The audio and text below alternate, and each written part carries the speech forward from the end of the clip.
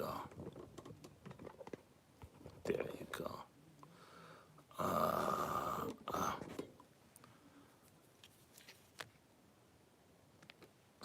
hmm.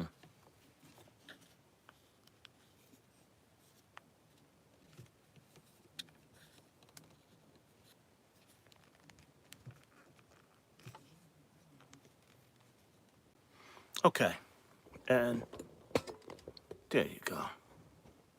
So, 17 people. Let's see if we can get to, oh yeah, and there are 12 over here. Hey, Devin. How are you, Brother Chris? Uh, Brother Robin, can you go to the Salt channel so I can make you a moderator, please? Because I think if I make you a moderator, I don't know how to do it in here. And let me see, just so we have everything moving. And we're going to be doing a couple books. I may not do all of them, but I'm going to do pieces. I'm very, very excited. So give me just another second. And I want to do a special shout out to some of the realest people that I know. I have a lot of good friends in Ohio. The sister Savannah's in Ohio. Ohio's been very good to me. Ohio. Hey, Sister Devin. White man to all you sisters. White woman to you, my brothers. And if you're a white woman, you can just feel good. All right, and I have my drugs. And I love drugs. Here you go. There you go. I see you. Now let me get on you. Add as moderator.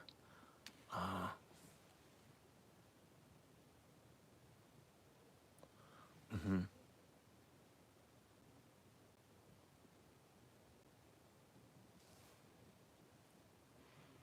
Okay.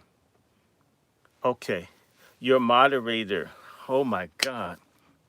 Hello, everybody. Yeah. Went to the hospital today with my mother. Man, health is a trip, people. Take care of that health. Take care of your health. Okay, I'm almost there. And let me see. May the good Lord bless this discussion. Amen, amen, amen. Um, yes. And, hold it. Oh, and drugs for me are vitamins and supplements. But yes, I did do marijuana oil on one show. Oh my God, I'll never do that. I stopped taking that. I can't believe people like getting high. I mean, it made me so angry. I hate marijuana more than ever before. I mean, I was talking and I couldn't remember what the hell I was talking about. And I'm thinking a lot of people get pregnant or have sex when they're high. I never, I, I haven't touched my gummies or anything. I was so angry about not being able to think straight. I'm afraid of drugs. I always hated them. I would see people stab and over wine and stuff. Uh, so I never got into how people like getting high. It just it's all terrifying to me. And then to like take something and all of a sudden you can't remember what the hell you're talking about, and you know you have some important shit to say, and people pay and go to jail and have to hide it and have weed up the crack of their ass and drug. Nah, I'd rather listen to some gospel music and get emotional.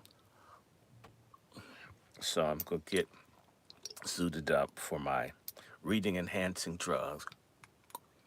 Should y'all do sports betting? You follow Prince, he was on Percocet. Natalie Cole was on something. Shaka Khan is definitely on something. One of my friends said she saw Aretha Franklin do coke back in the day. A lot of them are druggies, and you love them. So I got this. Oh, hey, Hannibal, white woman to you, sir. And I'm a little bit behind. Again, I want to shout out to the twin brother lawyers in Cleveland, Ohio. I may not want to say their names. I don't want them to get in trouble and not get some job or something. But good guys. I was off the internet for a couple of weeks because the Macintosh that I normally did the Angry Black Men's Book Club from, the operating system was too old to support the changes in Google. And these guys got me a computer last year. And I'm so used to the old ass one. But I hooked this one up, and that's why we're back. So believe it or not, somebody gave me a computer. And I'm not looking at porn. It's not a vanity thing. I'm literally sharing. So when people give me something, I share it with other people. I definitely want people to donate. I have a friend over in Africa that needs to have heart surgery. So I definitely hope I get some donations. I need a few more bucks so I can help him out. And I know someone with tuberculosis that I want to do a collection for. And of course, I've got a GoFundMe. Brother Robin, can you pull up my GoFundMe and get my thing and share it? When I tell you the other day I had to pay straight up, it was like $500 to have a naturopathic scan and a consultation because the situation with my mother is quite grave, very grave, and it's serious. And not whining or anything, but imagine when you start thinking about, the worst thing that could ever happen to you is your mother died. I had a brother die. I've had friends die. People burn up in house fires, murders, everything. The only real, I've nearly died multiple times. Nothing has made me feel more concerned about life than your mama being sick. And so I appreciate everyone that's helped me because it's stressful. So the good news is my mother, who wasn't eating, and when you're not eating, that's deadly. At least she's eating some. And I want to thank all the people. I think in our GoFundMe, I think we got, of course, they take their fees out, but what they sent me in GoFundMe has allowed me to pay to see naturopathic doctors who do not take insurance. So even if you have it, Obamacare, whatever, you just have to pay out of pocket.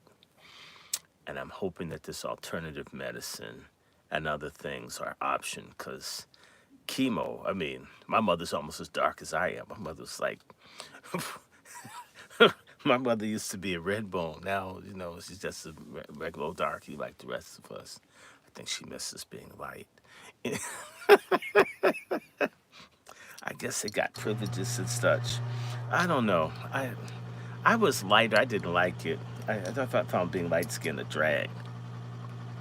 If I'm going to be black, I'm going to be in it. Like, at least dark enough for people to know that you're not white. At least I don't come off as a biracial. Certain people wonder, what the fuck are you really? Okay. So, okay. Even you talk like you're white, but you do look like you're black. Imagine if you sort of talk like you're white and it's your mother. And especially if your hair is jacked up and you're a woman, you know that person's mama's white because white women don't know what to do with black girls' hair. They like them at first until they have to do their hair. All right. Let me take a little more drugs. I love drugs. Those are fast absorbed. Oh my God, 29 people. Hello, everybody. We're talking about sex. We're talking about sex, slavery, racism, and the roots of white feminism for Women's History Month. Oh, yes, and I'm coming down on these holes this month. I even have some stuff. I'm gonna bring in some stuff I didn't even plan. I want to thank all of you for all that you've done because I have been true. When I tell you that I get books and you can see them, they stacked up, things that I dreamed of having. I'm gonna read from one book in just a second. A book that was like a $400 book back in the 80s. This thing was an ass-kicking price book. Hold on, damn. Come on, lamp. You know, no, I'll do it like that. Okay. It was an ass kick. I mean, I couldn't even afford the book, and you couldn't check it out. It was a reference book. It was so expensive. And I'm so thankful for the wonderful people in the Angry Black Men's Book Club for donating via Cash App and Zelle and Patreon. And let me see. Y'all were just very good to me. And I'm going to read a little bit from that. It's a book. If you can get a copy, get it. It's something that you may want, Brother Rollin. Let me see. Oh, I have a couple more minutes. Let me take some drugs now. Let me see. 1 pill, 2 pill. Put 2 in for Michael Jackson, 2 for Prince, 2 for Jimi Hendrix, and 2 for Billie Holiday. All black folk who died from drugs and were very gifted. We can't take that away from them. And I got this expensive ass shit in the hospital. It's probably nasty, but I'm gonna drink it and just help this shit go down. And so, God bless my vitamin drug habit. Okay?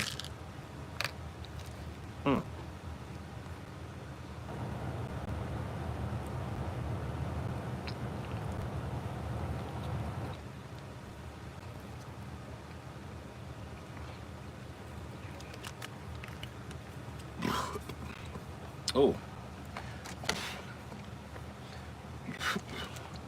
Okay, one more thing. Oh, here's my cup.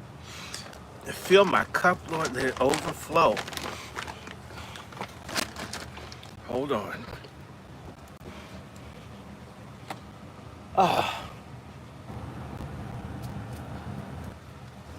I'm just being real up in here.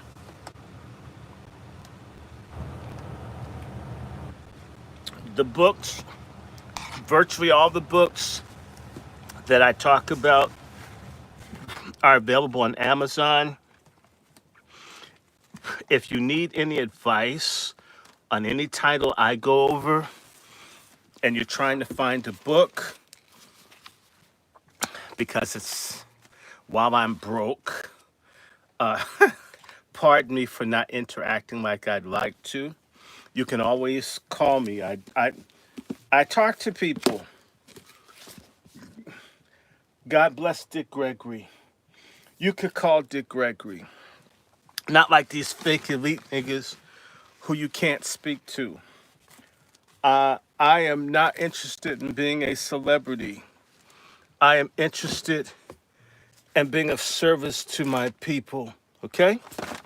Which means you can call me or you can email me and I will communicate. So we got 27 people. I had a bunch more. Okay, that's okay. Let me finish taking my drugs. Shoot. Y'all do sports betting. They take drugs. What should I do? You know what? Let me add some orange juice to my this hibiscus. Okay, and yes, I'm orange juice. I don't like booze. And you know what? I bought booze. I thought it would help me with my cold. This food that went around, man, Jack Daniels didn't do a damn thing for me. It's so overrated. I mean, I don't know. Anyway, hold on. Let me, almost done. Come on.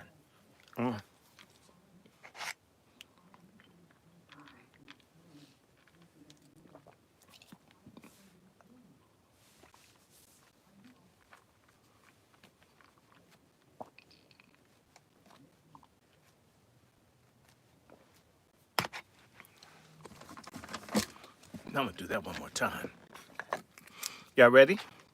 Please share this. We got another second or so. Share this. Share this. Let everybody know we're about to go live. Now that I'm drugged up, am I drugged up? Damn right I'm drugged up. In Jesus' name. Where's my tambourine at? Okay. Definitely drugged up. And I thought, I have some songs too. And I have Sister Devin in Chicago always inspiring and annoying me about songs. And Brother Mark, he's a great nephew of a woman I love so much named Denise LaSalle, a real ass black woman, the sorry ass husband. He's dead and I'm still mad. I don't like when men mess over women. I, I end up hating them. I shouldn't hate nobody. I'm single. I'm good to the women friends I have. I can't see how any man get a woman and run them down like that. All the feminist criticism aside, men that mess over women, I hate. God give you a good woman and you treat her like a damn barnyard animal, you should have your dick cut off. Sick of that. Uh, and why should she want to screw you if you smell like a mule? Damn. And can you imagine the sisters that were getting raped back in the day by funky ass white guys? They were drunk and funky, and you had to like give them head too, and get hit in the booty and their friends. Shh.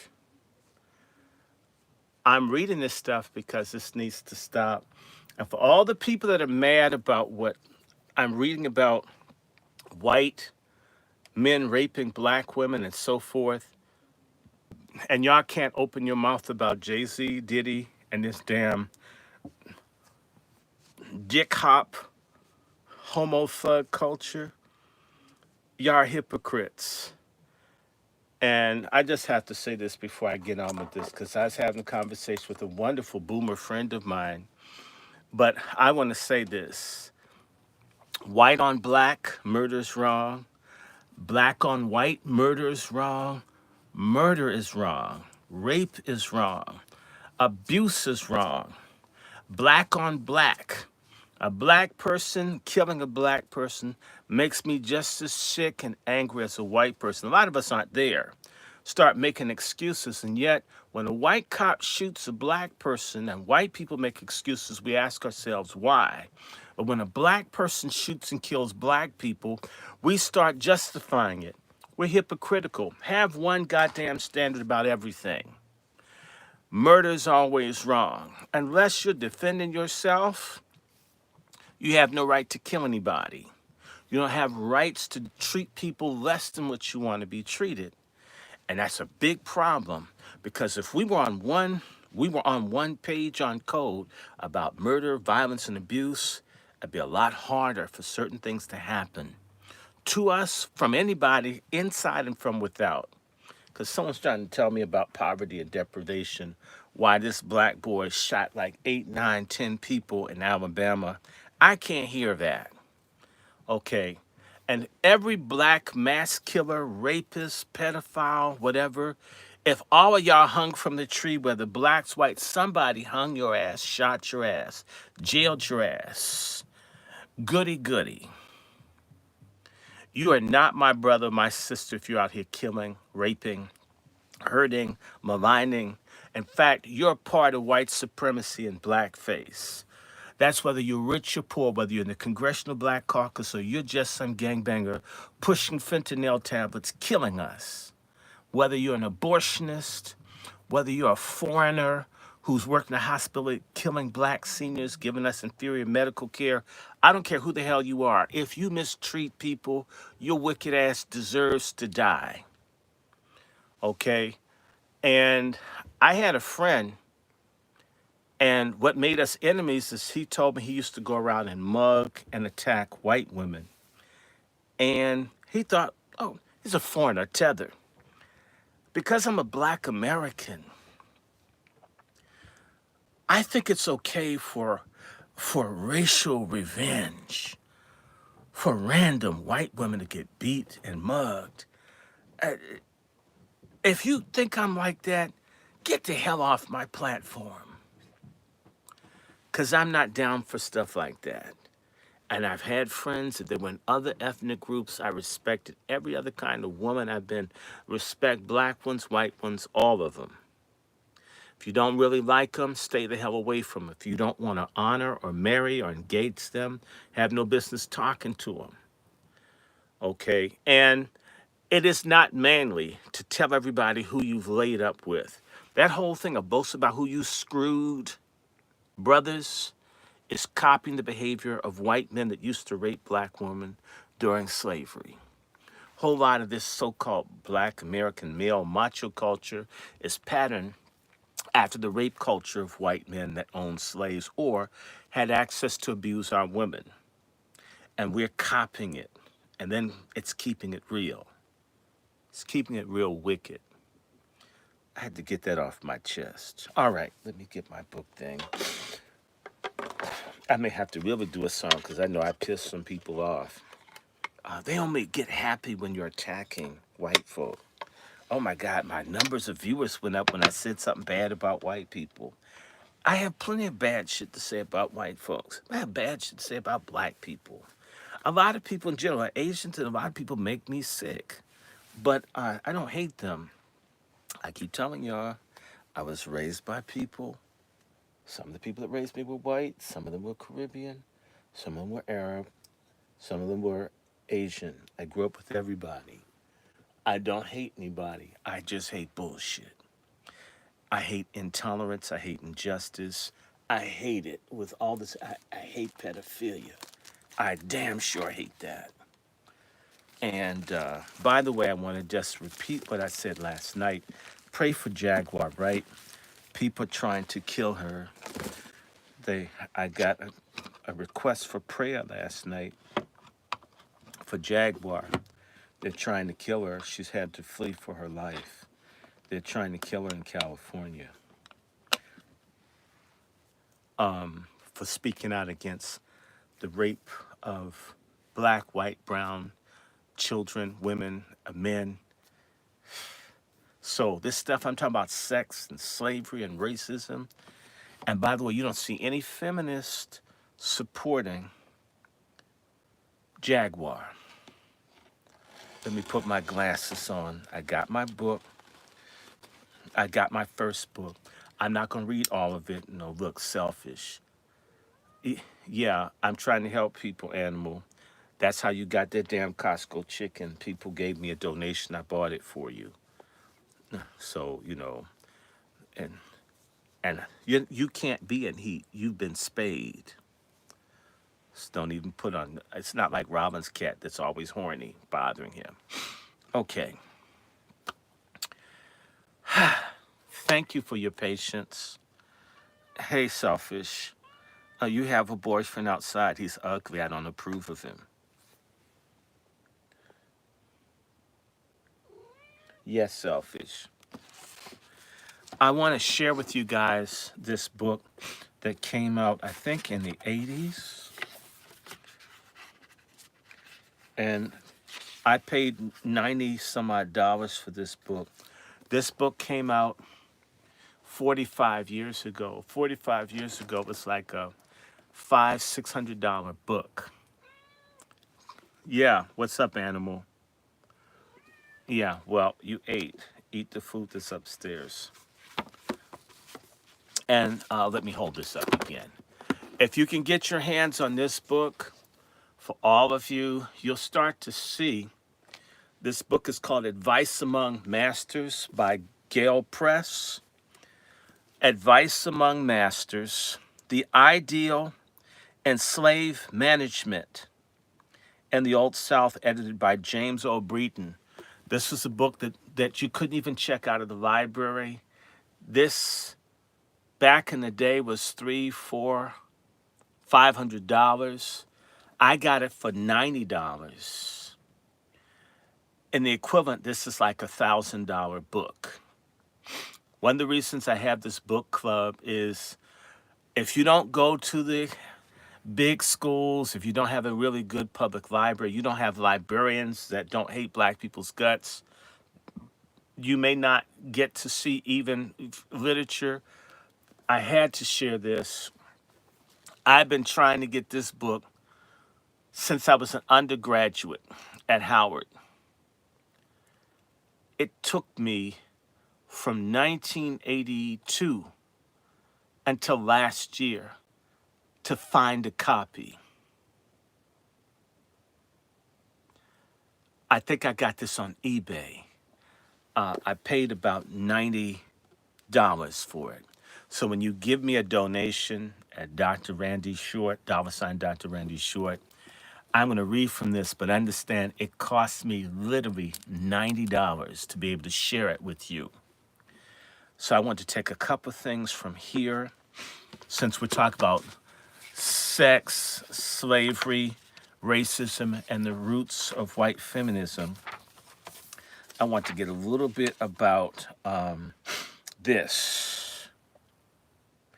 I'm going to pick something in here and read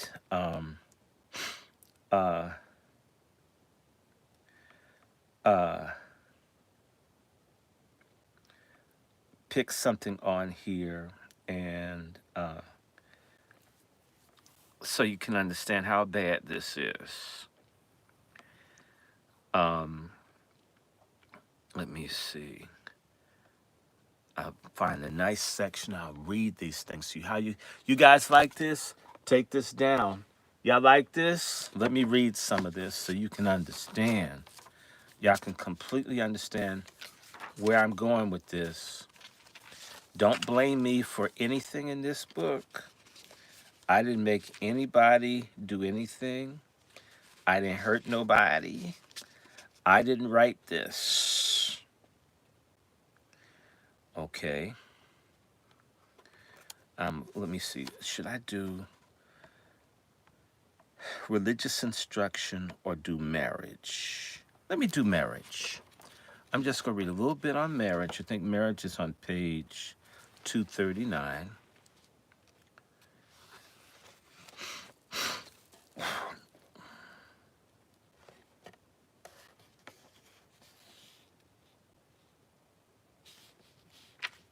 Or should I do something on children? No, I'm going to do something else. I'm going to do 78. Talk about them whipping some ass. This is how I get black people. You have to bring them something graphic because we're always in denial, running from reality. So, I'm in chapter 6 of Reading's Advice Among Masters. And let me put this up here so everybody can have it. So nobody said, well, what book is this that you do? Oh, God save us. Okay. All right, so I'm going to put this up.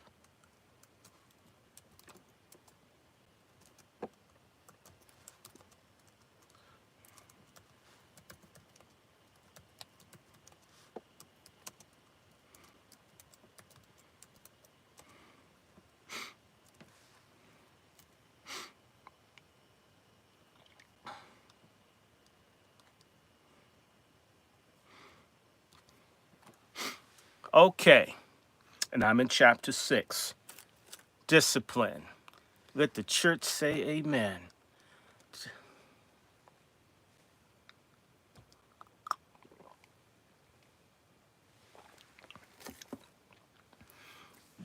Punishment must never be cruel or abusive, for it is absolutely mean and unmanly to whip a Negro from mere passion and malice. And any man who can do so is utterly unfit to have control of Negroes. And if ever any of my Negroes are cruelly or inhumanely treated, bruised, maimed, or otherwise injured, the overseer is to be forthwith and promptly dismissed. A Louisiana planter, 1856. The lash symbolizes slavery. That excessive whippings took place cannot be denied.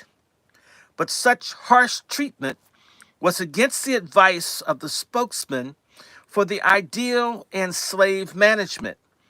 Indeed, their stand on discipline presented in this chapter called for an avoidance of force if possible. While these writers accepted slave offenses as a common feature of slaveholding, they insisted that discipline was to be for correction and not for punishment. Whether administered by the master, overseer, or driver, it was to be immediate, consistent with the offense, and uniform in all cases. It was to be tempered by humanity and never carried out in a fit of pique. The likelihood of the lash in maintaining discipline was almost universally conceded, but it was to be used as a last resort. Extra work, confinement, and loss of privileges were popular substitutes for whipping. All agreed that when resorted to, the lash was to be administered in moderate doses. Let me just say to you, in oppressing Black Americans, everyone doesn't get police murder or police beatings. Loss of jobs, status, privilege. So the modulation of how you control people is you don't always use violence. You can threaten people with the butter biscuits and other things has always been a feature of how we've been dominated. I'm going to give you an example. An 1828 overseer, more punishment is inflicted on every plantation by men in power from private pique than from a neglect of duty. This I assert as a fact. I have detected it often. When I pass sentence myself, various modes of punishment are adopted. The lash, the least of all. Digging stumps or clearing away trash about the settlements in their own time. But the most severe is confinement. At home 6 months to 12 months or longer. In other words, the precursor to mass incarceration, people. The lash is, unfortunately, too much used. Every mode of punishment should be devised in preference to that. And when used, never to lacerate. All young persons will offend. In other words, don't beat them as so hard as to make them really angry with the system. Just enough to keep them under control, but not too much to make them lose it. Think about this, people. Like affirmative action and DEI and little trinkets here and there as to not make them so mad as to stand up and want true freedom, reparations, and justice. There's a logic to it. And notice, all young persons will offend. Slavery always, and oppression always seeks to undermine the youth. The old Negroes are already broken.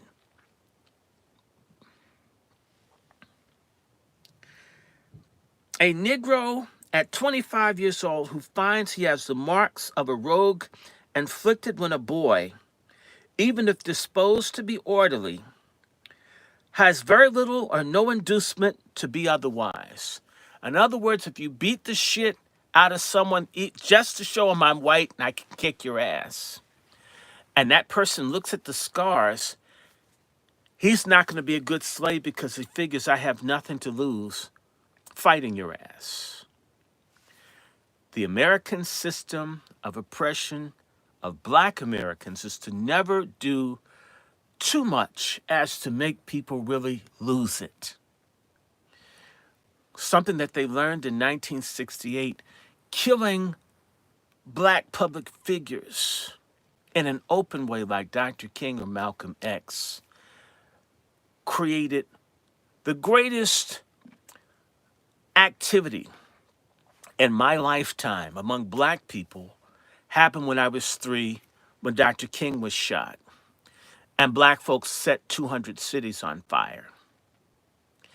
That was bigger than the March of Washington and all this other John Lewis homo shit that they tell you.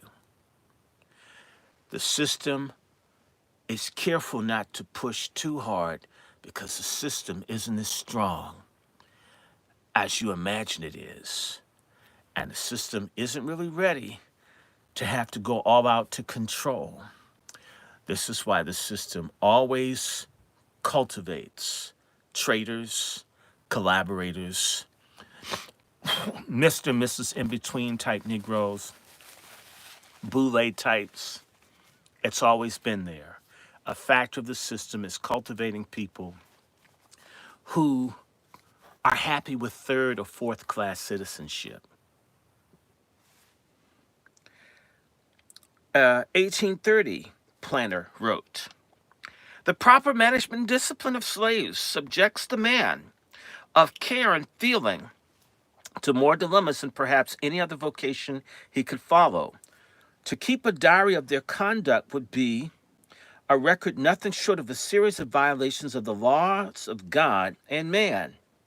To moralize and induce the slave to assimilate with the master and his interests has been the great desideratum aimed at, but I am sorry to say that have long since desponded in the completion of this task." Translation: get the slave to see slavery as in their interest. What's good for America? What's good for the gays? What's good for the migrants and the illegals? What's good for the suburbs, Mr. Secretary at HUD? What's good for the feminists? The tide lifts all boats. What's good for the people of color? Do you see the scam here? That nothing's changed in hundreds of years, and everybody that doesn't tell you this are liars. So I tell you, to teach people, I'm going to read the thing on religion in here, to teach you to imagine yourself basically as white. You belong, you're in. You're a part of this plantation. Yes, you live in the slave quarters, but you're still a part of the family. You can come to the back door and get a piece of fat back. I don't beat you too hard. Don't you know I love you? Or as they would say in church, we may even visit the nigger side of heaven when we die, just to hear y'all sing.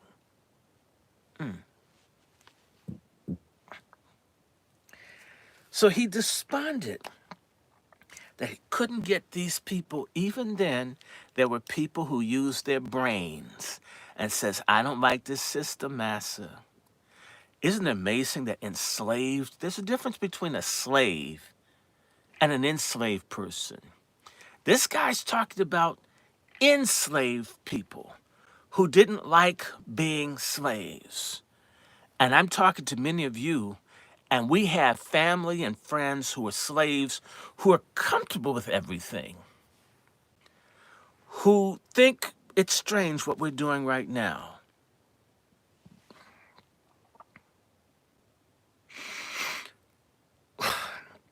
But however, this true picture may be, those servile creatures, not people, we are bound under many sacred obligations to treat them with humanity at all times and under all circumstances. You know what? I think they knew someone was going to read this. Do you really think that the slave system could exist with everyone being treated humanely? Do you see the lies in this? That they're lying to themselves about how well they treated people. The same people writing this, my friends, are the same types of people who talked about the happy slaves. Be very careful when you read literature, because nobody wants to say, I just raped my slaves. I just beat the shit out of my slaves.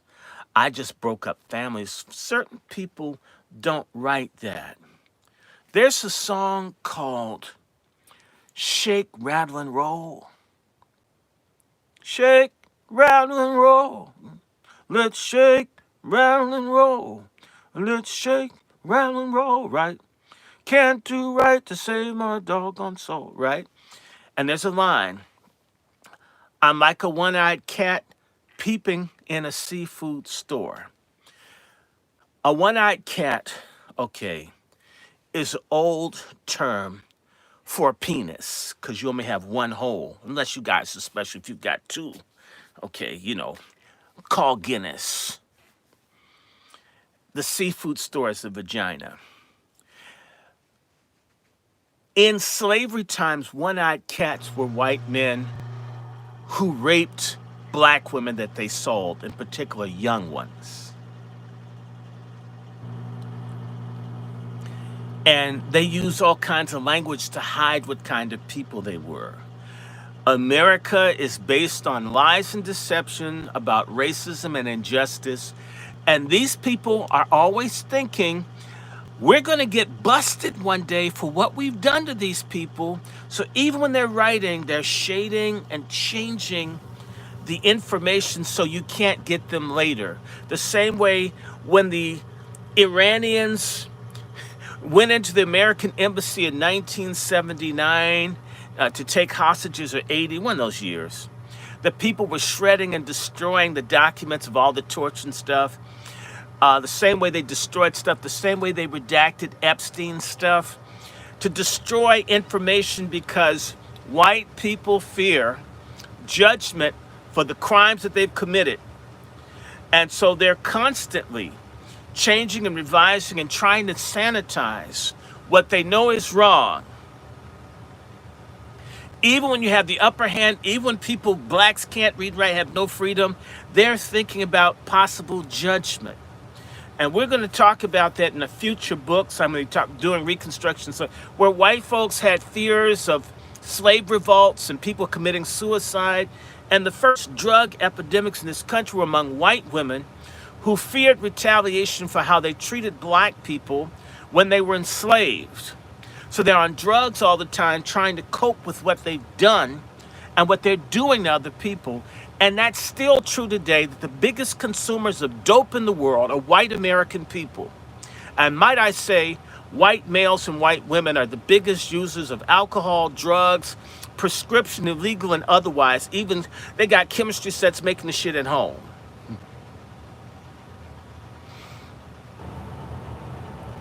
Because of what they do.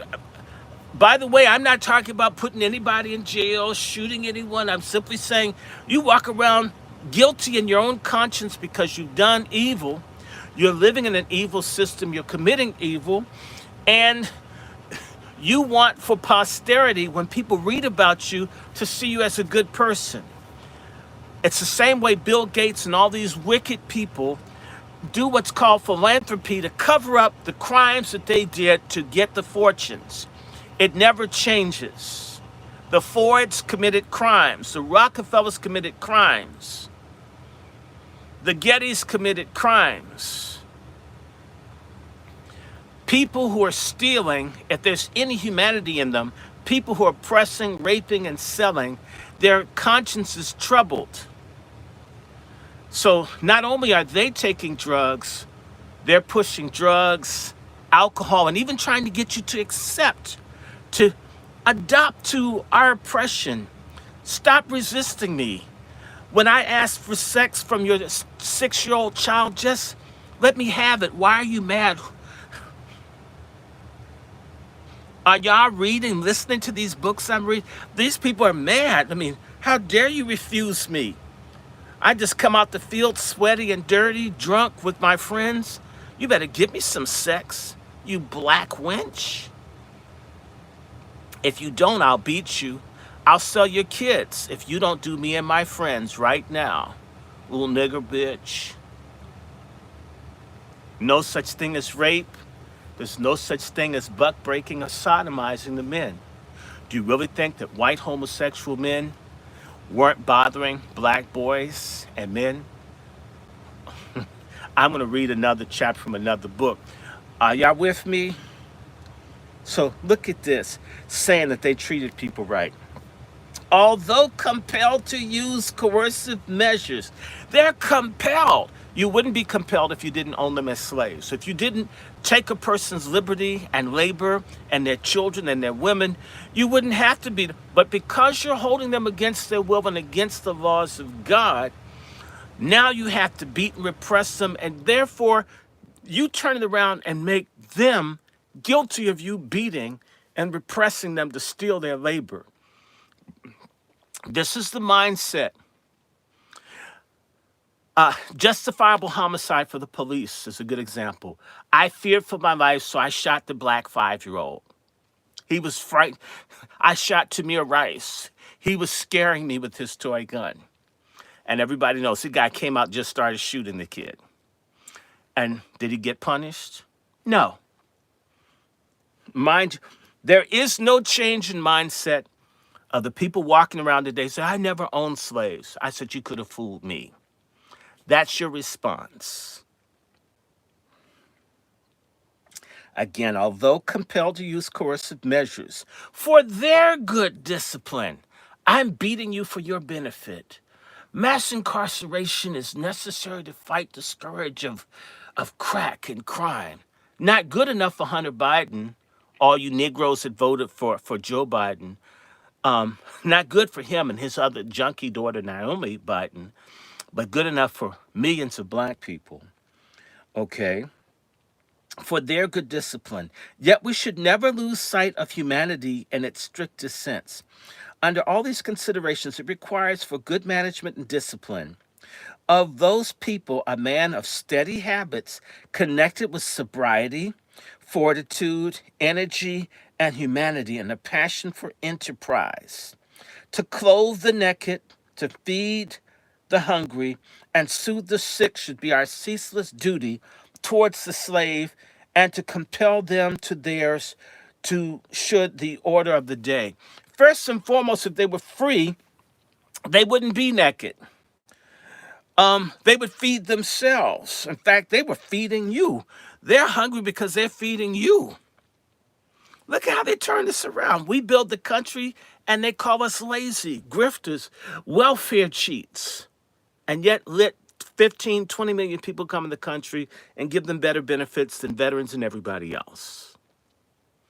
That's why I'm going to deal with pro-slavery thought and other things, because a lot of people aren't getting this. A lot of people aren't getting this and wonder why I'm doing this. So, all right, let me keep reading. In 1831, a planter wrote, I rarely punish myself, but make my driver, in other words, I don't beat my niggas, but make my driver virtually an executive officer to inflict punishments that I may remove from the mind of a servant who commits a fault of the unfavorable impression too apt to be indulged in.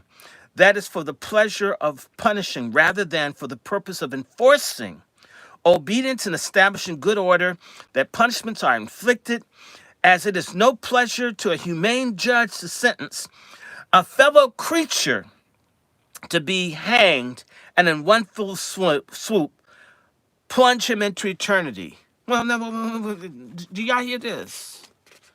1831 is the same year of the Baptist War in Jamaica, which basically resulted in the end of slavery in the British Empire, led by Samuel Sharp, which actually, the end of slavery in the British Empire, because of the Baptist War, which came after Nat Turner's revolt the same year of 1831, the people in Jamaica rose up after Black Americans in the United States did under Nat Turner, a family member of mine, might I add. I rarely punish myself. So this is the good cop, the white liberal, who has his reactionary white conservative libertarian driver beat and brutalize. Oh, well, those are the cops. Well, they're rogue. Well, they're loose cannon. Bullshit. You're on the same team.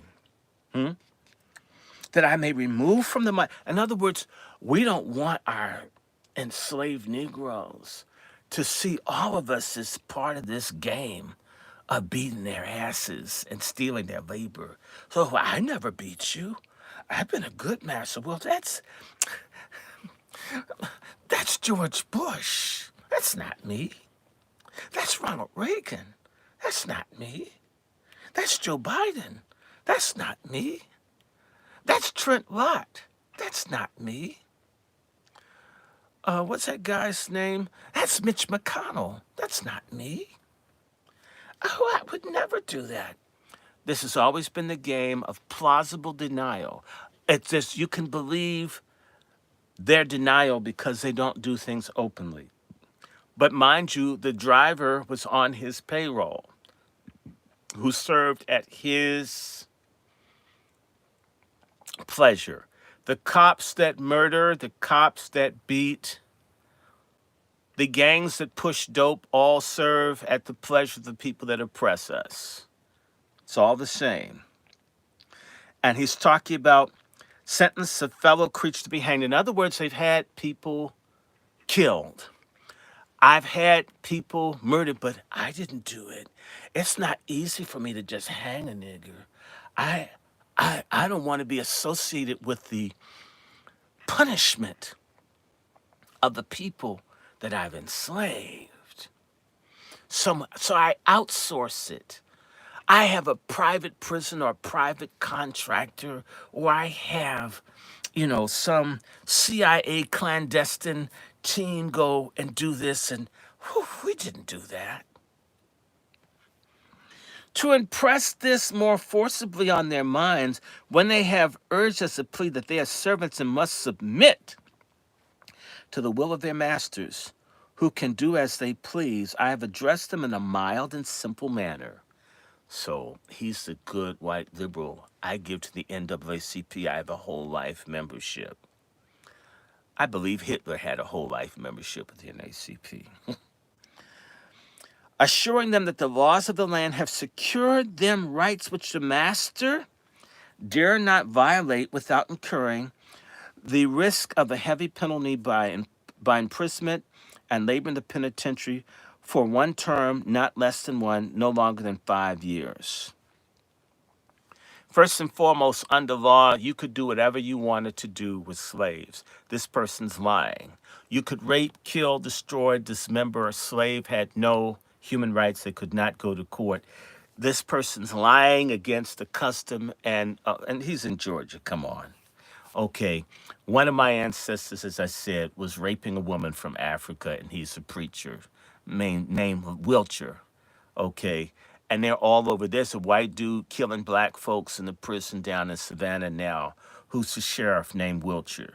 Probably in the same damn family as me. Okay, I'm just saying. Okay. So, no, there was nobody that's going to come in and intervene on behalf of black people. That's a damn lie. But what I will say to you is there's one place in the country, just one, that I've come across in all the time I've done research, where blacks could get lawyers to represent them for the most part on a consistent basis. It was Washington, D.C. The circuit court judge here, Judge Cranch, if blacks, there was a law between the interstate transshipment of slaves from Virginia to Washington, D.C., which is a federal district. If you lived in Alexandria and you brought slaves across the Potomac River, if that slave ran to a policeman, that person would be taken into police protective custody. The master would be sued and the black person freed. This made folks so mad. This is the reason Alexandria was re-annexed to Virginia, to make certain that slavery and slave property was protected. That's how much it bothered people that you got a slave to get away from you. Don't you believe this? But I'm reading it to you. I just want you to understand. But if you don't know your history, you would read this stuff, man, these people aren't so bad. No, they're very bad. You shouldn't own anybody. Hold on. Listen to this. And this is the duty of the inferior courts of several counties of Georgia on receiving information on oath of any infirm slave in a suffering situation from neglect of the owner to make a particular inquiry into the situation of such slave and render such relief as they in their discretion may think proper, and they are authorized to sue and recover from the owner the amount appropriated for the relief of such slave. If black people couldn't testify in court against white people until after 1965, how do you think they were doing this in 1830? Cracker, please. Do you see how people are, they're lying to themselves about how decent they are? Same way you lied that Jesus is white. I mean, everything's white. The Egyptians are white. Whatever we say it is, because we can kill you, we can lynch you, we can break up your family. Whatever comes out of our mouth is the word of God etched in stone. This is the psychosis, the psychopathy of white racism and white supremacy in America, that people are complete psychopathic, sociopathic liars about everything. This is why you use so much drugs. This is why there's so much suicide. This is why there are mass shooters and all this other stuff. Because in order to process life where you hate and you do all this stuff, it will make you crazy. I agree with Dr. King. It is a sick society. And there are other sick societies in the world, but most other sick societies don't put themselves out as being Christian or holy or city on a hill, or they represent all the democratic ideas. It's bullshit. This protection, which the benevolence of our laws has thrown around their persons, in other words, the courts, the legal system, which doesn't even work today for us, was protecting people who were chattel slaves with no human rights? To save them in old age and infirmity from want and wretchedness, the boasted philanthropy of Europe and the northern states have never extended to the poor an old white man. Double exclamation point. In other words, we treat our niggas better than the northern states and the Europeans treat free white labor. We're good to our niggas.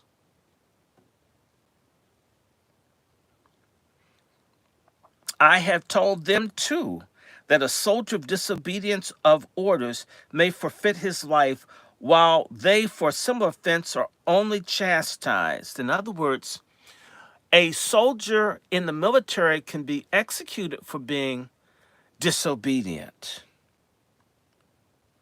But they say, while they, black slaves, for a similar offense are only chastised. We only beat slaves. We shoot a white man. In other words, we treat black people better than we treat white people. DEI is giving all the jobs to blacks, and whites aren't getting anything. And mentioning the Tuskegee Airmen is stripping whites from airplane pilot jobs and air traffic controller jobs, and whites don't get anything because blacks get it all. And you and I know DEI benefits mostly white women, gays, Asians, and others. However, they get the benefit, we get the hatred, and DEI is another way to say hate niggers. Critical race theory is another way to say hate and oppress niggers. And look at everything being handed to black people, and they have too much. Look at how they get everything and how good they have and how bad we have it. If we had it so good, why is there the same health disparities then and now? Why is there the same disparities in income and so forth? Somebody's lying. Moderators, anybody that says anything stupid, time them out 24 hours. I don't have time for you. We don't have time for ignorant people. We don't have time for racist people. I don't have time for self-hating black people. If you're a self-hating black person, you know, if the jab didn't get you, take yourself out. Do us all a favor. I mean that. So let me keep reading. Listen to this. While they for some offense are only chastised, because it is of interest of a master to preserve the health, vigor, and life of his servant, which produces a moral connection and attachment betwixt master and servant that freak, violence, or misrule seldom severs. So look at how much we love our darkies. My God. Y'all like this book? It's called Advice Among Masters, edited by Breeden from 1980. This is a Virginia planter, 1834. In the management of Negroes, there should always be perfect uniformity of conduct towards them. That is, you should not be too rigid in your discipline at one time and too lax at the other. They should understand that real faults will not go unpunished, but at the same time, moderate punishment with the certainty of succeeding a fault is much more efficient in producing good conduct than severe punishment irregularly inflicted. That is sometimes inflicted for an offense, and at others omitted when the same or worse one is committed. For the ill-disposed will always risk the chances of escaping punishment altogether.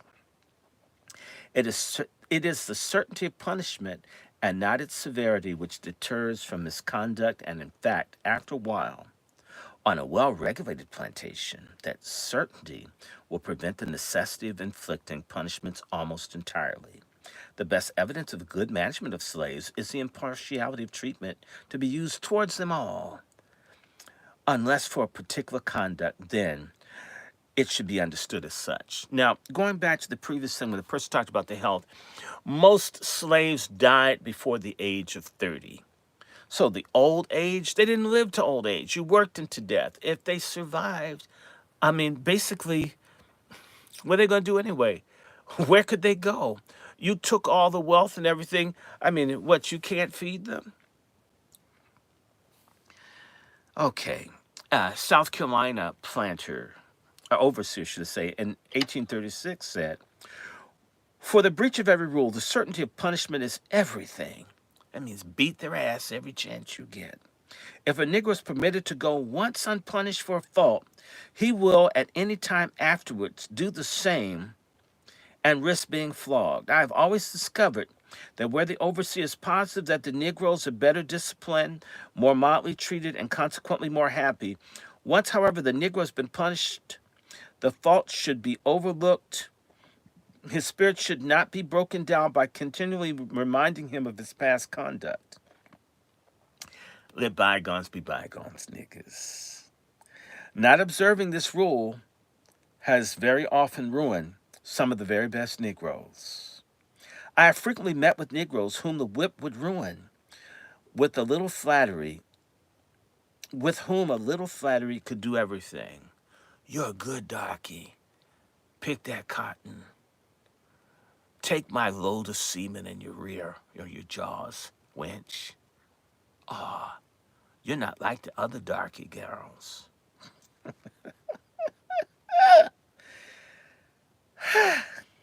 Okay. I have frequently met with Negroes whom the whip would ruin, with a little flattery could do everything. I will state an instance of the kind 10 years ago. I bought at an auction in Charleston a stubborn, ill-looking fellow sold as a runaway. Upon examination, I found that he had marks of having been repeatedly whipped. I asked the fellow the reason of this. He said it was because he could not do his work. I was convinced that Ben, for that was his name, had not been properly managed. Your slave ain't bad. Your slave management is bad. Slavery's not wrong. It's how you do your slavery is wrong. I accordingly purchased him at a reduced price. What is it? Slaves are us. I bought him at a reduced price, took him home, put him to work by the side of some of my best workers. I pointed out what I would require of him, and in a flattering way observed to the other fellows that I was now to give them a push. Now I said, Ben, I expect you to do your best. Keep close to those fellas. These are my good niggas. I put you with my Clyburn and my Hakeem Jeffries and my Croc shit. That little silly bitch from Texas. Keep close to those fellows, and if you follow them up close, you may feel proud of yourself. He seemed pleased at my remarks, said he would, and commenced as if he intended to do his best. I left Ben to himself, and in a few hours after returning to where he was working, he was getting on exceedingly well, for which I complimented him. It was in this manner I urged him on throughout his day's work. That evening when he finished his task, did it well, and I went on pleased with himself. This was the first steps towards the reformation of Ben. By following up in my treatment, I so entirely reclaimed him in a few months from being a runaway and a rogue, and I made him one of my primest and trustiest Negroes. A South Carolina 1844 planter wrote, Negroes who will not do their work, like boys who will not get their lessons, must sometimes be flogged. But a few stripes are all that is necessary. 15 or 20 lashes lightly inflicted are as much as should ever be given. For serious offenses, other punishments such as solitary confinement should be resorted to. Mass incarceration. And 1847 Virginia Planter, Rule 8. The hands must be made to obey and work, which may be done with strict attention to business, with very little coercive means, much of which indicates a bad temper or an inattentive management and will not be allowed. Rule 9. Overseers should never, in correcting a slave on any occasion, unless in self-defense, kick or strike him with his hand or stick or with the butt end of his whip. 1849, Rules for Plantation Governance. Negroes must be made to obey and work, which may be done by the overseer who attends regularly to his business with very little whipping, for much whipping indicates a bad temper or inattentive manager. He must never on any occasion, unless in self-defense, kick a Negro or strike him with his fist or stick or butt end of his whip. No unusual punishment must be resorted to without the employer's consent. Now, if master said, break that nigga's ass, do it. He is required never to whip a Negro to gratify his passion, which means people did whip black folks. S&M, in fact, let me just tell you a little bit about some of these Negro LGBTQ folks. There are a lot of black men getting HIV/AIDS in New York and Chicago who sleep with white men to get, what's this stuff called? Tina, crystal meth. And they get involved in what's called P&P or party and play. And let me just explain this to you. Party is drugs. Play is the sex. And so the black men who can't afford crystal meth sleep with white men who then beat, abuse, and do all kinds of crazy stuff to them. And, of course, they get drugs in exchange and some sex. Do you really think that this stuff just started with the Pride movement?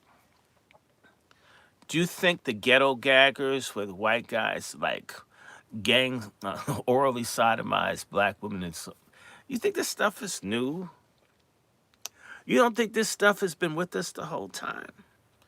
Where the hell have you been? So the whipping and raping and all this stuff has always been a part of America, always. Just don't make it too graphic. And I'm disgusted when we talk about reparations that this should be front and center. We should shame the shit out of this country for all this filthy, vile stuff that's been integral to America since its inception. Now, let's see some people tell me that we don't need our damn motherfucking money if you start explaining what these folks have done. Oh, just forgive and forget. What, all the black men lynched for eyeball rape when centuries of rape and molestation and pedophilia and incest? Okay. He is not expected to punish the foreman except on extraordinary emergency that will not allow of delay until the employer is consulted. Of the rule, the foreman is to be kept in entire ignorance.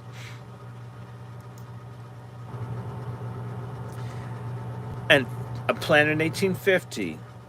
In the infliction of punishment, it should ever be borne in mind that the object is correction. If the Negro is humble, if he's a coon, and appears duly sensible, again, if he's a coon, of the impropriety of his conduct, if you understand being white is the law, of his conduct, a very moderate chastisement will better answer than a severe one. We don't have to beat his ass. If, however, he is stubborn or impertinent, or perseveres in what you know to be a falsehood, a slight punishment will only make bad worse. If he's a militant, opinionated, self-respecting, unbuck-broken Negro, you gotta pop and bust that ass, or you're gonna have a bad, no good nigger on your hands. The Negro should, however, see from your cool yet determined manner that it is not a consequence of your excited temper, but of his fault for his correction that he is punished. You wanting to get paid for your labor, you wanting to get married, you wanting your family to be together, you needing a day off, that's your fault. It's your fault that you're poor. It's your fault that you can't afford medical care. It's your fault that you're homeless. It's your fault that we put highways through your neighborhood. It's your fault that you don't have access to credit. It's your fault that your credit redlined. Everything is your fault. It's you guys' fault. You're slaves. In fact, you're lucky to be our slaves, and you weren't very good slaves. This is a mindset. It's always been here. And the problem isn't that they think this way. The problem is we think like the people that they broke back then, and we have no excuse today to be bigger slaves than the folks that they had to whip and beat down. And when I smell folks who reek of marijuana and drugs, and they're dirty and their pants falling off, the women got bungee cord, ugly hair hanging off, and tattoos on their eyeballs and on their clitorises and all, and their boobs and all this. We're bigger slaves than the people that they had to manage and control. They had to make concessions to the people that they enslaved. And these days, we don't get any concessions, and we are voters. We got judge, lawyers, senators, and don't have shit.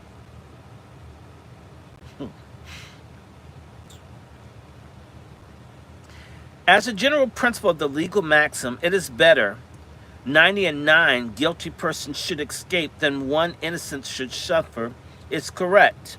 It is, however, exceptions. For instance, the Negroes take to killing your pigs or stealing your chicken and eggs. You cannot ascertain who are guilty. It is only necessary to put the whole crowd on half allowance of meat for a few days, and evil will end. Divide and conquer. Take butter biscuits from everybody, and folks will snitch and betray and COINTELPRO and sell drugs and do black on black horizontal violence and betrayal, boule, divine swine bullshit. Take their stuff away, threaten people with stuff like they did in 1964, betray the blacks in Mississippi and Alabama, fighting for the right to vote, and you can get some choice jobs for a few black folks as long as you betray the collective uplift of black people. This is still plantation management. This is what happens. Hakeem Jeffries is guilty of this. Clyburn is guilty of this. All of these people that you look up to, entertainers and other people who stab us in the back, and we celebrate them as black first, black successful people. This is plantation management, 21st century style. The question is, are you a slave? Or are you enslaved? I may be enslaved, but I am not a slave. They're talking about people who did not want to be slaves. You know, for example, if you're raised in a family where everybody's selling drugs, mama's making crack on the stove instead of grits, you can't help that. But if you decide, I'm not going to be a dealer, I'm not going to be in bullshit, I don't want this, even if it's around, because I've had people, my family had to get away from intolerable situations within the family. They didn't want to be in the bullshit. The problem with black Americans today is we don't have any morality, a huge number of us, to say, I'm going to rise above as best I can of an intolerable, horrible situation. And I'm going to acquiesce to low intensity white supremacy.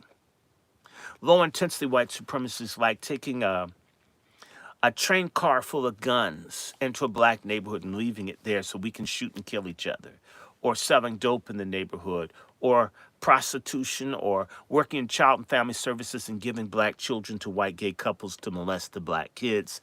That's low intensity versus going in and raping someone or marching to a neighborhood with guns with your face covered to literally in your face, go to hell, niggas, go the fuck back to Africa, pick my cotton.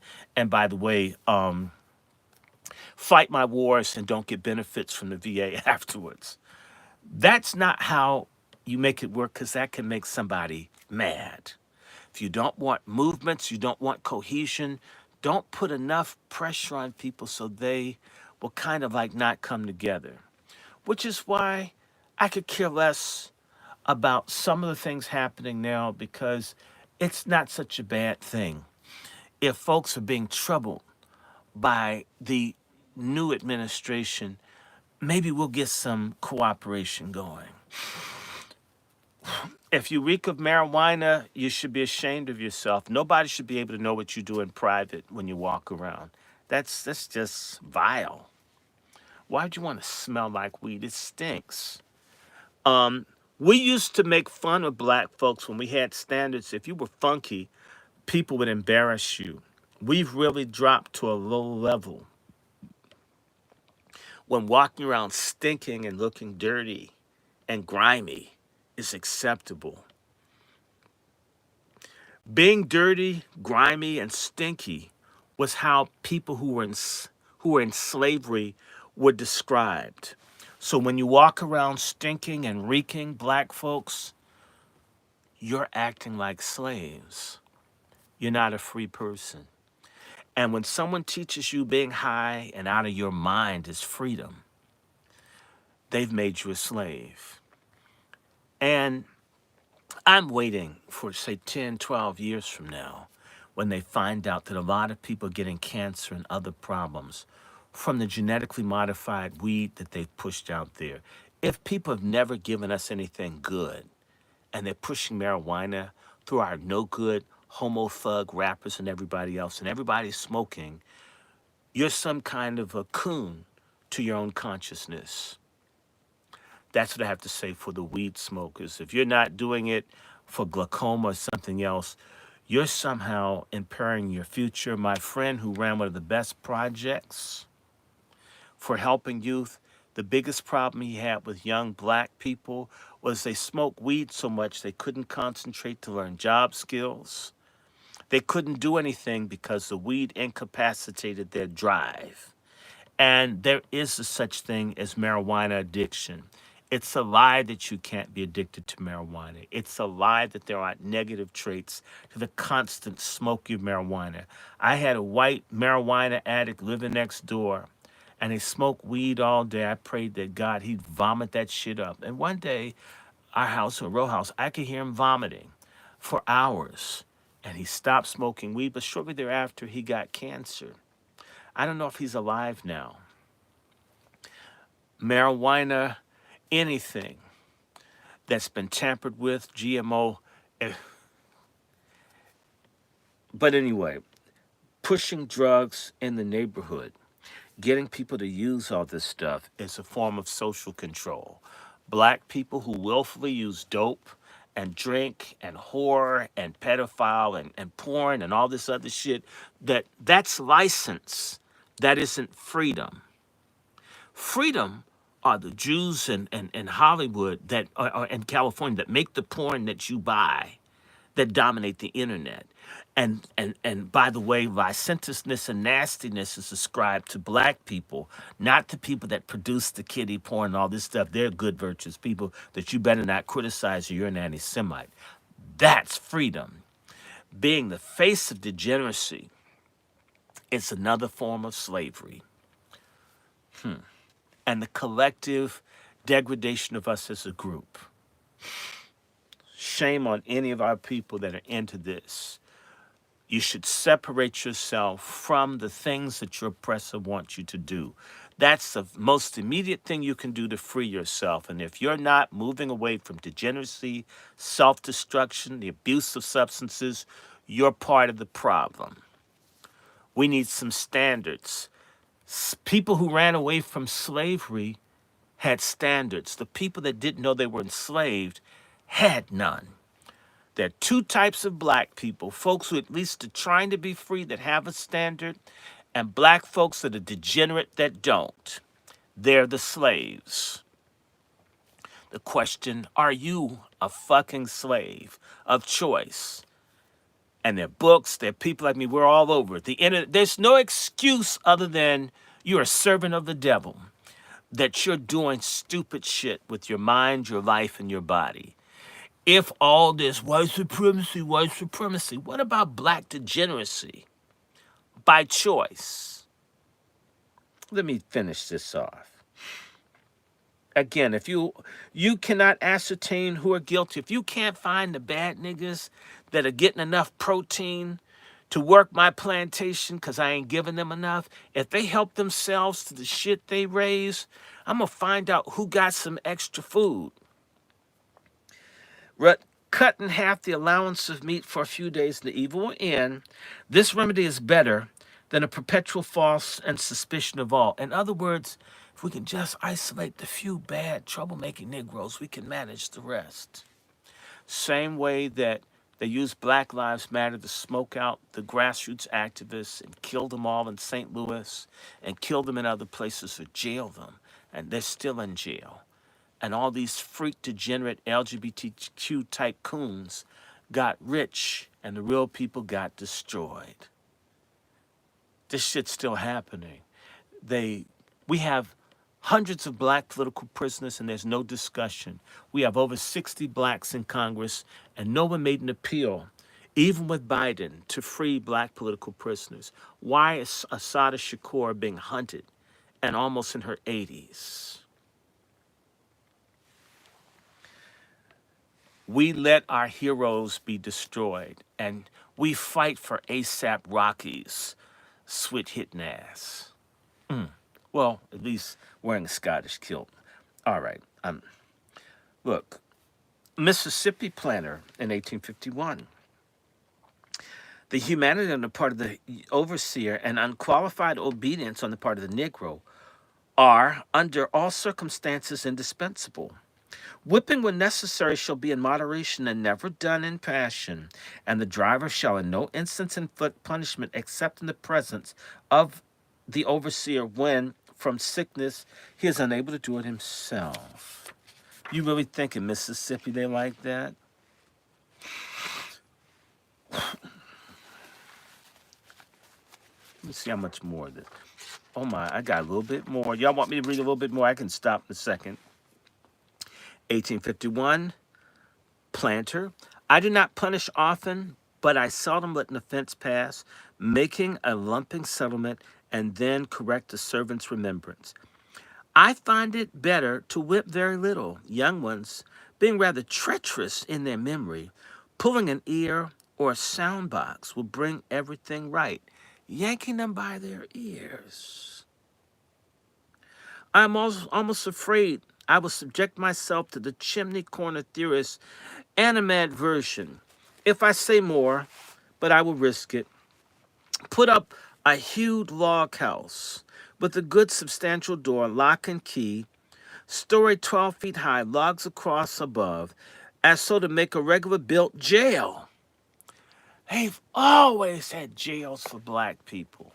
If you come to D.C. and y'all want to go to the D.C. Public Records Office, did you know that before you had kennels for dogs, prisons and jails were for holding black people, for, in particular, urban communities for safekeeping? The jails function as like a kennel for dogs. You know, I'm going back to my country house out in the rural areas. Lock up my niggas till I come back. I'm just saying. And so, people had an account with the local jails to lock up their black people like animals, and they had a little budget of what they would feed them, right? And don't beat them too much when I'm gone. I'm come back, be good to my darkies, right? So build your own jail. Have holes near the ceiling, well protected by iron bars.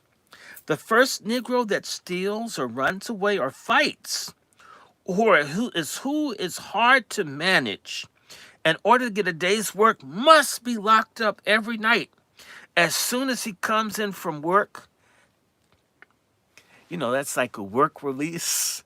Way before that shit started. There's nothing new under the sun, colored people. Must be locked up every night as soon as he comes in from work, and turned out the next morning, kept every Sunday, so you don't let him go to church to sing and shout. Negroes are gregarious. Black people need one another. They dread solitariness. If we deny black people their unity, we can break them. And to be deprived from a little weekly dance and chit-chat. So if you don't get to gossip and talk about stupid sports shit, dumb fuck black men, or you don't talk about saving your community. It's in the hospital the other day. Niggas just talking sports. And he didn't get to start this year. And it was, God, a lot of what black men think is this dumb fuck barbershop talk. I don't even, that's why I cut my own fucking hair, to avoid dumbass black men in barbershops. Damn. It's just full of dumb fuck black men. It's shameful. Damn. Why be so loud when you're stupid? So weekly dances. So niggas got to boogie. That's how slavery was accommodated. Let niggas have fun. Let them get high and drunk on the weekend. But when the weekend's over, back to being a slave. And the words of the OJs by Gamble and Huff, living for the weekend, living for the weekend. That's when I party down, party hardy down. That's why Negroes waste all their money on the weekend. Our money leaves our community as we medicate with drugs, sex, stupidity, and a waste of time, and dumbass gossip. And all of our money leaves. And even then, black folks had money, and they'd buy whiskey and stupid shit instead of saving their money. Maybe they could buy their damn freedom. But if you don't plan for the future, same way people fuck a miss and make bastards they don't want, and then these kids are out doing the mass shootings in our community, like what happened in Alabama. It's a goddamn disgrace. Negroes need to get married, stop being whores, studs, and virgins. And don't tell me about white people breaking up our families in slavery. We're busting this shit up worse now. God damn us for being so sorry. They will work to death rather than to be shut up. That's why those Negroes with government jobs and black people jobs will work and never leave a job, never speak up, be the biggest coon, snitch on everybody, because they're afraid I'll be poor, I'll end up in jail, I'll be homeless, I'm ready to stab anyone in the back to hold on to my little government job.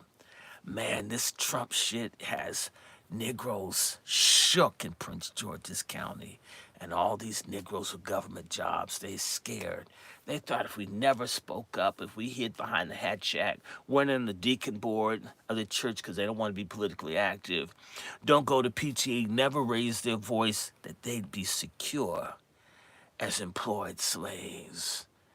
And Trump and them and this silly ass eat my butt, aka Elon Musk and them have done this shit with the Doge, with his homoerotic cortege of these boys with names like Big Balls that are fucking everything up. God help me. Would rather death than to be shut up. I know the advantage, though I have no jail, my house being similar to one, yet used for other purposes. An Alabama planter in 1850 wrote, I am seldom reduced to the necessity of punishing them. I seldom use the rod, but can cause them to work after other servants have finished their task. Georgia, 1854, an overseer said, I think it's wrong to make them believe or think that they're going to be whipped to death, or nearly so, for everything. If they form that opinion of you and find by experience that you will soon kill them as not, you may reasonably expect them to resist you to save their own lives. My rule is to whip or pull the ear or twist the nose or slap them for every offense when they know they're wrong, and to do it in accordance to the offense committed. If they do a great crime, I give them more chastisement, but always on the strictest rules of mercy. A Louisiana planter wrote in 1856, the object of all punishment should be, first, correction, to deter the offender from the repetition of an offense, and second, for the example to all others, showing them that if they offend, they will likewise receive a certain punishment. It is a certainty that the more than severity of punishment that prevents the crime. Never fail, therefore, to notice the breach of an established rule and be equally unfailing and punishing the offender justly, according to the natures and circumstances of the offense. Never inflict punishment when in passion, nor threaten it, but wait until perfectly cool, and until it can be done rather with sorrow than in anger. I'm sorry I have to brand you. I'm sorry I have to gang rape you. I'm sorry I have to beat you. I'm sorry I have to sell your kids. I'm sorry, darky. Whipping is the only punishment that will be permitted except in keeping the disobedient on their plantation. Whippings must never be cruel or severe. Let me read that. Whippings must never be cruel or severe, but may be repeated at proper intervals until most entire submission is obtained. Beat their asses until they do what they're told. Beat the rebelliousness out of that nigga until they're a good slave, until they're like Clyburn, until they're like Don Woman. I object to having the skin cut or my Negroes marked in any way by lash. And with proper care, this can always be avoided.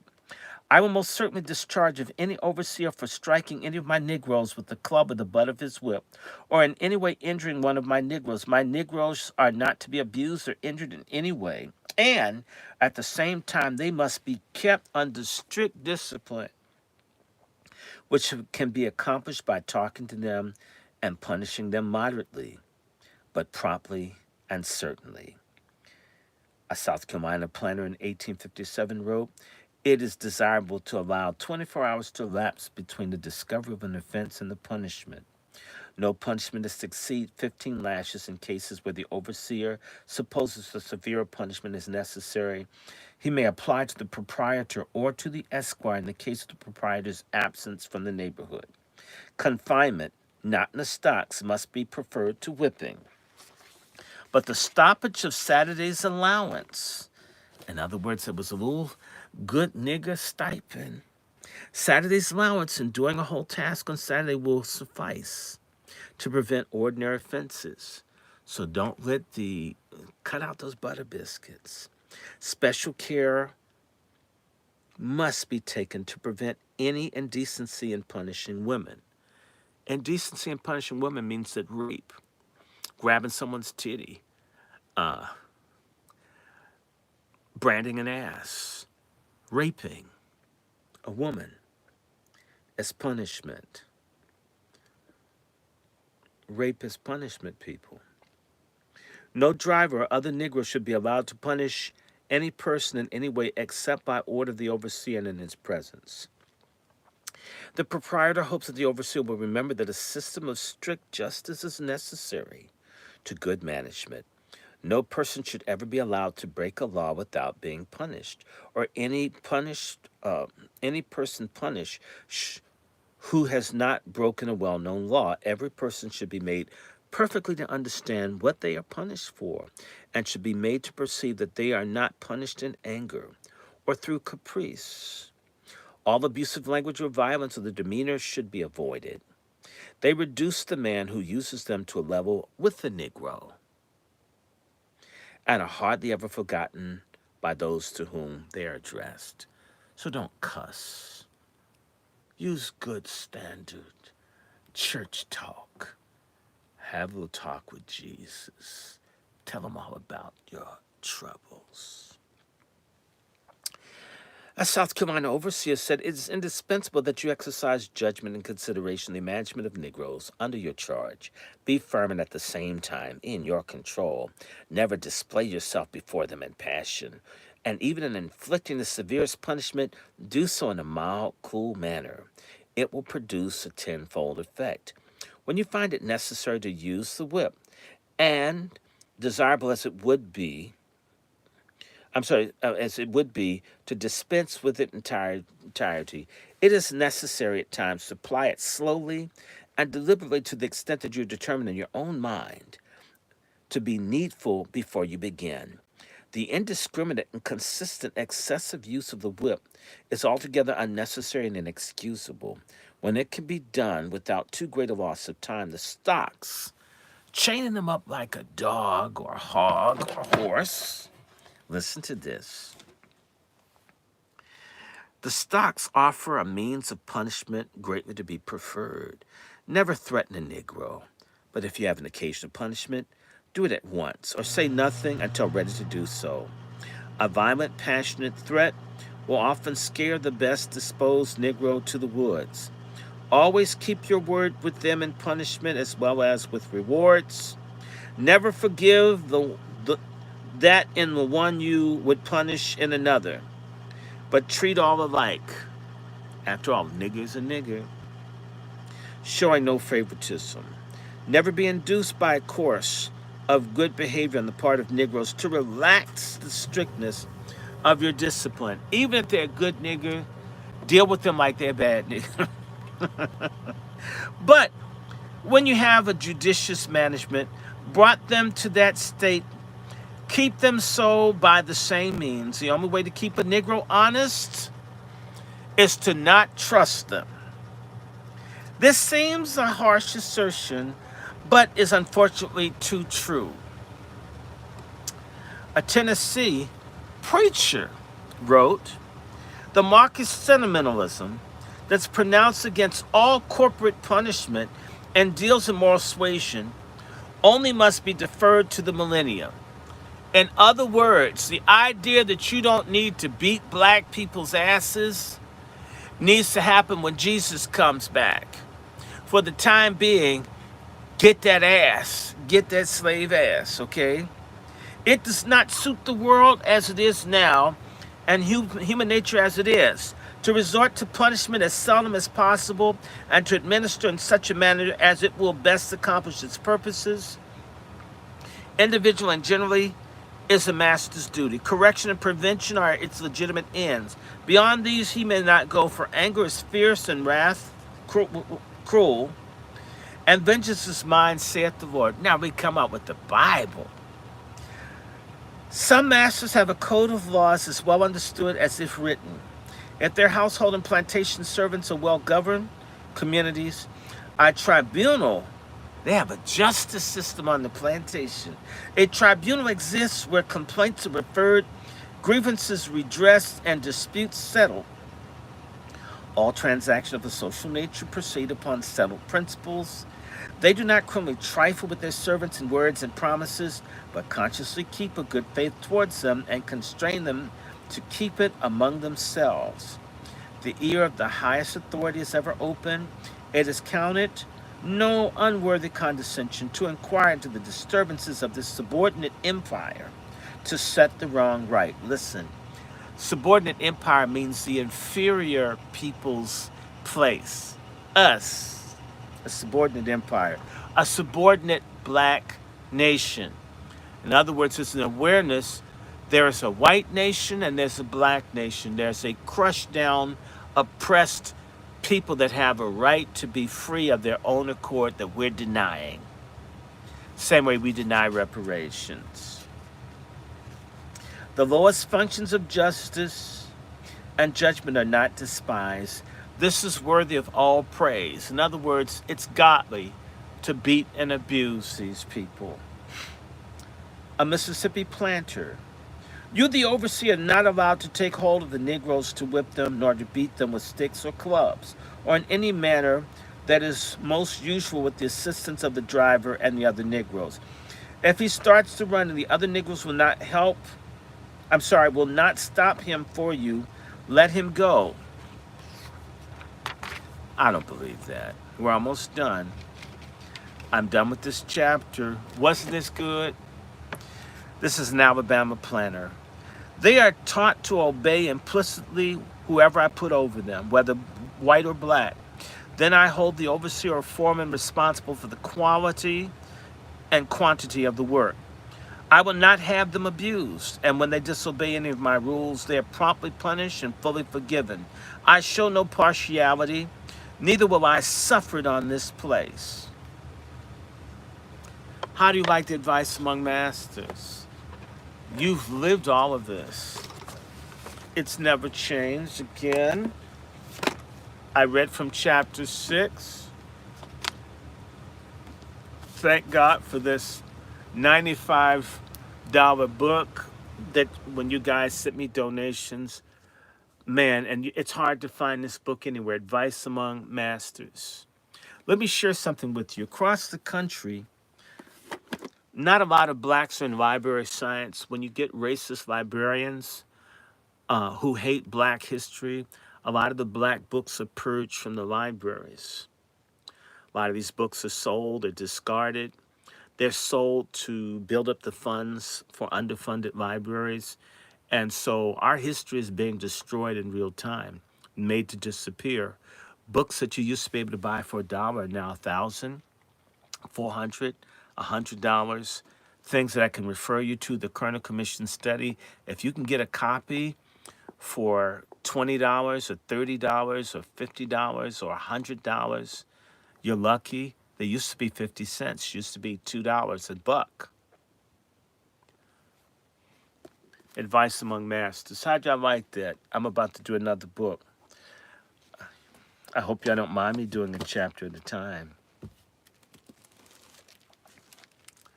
Y'all like this? Who likes this? I want some likes up here. Y'all give me some likes. I earned them.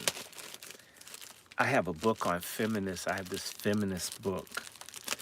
I want to do something on, because that was all white male. And what we have to do is show what feminists are really about. Y'all can't even see the book I just put in here. Y'all want me to give the feminists some? Should the feminists be embarrassed? Let me change my seat and let me turn this heat down, because now it's so hot. Let me see. Hold on. How y'all doing? The Republicans, it doesn't matter the party. It isn't the political parties. The real thing is, what's the collective will of organized, mobilized black people who are for black people? It's what we will do for each other. Nobody else is going to do it for us. I don't know why that doesn't make sense to us. Okay?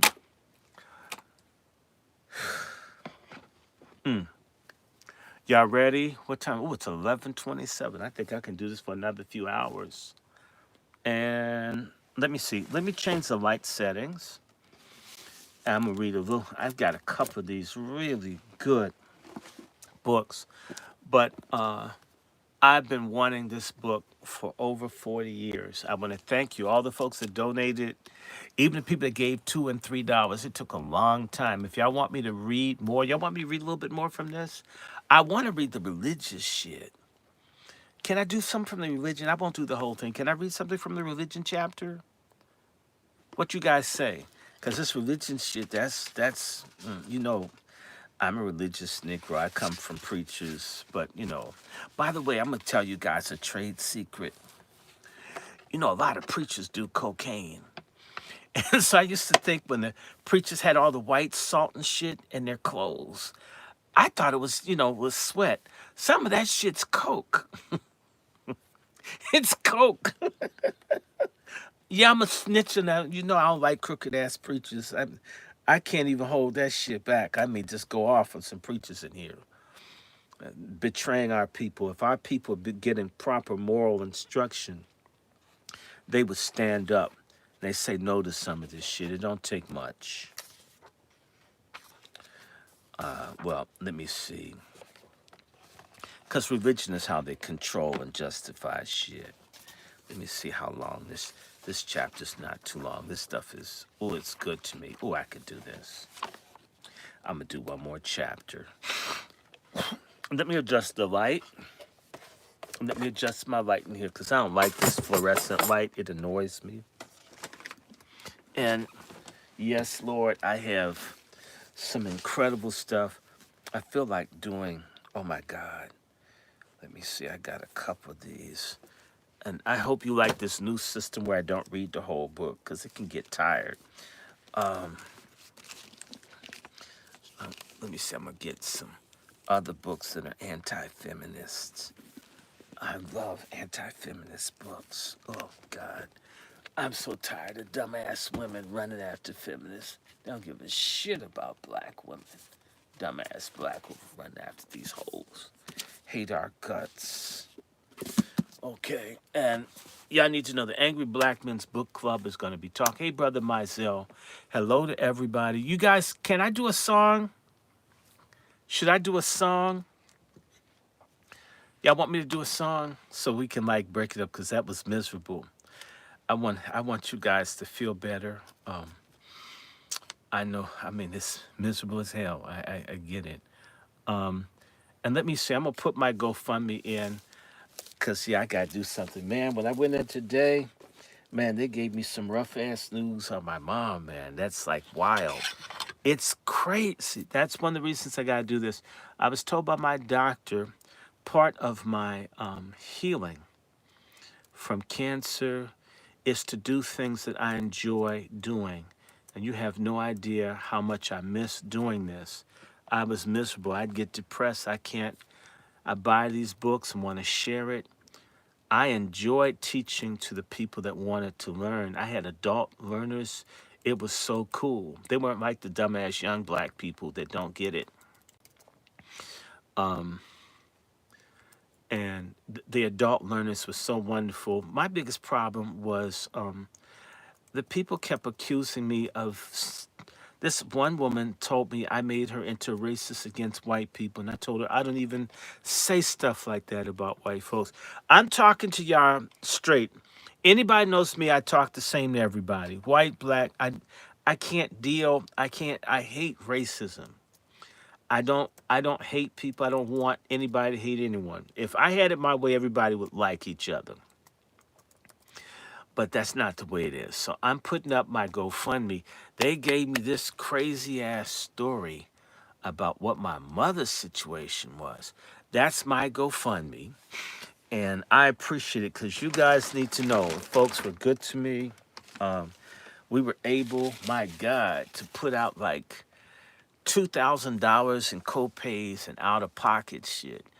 It's when you're on a fixed income and all this crazy shit happens, you got to like pay for it.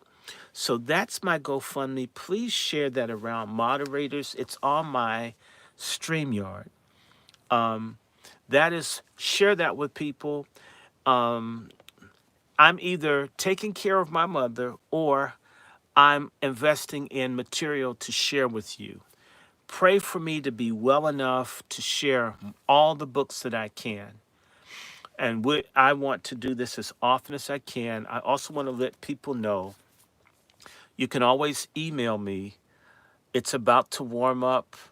Once it stays consistently above, say, 65 degrees, I am down for doing genealogical research for you guys. And because people have been good to me, if people want me to do research for them, I'm going to have a sale, a special.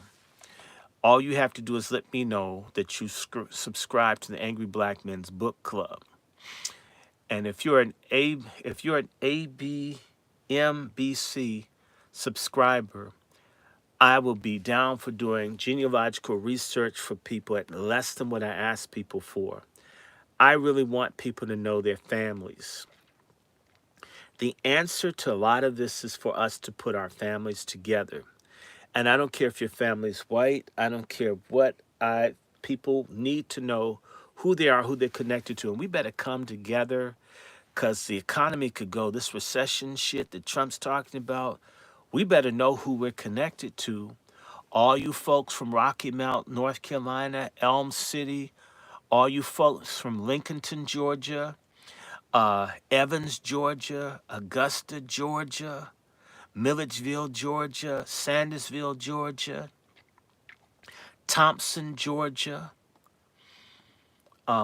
Greensboro, Georgia, Savannah, Georgia, Macon, Georgia, Buckeye, Georgia, Dublin, Georgia, Glasscock County, Georgia, all of you from Darlington, South Carolina, all you folks from Southside Virginia, all of you from Southern Maryland, all you Negroes from Pennsylvania, Harrisburg, and Philly, all you Negroes with the name Lancaster and Short in Delaware, all of you folks from Alabama, I got family all over this.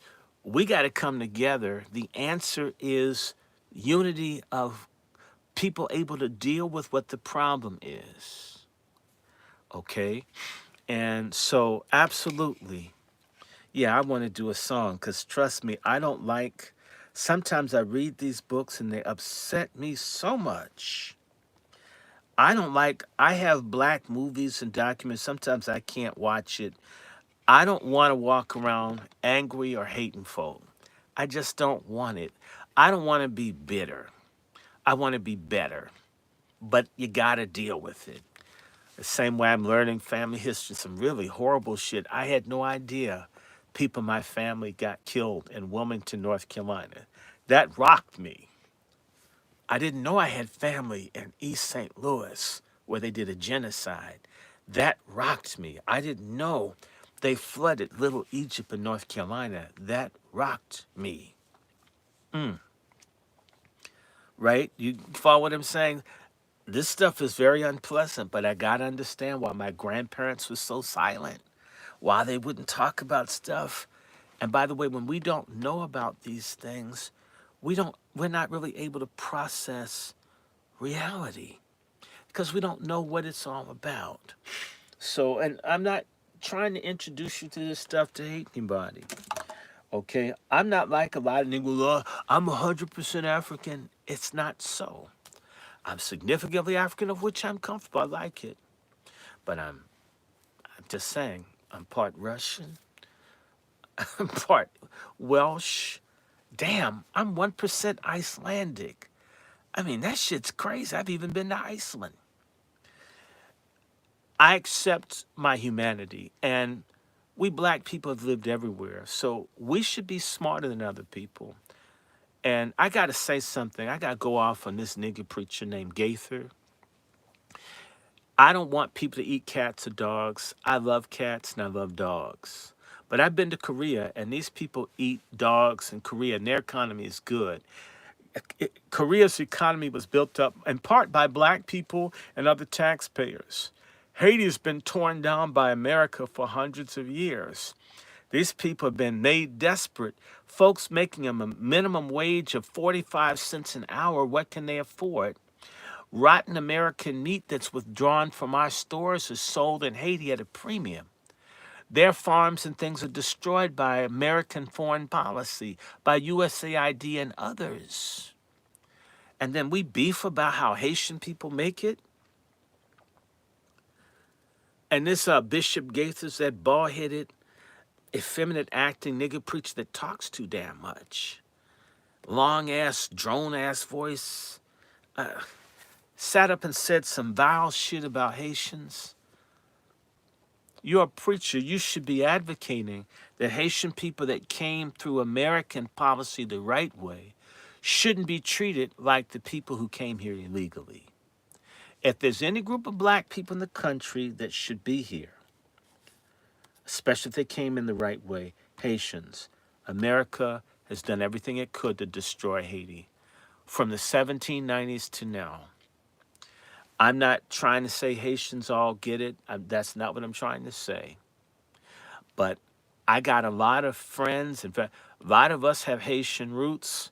I do. Friends do. I don't hate people from Haiti. I don't want anyone eating cats or dogs, but I'm going to say this so everybody gets this shit. I love Chinese food. And I'm not certain that it's beef or chicken I've been eating. I like Chinese. My mother craved Chinese food when she was pregnant with me. I probably eat more cats and dogs because I could afford it than any Haitian ever tried to. And all of us who have these little corner, greasy spoon Chinese stores have been eating cat and dog and everything else for years.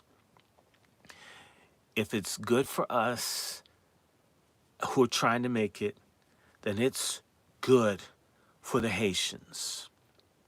And when white folks complain about black people eating cats and dogs, when they've killed the pigs and cut down their coffee trees and destroyed the land, steal their resources, rape their children, take over United Nations people over there to rape. There are 100,000 Haitians who are bastards of soldiers the United States had put in there under Hillary Clinton's whore ass. And you got a problem with someone where their army and their police were dismissed and they were replaced by American-funded drug gangs and human traffickers, and we're talking about cats and dogs. What about the damn people in Haiti? What about the uridium that they're stealing? What about out of $13 billion, they didn't build 100 homes. They built hotels for people to rape Haitian children.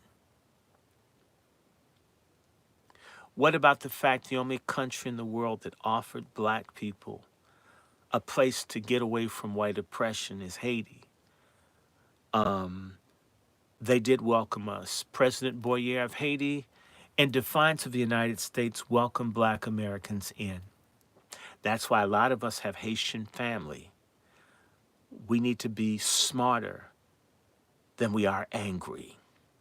Even these slave masters talk about being dispassionate in the execution of punishment of slaves. We should be dispassionate when these issues come up. So when you hear me trashing whoever I trash in my songs, Haitians are not on the list of people that I'm tripping off of needing to be sent back. However, they're Haitian gangsters and drug dealers. Yes, their asses should go. But Haitians that came here the right way, Haitians who did things the right way, need to be treated with love and compassion. And actually, Haitians who haven't learned Black Americans' history, you're trifling. You need to understand that a lot of people in America, all of us with family in Louisiana and Southern Alabama and Florida and other places, have Haitian ancestors.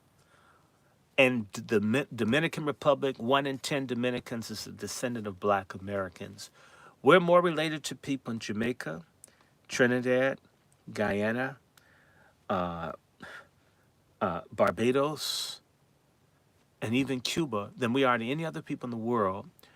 I'm not saying that people like us, I get it. We need to figure out what we share in common and how we can at least respect each other. That's the least that you can ask. All the patience and forgiveness that we show white people And we can't do this for one another. And I'm talking about you foreign Negroes too. You can understand the French who fuck over you in the Banlieus in France, and you can't understand black Americans, French-speaking Africans, and crusty people in Britain, you Windrush niggas that they don't even want in England talking this shit to us. We may be the only people that frighten the government of Britain. In fact, we do. The reason you got civil rights in Britain was they saw us burning up America, and right on the heels of the black civil rights movement, they accorded civil rights to blacks in Britain and in Canada. We need to know each other's history, and it's trifling that we don't know, that we're not trying. Now, again, for everybody listening, anyone who is so inclined to support the recovery of a mother and son, both of us with advanced stages of cancer. I don't know how the hell that happened, but it did. My GoFundMe is www.gofundme, GoFundMe.com/F/mother, MOTHER, SON dash healing, HEALING dash A dash community, COMMUNITY dash call. Send something. Like I said, I got to pay. There's some stuff I'll be telling you about. So let me say, I would need to do a song. I want to do a song. I just do. I need to do something goofy. I'm going to do something goofy.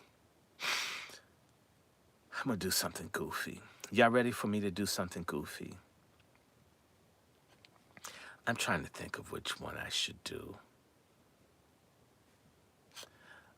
I'll do some of this. Okay, are y'all ready? I'm going to just do a little bit of it. Y'all ready? Y'all ready? Y'all ready?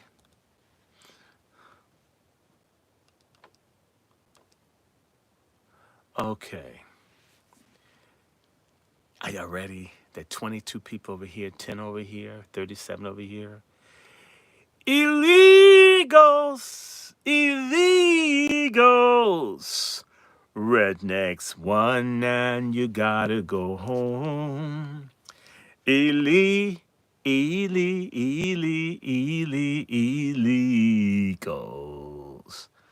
Rednecks won and you gotta go home.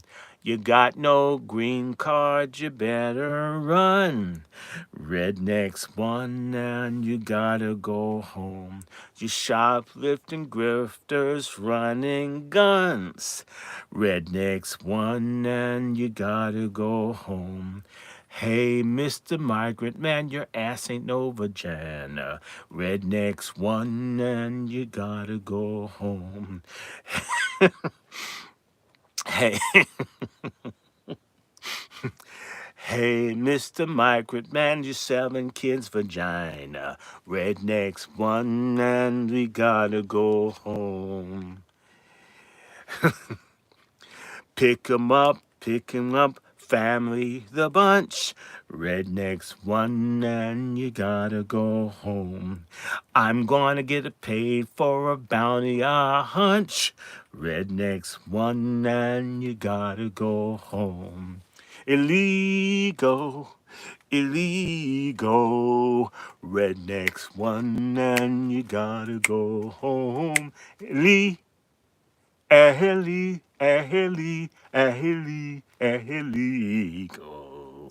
Rednecks come and you gotta go home. Illegals. Let's sing together. Rednecks won and we gotta go home. Illegals.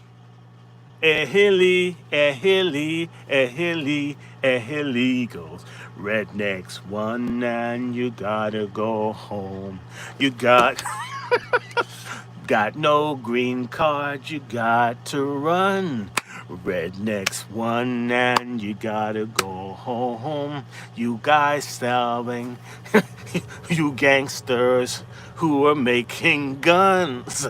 Rednecks won and you gotta go home. Rednecks won and you gotta go home. Rednecks come and you gotta go home. Y'all like that?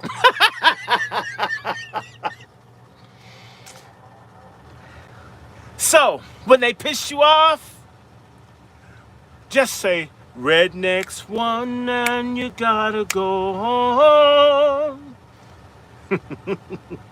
Hey, Mr. Migrant Man, your ass ain't no vagina. Rednecks won and you gotta go home.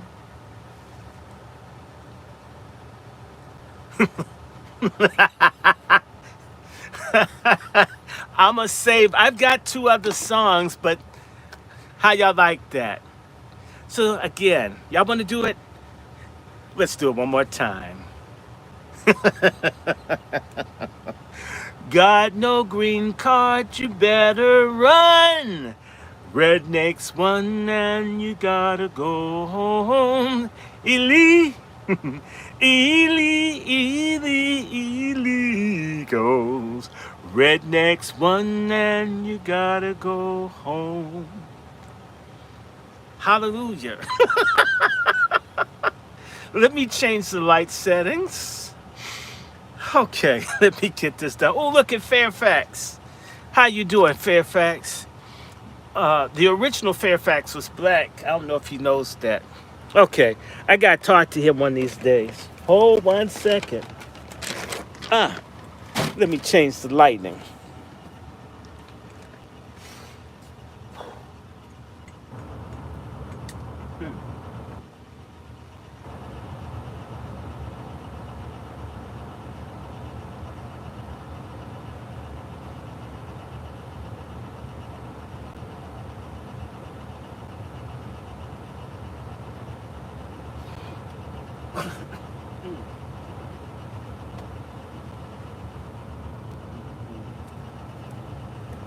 Mm,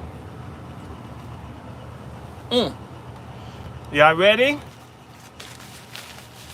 Who liked the song? I don't see no likes. Y'all need to sample that shit.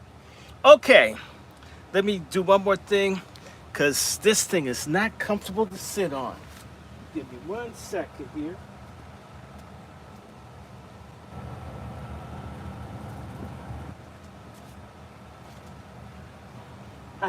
I think that'll be better. Yes. My behind thanks you. Now, let's read some more of Mr. Breeden. We're gonna do some religion. This is cool. I think I may get to this before 12:10. Oh, look at this. Did this page come out? This book is cheaply bound. That's okay. I'll take it. This book is not well bound, but I'm thankful for it anyway. I'm in chapter 12 of Breeden. Let me get one more thing. I want to make certain I'm nice and comfortable. Let me get one more thing.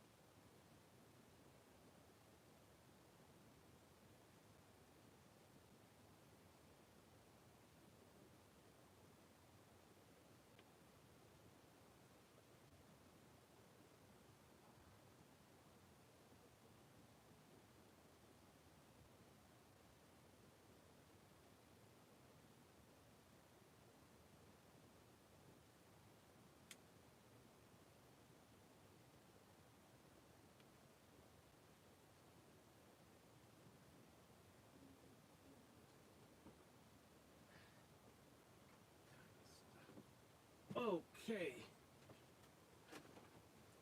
Hold one more second. Woo! Oh my God. Man, let me make certain. I hate this freaky weather. The temperature is drastic. Okay, 76. Drop down to 20s.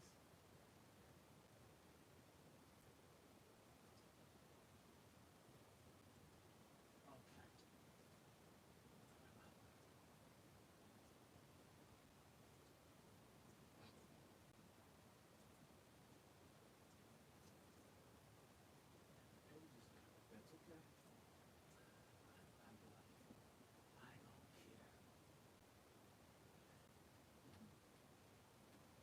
I want this book.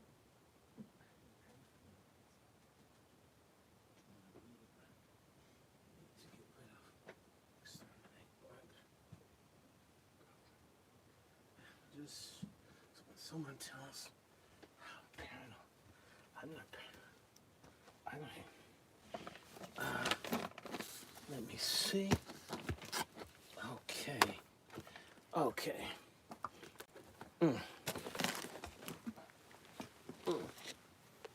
Let me get up in here. Okay. Back.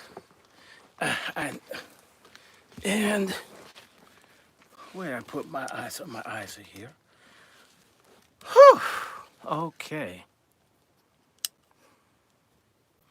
And I just got this one. This cost me a whole bunch, but I finally got my copy of Slavery by Another Name. When I get through doing the women's stuff, we're gonna be talking about Reconstruction, racism, self-defense, all of that. This is a really good book, Slavery by Another Name, which basically for all the people that say, oh, well, slavery ended 100 years ago, bullshit. I have an ancestor that white people took down in I think Wilkes County, Georgia. God, that's not neat.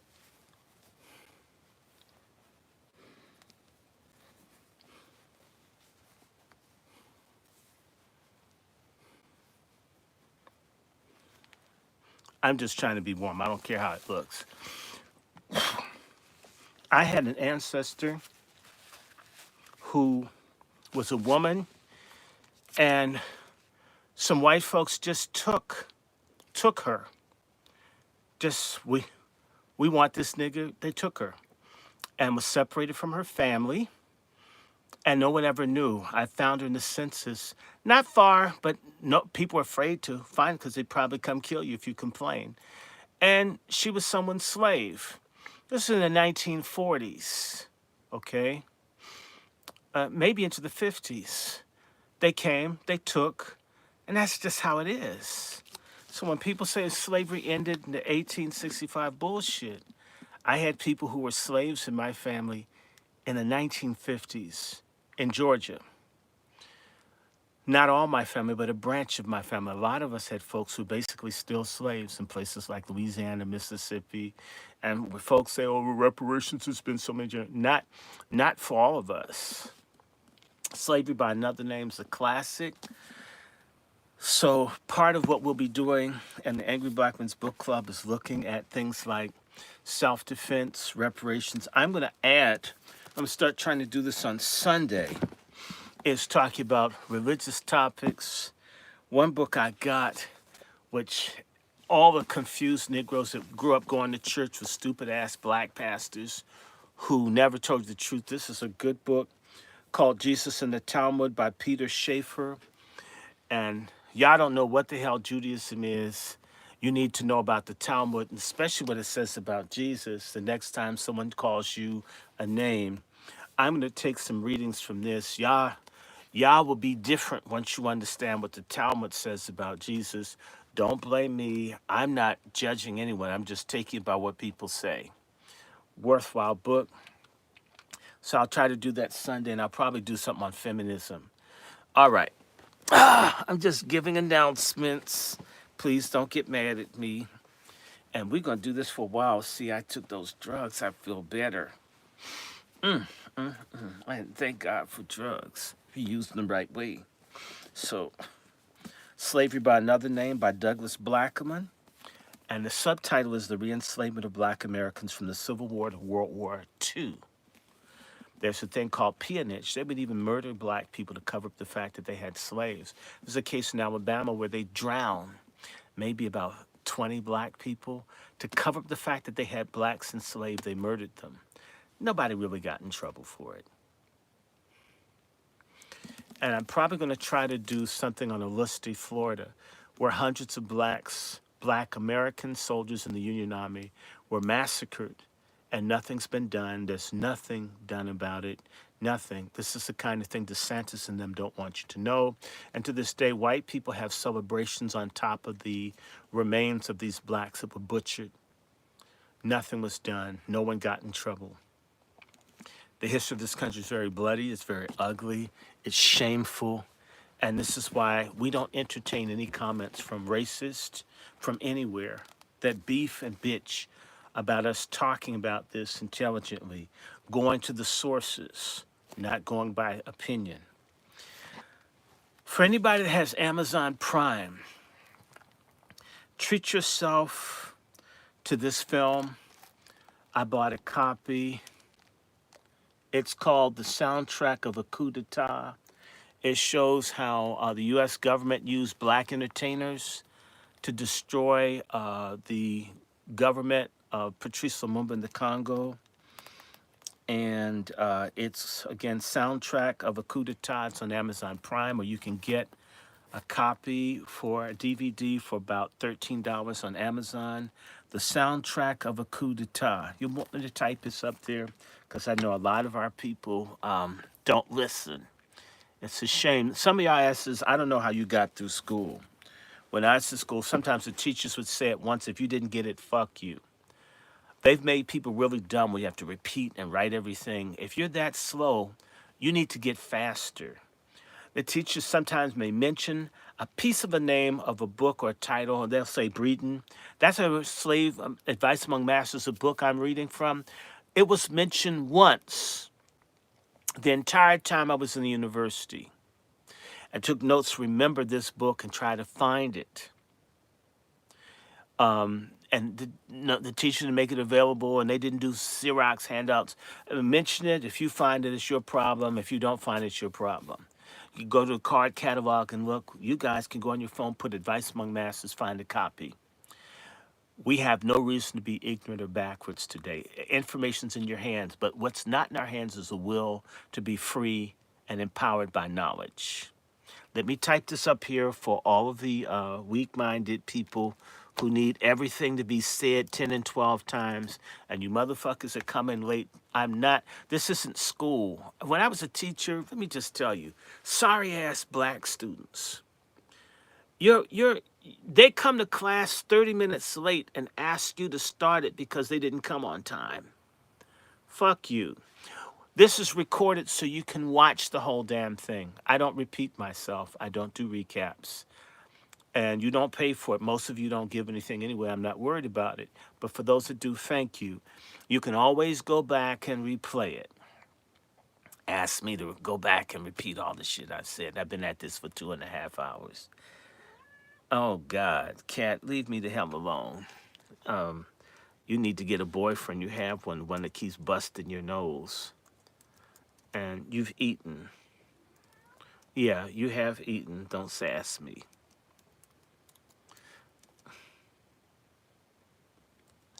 I'm going to put this up here. And that's the DVD. This is a film that you guys... It's called Soundtrack to a Coup d'etat. That's what I'm holding up here. It's a good film.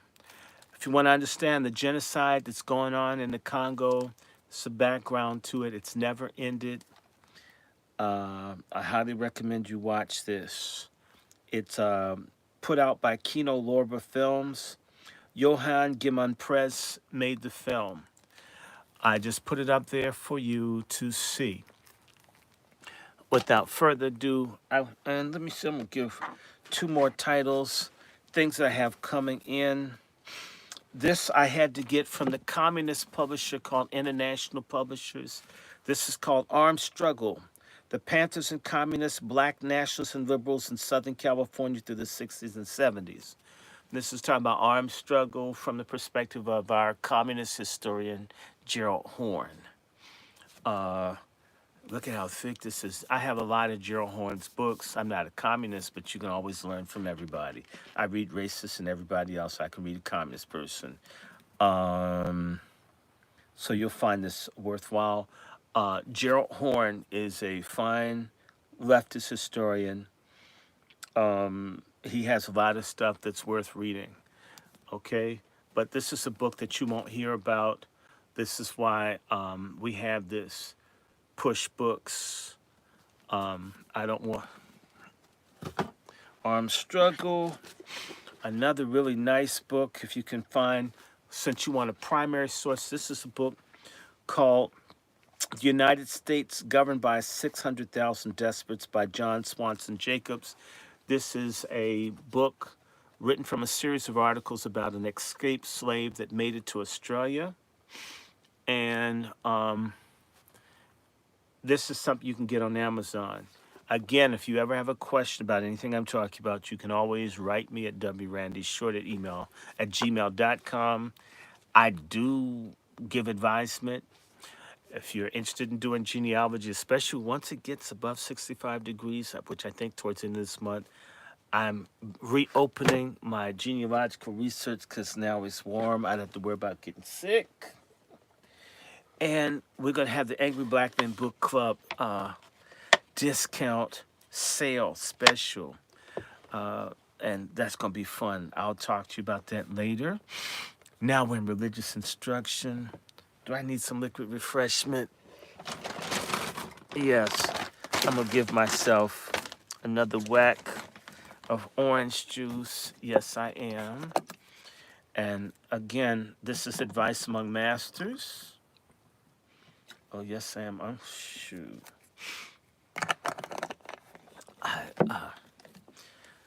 Chapter 12, Religious Instructions.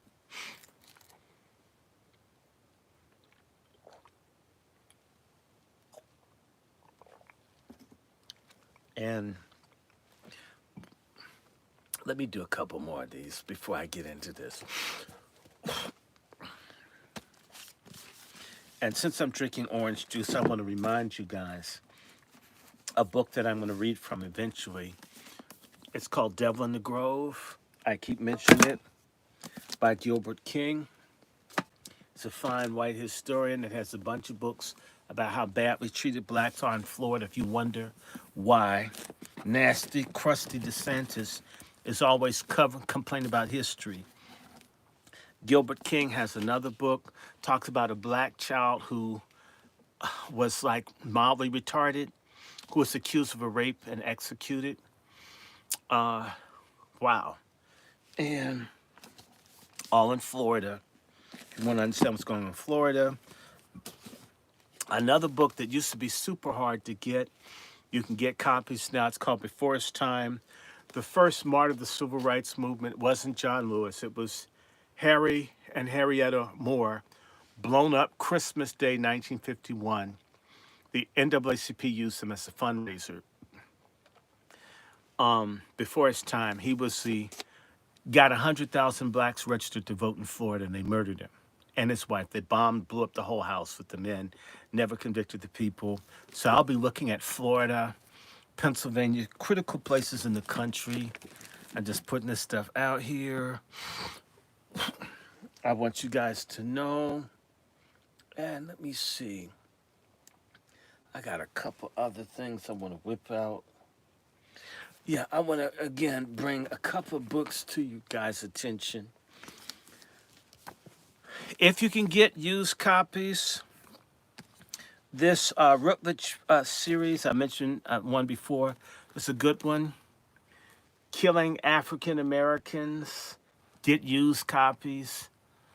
when I get donations, I try to get the least expensive book I can, stretch the generosity of my dear supporters. Killing African Americans, the police and vigilante violence as as a racial control mechanism. This is New Critical Viewpoints on Society series from Routledge Press. This is from England. They have another one, Racism and the Neoliberal Era, a meta-history of elite white power. I just got this, and it's paperback. I paid almost $50 for this. I'm going to be reading from this soon. I may start doing social justice stuff and religion on Sundays. Got to get this stamina back up. And another in that series, I've done this before, Violence Against Black Bodies, an intersectional analysis of how Black lives continue to matter. Okay, and anything that I put up here, you can always ask me about. Okay. That was my favorite activity with my mentors, as we would talk about books. And I got two more. This is something I've got to read from. FBI's talks about how Gay Edgar Hoover, the little mulatto director of the FBI, who helped kill Dr. King and Malcolm X and others, how they manipulated LGBT and other black folks to control the intellectual writings and thoughts of black people. The FBI, yes, people are very concerned about black culture. The intelligence community is involved in black art and music and movies to manipulate us.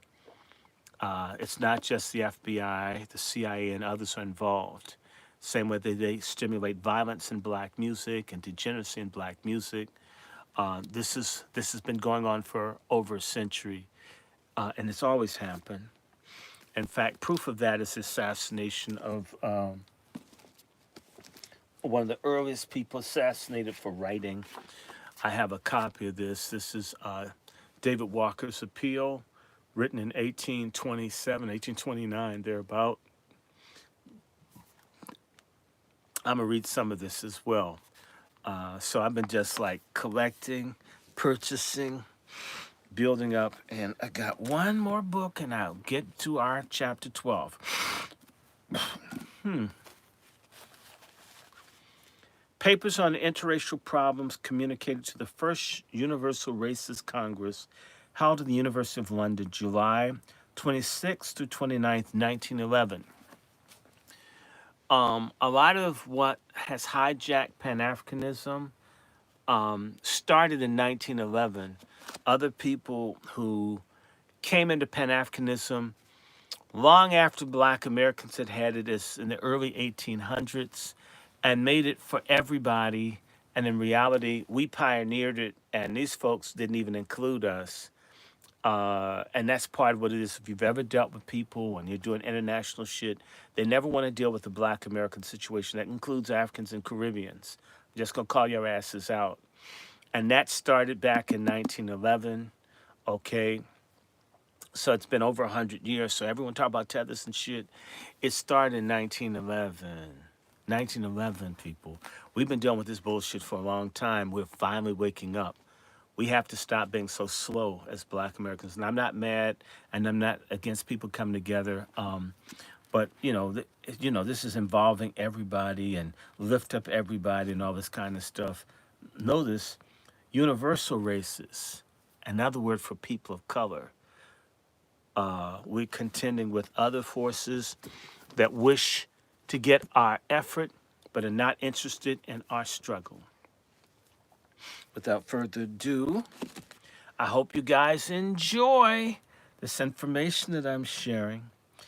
Let me get into Religious Instruction, Chapter 12 of Advice Among Masters, edited by Breeden in 1980.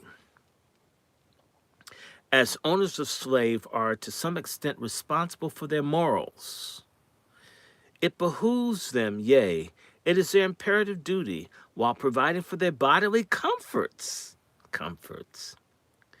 to impress their minds with the importance of observing as far as they are capable as they are capable, the precepts of the Bible, which have been given to us as a rule of action. Hold on.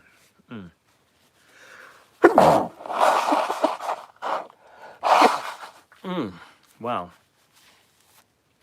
Religion, I need to make this clear that there was always opposition to religious instruction to slaves. What people got was propaganda. People got a fake Christianity to teach people to submit to white sexual abuse, enslavement, selling, all of that's God's will. They weren't given the Bible. I have a copy of the Slave Bible, which is completely manipulated, all kinds of stuff removed from the Bible as to brainwash people. Whenever you listen to this, understand that these people are pathological liars. Now, let me read. Religious instruction served two related purposes on the southern plantation. It was a means of teaching slaves morality and obedience, and thereby enhancing the master's social control, not Christian morals or values or how they should be treated. And to this day, black churches teach obedience and social control, not liberation, not group uplift, not empowerment. The black church, as it's presently constituted as a Ponzi scheme business, T.D. Jakes and Jamal Bryant being gross examples, these people are teaching us to be submitted to one political party or the other, or one agenda or the other. They get paid on the backside by whites who use these people as agents of social control, not of the gospel, not of holiness, not of freedom or justice or service of the poor.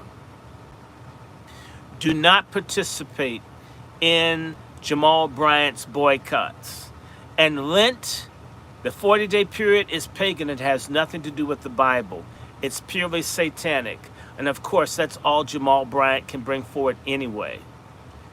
He's sorry, so is his mom. I'll read it again. Religious instruction served two related purposes on southern plantations. It was a means of teaching slaves morality. And whose morality? Racist, white supremacist morality.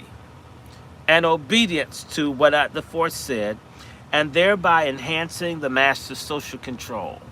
Writers on slave management repeatedly emphasized the former as the master's Christian duty, but rarely called attention to the latter. Most of the discussion of slave religion was concerned with its content, but was not concerned with its content, but rather with the most effective means of religious instruction. A mixed picture evident in this chapter's reading emerged. As in the case of healthcare, the approach adopted tended to depend on the perspective of the particular master and the number of slaves involved. On some plantations, there were regularly scheduled services. On others, religion was left to the slave populations. Some masters allowed religious instruction to be conducted only by trained ministers, translation, white ministers. On some plantations, services were held in the quarters, aka slave quarters, and in others, there were slave churches. Get that, a slave church. What do you think they taught people in the slave church? They taught people to be slaves, and that's the beginning of the grifter, liar, Reverend Chicken Bone nigger preachers that we have today. People who served white supremacy life while faking that they're spiritual leaders and guides of black Americans. It never was the case. No damn good.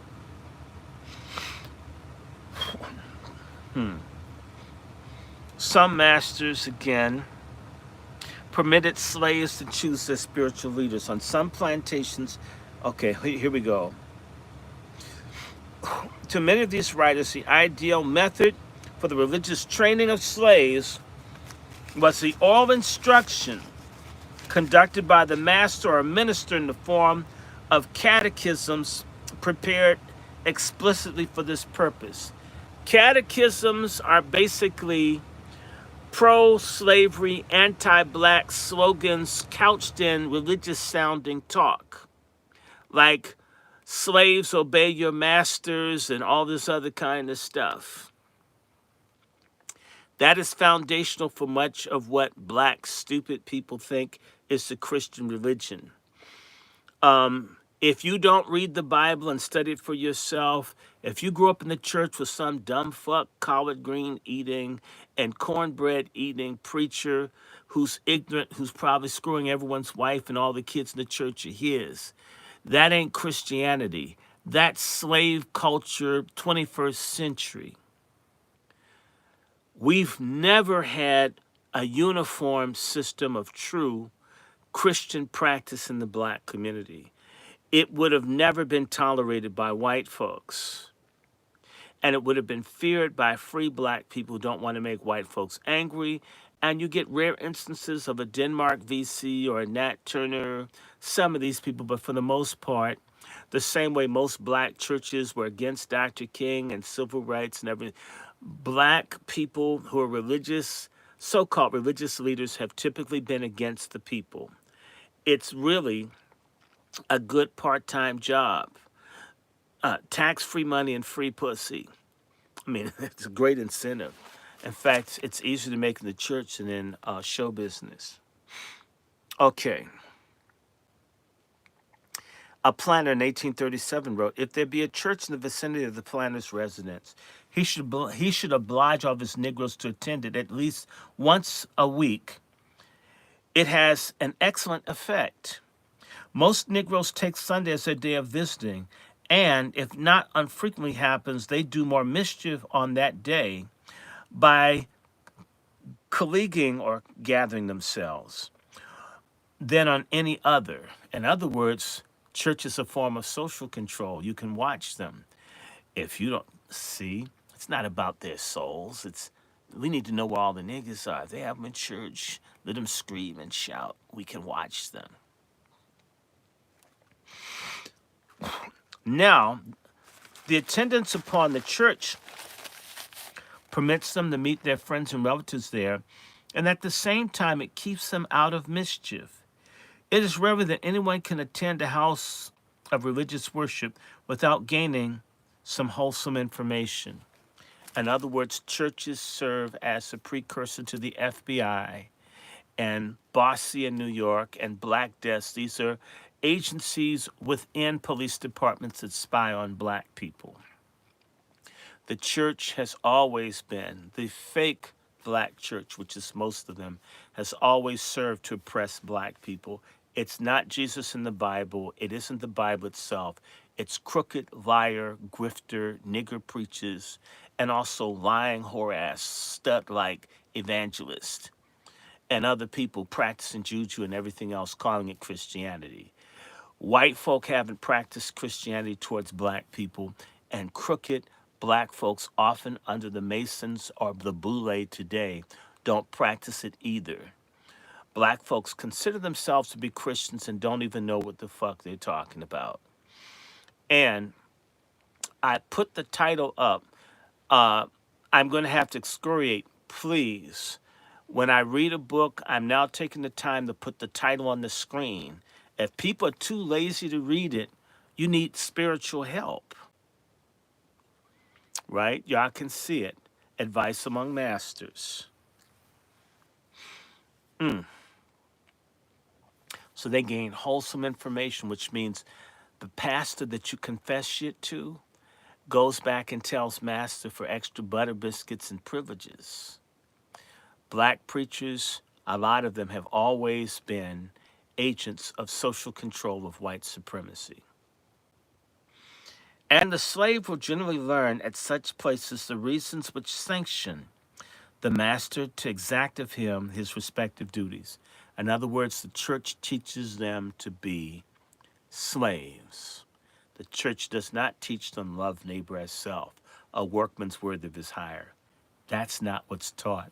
You don't even have this now. You don't see black churches fighting for the minimum wage to be increased. No, you don't. Where are they? They want their 10%, and they don't give a fuck how you get it. I would never attend such a church. I would never tithe to such a church. If you go to a church and they're not actively engaged in trying to help black people,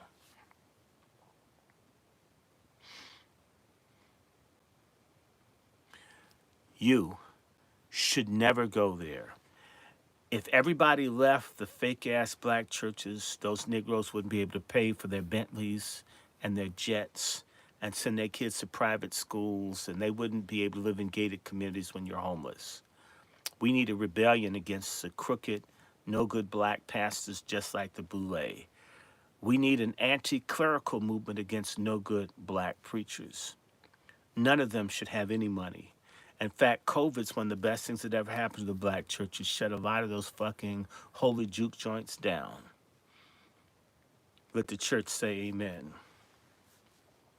A Mississippi editor wrote, "The fanatics of the North in foreign countries have no idea the deep anxiety entertained by our planners upon the subject announced at the head of this article, the moral culture of slaves. The slaves on our large plantations are not regarded by us as so many beasts of burden or dumb brutes, as is falsely stated, but they're regarded by the owner, provided he be an intelligent and upright man," but then again, you're qualifying. How many of them are intelligent and upright? "As moral beings whose welfare, both mental and bodily, are entrusted to his charge by an all-wise providence." In other words, God made slavery. And these good, righteous, holy men of God who would never have sex with their slaves or beat anyone are here to make certain that these people are ushered into heaven after working for no pay. To him, they look up not only for food and clothing, but for such instruction by precept and example as will give a stamp, either for good or evil, to their character. Principles, either salutatory or pernicious, are at the foundation of all conduct, and even slaves may be taught to do right on principle. Let no one sneer at this, for it is among the colored race to say whether we utter anything absurd, nay, whether we tell not that which is clear as the sunbeam, that a Negro can, by proper instruction, be taught to act right from principle. Act right for them means do whatever they're told. This being premise, which we have no doubt will be admitted by all of our readers, the question arises, of course, will be solved in many different ways. That is, how shall the minds of slaves be operated upon so as to instill into them correct principles of action? On this subject, we have reflected much, and we have inquired much of those who've had the best opportunities of judging. And the result is that we are confirmed more strongly than ever in the opinion that we have long entertained. The best way to operate upon their minds is through religious truth. The reason of our opinions, it is hardly necessary to give, we presume, for we think the most of our readers are men who believe and acknowledge the divine origin of Scripture. The great duty, then, to be performed is not to convince Mississippians of the importance of instructing their slaves in the principles of religion, but to point out the best methods. Here, happily, we are not left in the dark to grope our way with untried theories, for many planners, both in this state and in Louisiana, have long been pursuing a systematic plan in this matter, and, as we're happy to learn, with the most pleasing results. Indeed, so far back as 1835, when the lamentable excitement took place in the country as a consequence of the mad schemes of the Negro's worst enemy, abolitionism, measures were in extensive progress on many of our plantations, which bade to fair to produce highly beneficial effects upon our black population. But the benevolent schemes of our planners were nipped in the bud, and the amelioration of the moral condition of their servants was set back at least 10 years. What is he saying? After Nat Turner, folk didn't want any religious instruction among black people. The fundamental lie that's being taught by a conscious community, nigger traders in our community, is that Christianity makes people slaves. It's not true. Genuine Christianity, as taught in the Bible, makes people rebellious. Fake Christianity, occultic, white racist supremacy, or black inferior nigger preacher Christianity teaches subservience. Jim Jones' gospel, T.D. Jakes' gospel, Creflo Dollar gospel, Jamal Bryant gospel, Al Sharpton gospel teaches people to be quiescent and calm, or gay affirming, trans affirming, illegal affirming, help everybody, people of color affirming, or Reverend Barber, that fat, greasy preacher from North Carolina. So they didn't want any religion.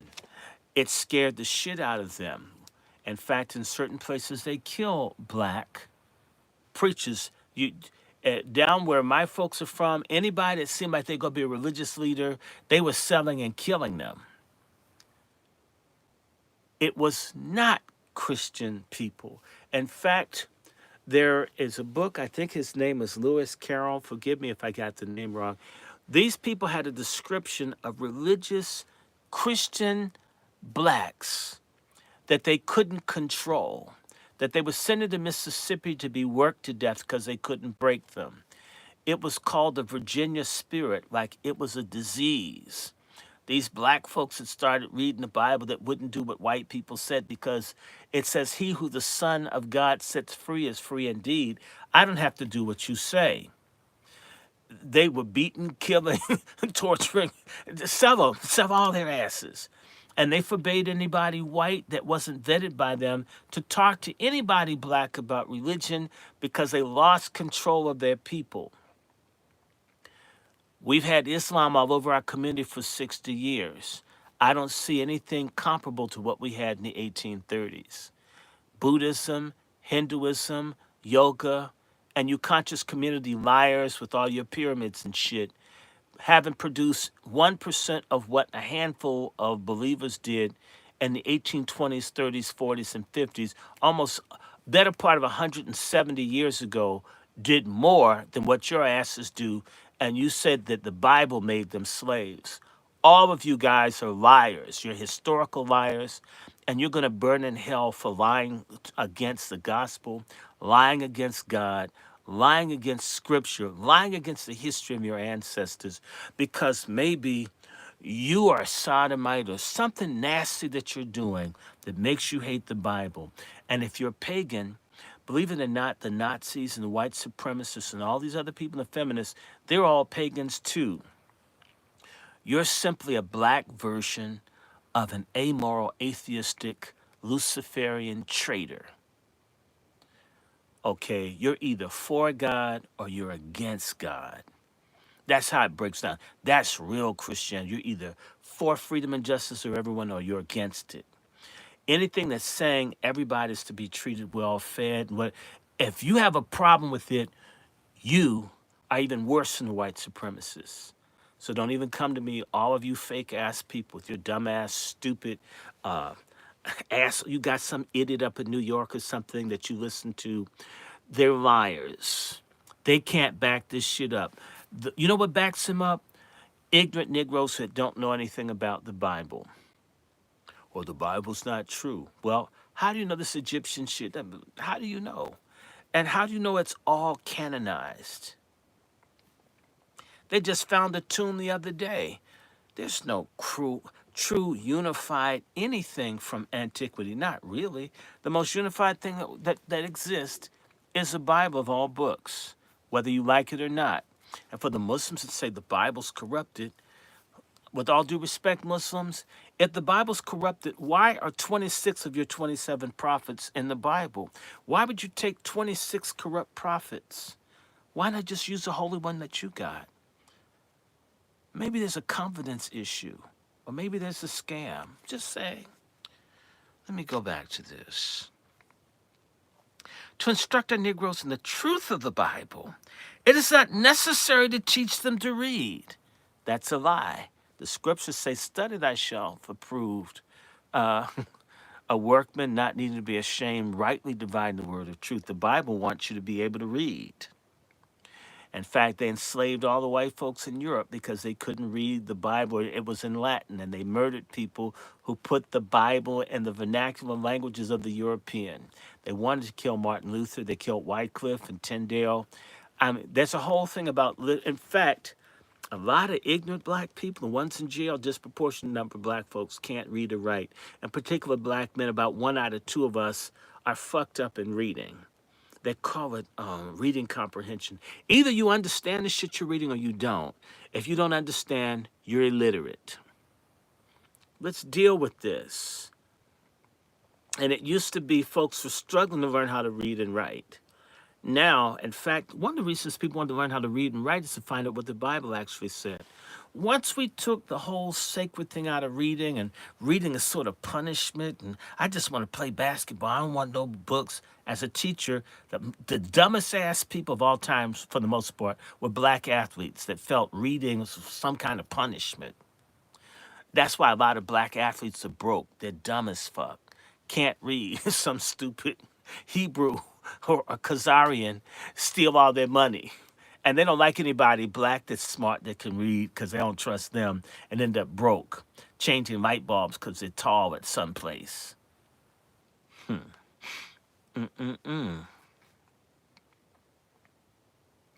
So don't teach them to read.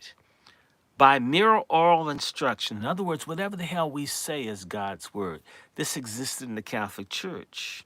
By mere oral instruction, they have in many instances become well-versed in the doctrinal, preceptive, and especially the historical part of the sacred writings.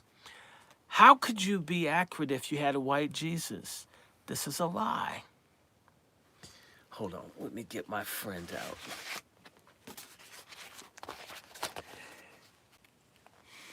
I love this guy. You're so cool. Isn't he lovely? Psych. Okay. If this is what they were teaching them was historic, it's a lie. You don't even see any Palestinians today that look like this for the most part. There's some Circassians in Syria. You don't need to see many blonde Palestinians. You would die of skin cancer. As many Khazarians get skin cancer, Israel and Australians have some of the worst cases of skin cancer because they're not environmentally adapted to live in that climate. Just saying. So if they taught you Jews were white and everything in the Bible's white, then you didn't really get the real thing, especially in the historical parts of the sacred writing. Also in the catechisms. Catechisms can have stuff mixed in, so that's not biblical. While in the committing of hymns to memory. So they don't mind Negroes knowing music. A lot of black churches are musical cults. They're biblically illiterate, but they know the gospel top 40. That's what a lot of churches, like I said, they're holy juke joints.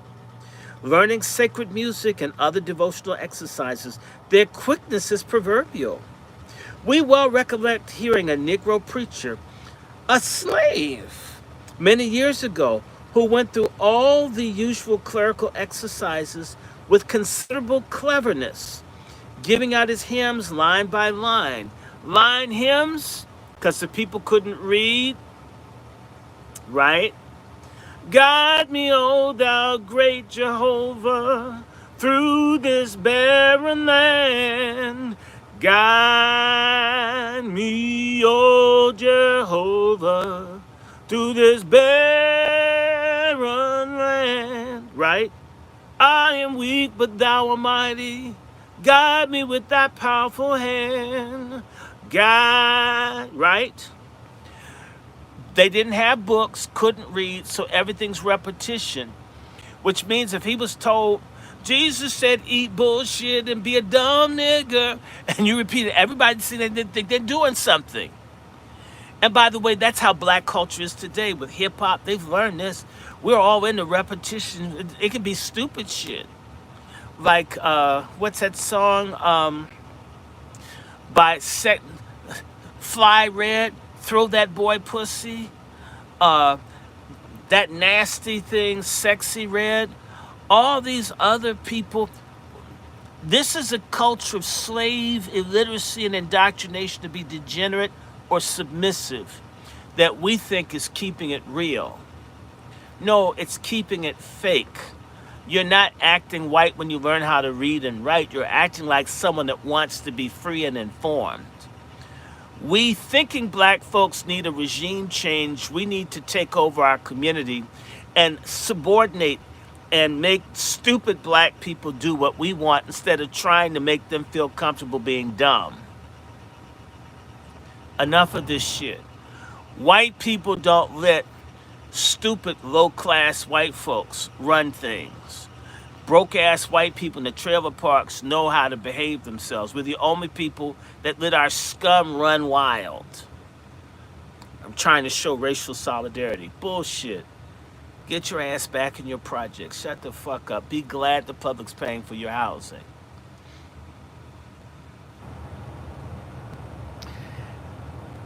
Giving out his hymns line by line, announcing his text, and directing his audience to the chapter and verse, all of this too. Listen to this. Without using any book and without being able to read if he had one. Faking the funk that he actually knew what was in the Bible, which he did not. He's repeating what he was told. He's a parrot. He's a Hakeem Jeffries. He's a Al Green, that caveman, Geico caveman looking Negro from Texas with his Huggy Bear pimp cane who got censored. To us, it would be a most gratifying task to travel around for a while, from plantation to plantation, and those sections where a systematic course of religious instruction is pursued. For we believe that the publication of the facts, which might thus be obtained, would be one of the most acceptable because most profitable services we could perform to the agricultural community. Such a tour, however, is impractical, and we must therefore appeal to others who are conversant with the facts that correspond with us and furnish us for publication with such information and such suggestions in regard to this subject as may benefit the public. And indulging in a lively wish for religious instruction of our servants and the desire to see a solemn duty performed, it is gratifying to know at the same time that we are only urging a measure of interest, the interest of the owners in the community at large, should I say the white community at large. And we earnestly hope that the self-interest, if no other consideration, will open the way for ministers to enter more generally and more frequently with more devotedness upon this interesting field of labor. In 1850, a planter wrote, Negroes should not be allowed to run about over the neighborhood. They should be encouraged to attend church when it is within convenient distance. It's culture that leads many blacks to church, not true Christian conviction or belief. It's culture. That's why you have as many whores and freaks and pimps and predators in church as you do in the nightclub, and they're probably less honest. So you're going to church because basically the white people said you should go. You're not in church because I love other black people. I'm looking for God. I want to serve and uplift. Maybe some, but we couldn't have the same rates of AIDS and divorce and bastards out of wedlock and folks in jail and the absence of concern for the poor and issues of health and homelessness and illiteracy and human trafficking and all the other ills that afflict us. If these churches did for us what white churches, Hispanic church, everybody else's institution of faith builds them up. Ours, for the most part, tears us down, exploits us, and takes the wealth out. In fact, they put their money in white banks and go to black banks for loans to build their churches. That's what they do in D.C. Imagine we give our money to white people and we ask black folks to invest in us. This is some silly shit that black folks are on. It's criminal. I'm going to keep saying it. I don't care who likes me. Again, Negroes should not be allowed to run all over the neighborhood. They should be encouraged to attend church when it's within convenient distance, where there are pious Negroes. In other words, religious coons who believe in white Jesus that do what we tell them to do, who accept white supremacy, right? They're pious Negroes on a plantation who are so disposed. They should be allowed and encouraged to hold prayer meetings among themselves, and where the number is too great to be accommodated in one Negro houses, they should have a separate building for the purposes of worship. Where it can be done, the services of the minister should be procured for their special benefit by having the appointment for preaching at noon during Sunday and at night during winter. The preacher could consult his own convenience as the day of the week without the least interfering with the duties of the farm.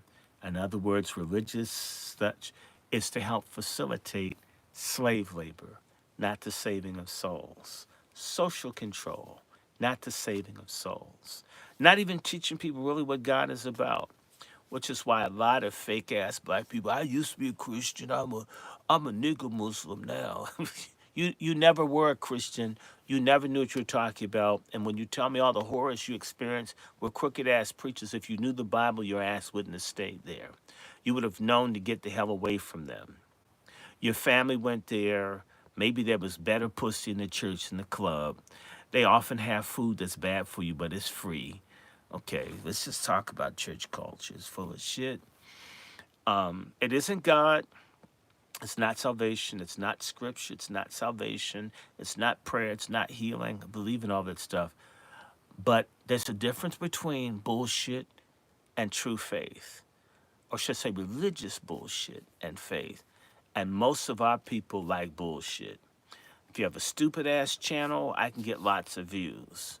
Talk about something serious, man, go begging for someone to look at it. Listen to this. A word to those who think and care a little bit more about their own soul or the soul of the Negro, yet desire a good reputation for their children. Children are fond of the company of Negroes, not only because of the deference shown them makes them feel perfectly at ease, but the subjects of conversation are on a level with their capacity. In other words, black folks have the mind of children. That's what you call them, boy and girl. While the simple tales and the witch and ghost stories so common among the Negroes excite the young imagination and enlist the feelings. If an association with a child becomes familiar with indelicate, vulgar, and lascivious manners in conversation as impression is made upon their minds and heart, which lasts for years, perhaps life, could we in all cases trace the effects to their real causes? I doubt not, but many young men and women of respectable parents and bright prospects who have been made shipwreck of all their earthly hopes have been led the fatal step by the seeds of corruption, which in the days of childhood and youth were sown in their hearts by indelicate and lascivious manners and conversation of their fathers' Negroes. Same ones raped and abused by their father, kids are listening to them talk. So it's the nastiness of black people that pervert white people, not the lasciviousness and abuse of whites that pervert black people. Look at that. Which is why they didn't want rock and roll and hip hop and everything black, race music, to keep whites pure, keep black stuff out, keep schools segregated. Listen, see how it never changes? If this opinion be correct, an effort to cherish and cultivate feelings and habits of delicacy and morality. In fact, you shouldn't have black folks raising children. Where the hell is Mrs. drinking mint juleps, staring at the groin of the men in the field instead of raising kids? So, little girl raped by their father is raise them. If they ask them a question, they answer. That's okay. Sometimes the kids learn how wicked the plantation system is. Let's read between the lines. The little kid asked, the person answered the question, and that ruined them. Cultivate the feelings and habits of delicacy and morality among our Negroes is forcibly urged upon us by a regard for the respectability of our children, to say nothing of the prospects of both child and servant in another world, and our own responsibility when the great master shall require an account of our stewardship. So you mean God's going to ask you whether you taught blacks to be good slaves? They actually believe this shit. I don't know what Bible they're reading, not the one I have. A Georgia planner said, our obligations stop notwithstanding in good time and working industriously through the day. This is all well, and it has its appropriate reward, but the moral government of Negroes on the farm may not be disregarded. These responsibilities are high and holy and must be met. Who then should care and provide for their wants if not the master? We should show concern for their interests by proper encouragement and provisions. On large plantations, the better plan is to procure a preacher and provide a house of worship, and see to it that you are not thwarted in these good purposes by the interposition of such difficulties as are sometimes manufactured for the occasion of those in authority who feel more unkindness to these privileges in their hearts than they are willing to utter with their lips. In other words, white folks who could care a damn whether these people are Christian or not. Pick my damn cotton, my tobacco, my indigo, my apples, my peaches, nigga. I mean, Jesus, shit. You'll see them when you die. So the fakeness of white folks who say they believe in God, who say, right? What's going on with this screen? Who say that they're doing this stuff? Why is this thing so dark? Hold on one second. There you go. Oh, wait a minute. This thing isn't charging. Hold on one second. I'm going to swap this over here. One sec. There we go. Swap this out. Okay.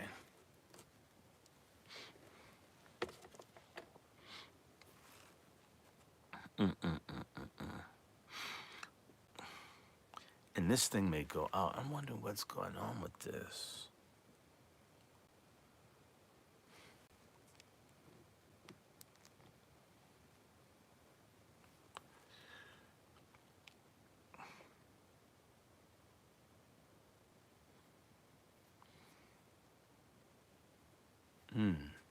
One of these is going. One may go off, but that's okay. Okay, one of these channels went off.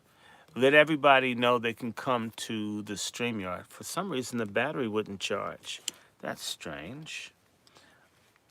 Oh, this phone got hot. I don't know what that's about, people. But anyway, let me just go ahead and see if it'll charge.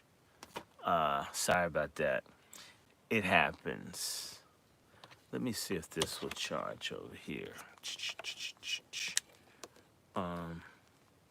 Okay. For some reason, the charger wasn't getting it up. Sorry about that. Let me keep going. Old Satan has many devices for cheating white folks and Negroes too, and he's always in trouble whenever you set about the work of religious instruction to Negroes. Quote, you'll spoil them, everyone. Listen to this. Listen to excuse for why you don't give religious instruction to black people. Listen to this for all the fake conscious community assholes out there that are teaching that Jesus makes black people weak. Oh, the Christian Bible made us slaves. They put Bibles in their hand and made everybody want to kiss white people's ass. Oh, I'm so sick of this lie. It's a damned lie, people. Quote, you'll despoil them. Here's a quote of what the masters were saying. You'll spoil them, every one. Breed, rebellion, and fire, and bloodshed. Why do the masters think religion would make people, right, breed violence? Why?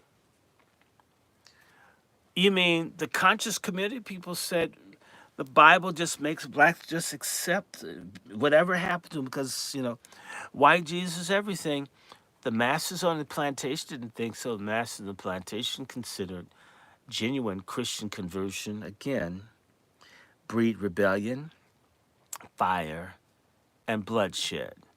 The people back then understood the core of resistance to enslavement of black people comes from knowledge of the scripture and the Christian faith.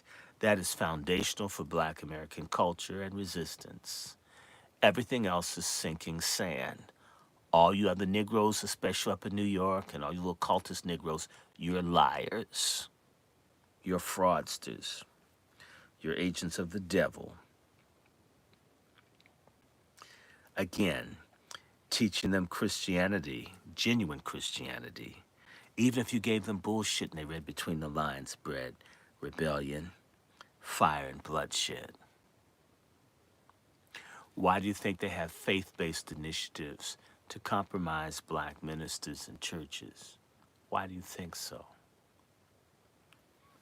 People who understand the power of God's word know this. For you who are morally bankrupt that don't know that, I pity you. What does the master say? Because he's talking about the fake Christianity. Don't be alarmed by any such hue and cry. Provide the means. Send them an intelligent white man for their instructor. Let them understand well the duties and obligations of Christianity. In other words, fake racist Christianity. Teach them to kiss ass. Teach them to do what we say do. That's God's will. Picking my cotton, giving me a blowjob, having my bastards and keeping a secret from the missus. That's your Christian duty. Again, the obligations of Christianity, that their lives are to be conformed to its divine precepts. And I will be responsible for all the damage. If no good results, you will be clear. But good will be done. If we should not be moved by higher considerations and should only look to the interests of time, I repeat again, good will be done. It is a testimony of many planners who have had the most experience on this subject. The great benefits that resulted from better labor, increased harmony, more willing obedience, sobriety, honesty, and good order. These things have failed, it is said, and the bad conduct, occasionally, some of the making high professions to have served prejudice the whole, and to call down denunciation upon the whole project is a mere nursery for fanatics, rogues, and hypocrites, etc. These are not the opinions always of those who know of what they are speaking. I'm not sure that some of those who claim to have tried the experiment, pronounced it a failure, and have excused themselves from further effort have been as honest as a man ought to be, whose very motives are to be seen and judged in the last day. They may have hoped for too much or for fruit too soon. Much patience and long training will be necessary. And then let charity throw a veil over its multitude of little failures growing out of the ignorance and weakness of these people. The ignorance and weaknesses of black people, okay? And still hope and work on. In other words, we can make good niggas, slaves out of them. We just need fake Christianity. Just keep on them. In 1851, another white minister said, if we're under the obligation to study and promote the welfare and happiness of our slaves, viewed simply as animals in our property, How much greater is it our responsibility when we view them as immortal beings, descended from the same ancestry as ourselves and tending the same bourne from whence no traveler returns? I've been astonished to find many planners of high moral pretensions and even professors of our holy Christianity who keep their blacks shut out almost entirely from the privileges of the gospel. On the subject, they are ready with one consent to make excuses. Says one, here are meeting houses in the neighborhood. My Negroes can attend there and hear the gospel. Yes, 'tis true, they may go to meeting if you will let them, at least semi-occasionally, and stand outside the door and hear the sermons through the wall, or if seated within, surveillance. The churches have always been monitored. Social control. As is frequently the case, the sermons commonly delivered to congregations of whites are about as intelligible Negroes as so much Latin is or Greek. In other words, black people are too stupid to really get intelligent biblical teaching, intelligent Christian talk. That's what, hey, God said, yeah, God want to use you. Let him use you. Right? That's not teaching people the scripture. It may feel good. And somebody said, Noah on the ark with the animals. I don't know what they did with the dookie out the donkey. I don't know. But for the day, for the night, right? I'm not saying that that story is not there, but certain things that masqueraded as true biblical teaching was basically what I call entertainment, as much of black religion, not black Christianity, at masquerading as Christianity. It's got Christian themes, but I mean, there are a lot of cults with Christian themes. So again, bullshit, fake ass Christianity. Okay. All right. It's what was built up. And by the way, that's foundational. There's a true black church and a fake one. Like there's a real Christianity, there's a fake one. The question is, are you a fake one? Are you angry with the fake one? Therefore, sort of like a woman, she gets hurt, so she hates all men. You went and dealt with some stupid ass, fake ass people, and therefore you decided to cast dispersion on all of it because you didn't discern the difference between what's good and what's bad. Shame on you. They judge a sermon by the strength of the preacher's lungs. In other words, all that bullshit talk. And hey,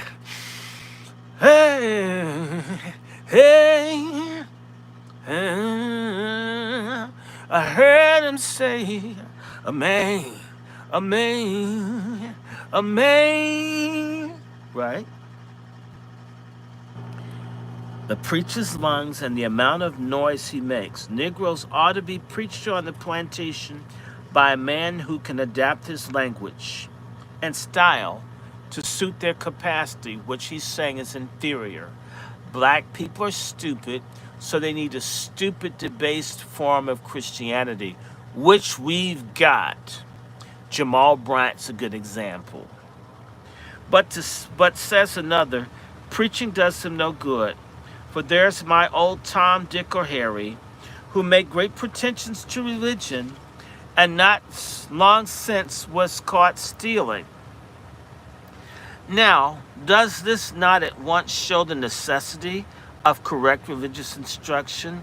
This has doubtless been the effect of improper notions of the true nature and the requirements of the Christian religion, and by perhaps in infancy. The fact is, man is naturally a religious being, and in the absence of true religion, is sure to embrace the false, which is in the Negro too often but a tissue of ignorance and superstition combined. Another fact, equally notorious, is that on every large plantation of Negroes, there is one among them who holds a kind of magical sway over the minds and opinions of the arrest, T.D. Jakes, Jamal Bryant.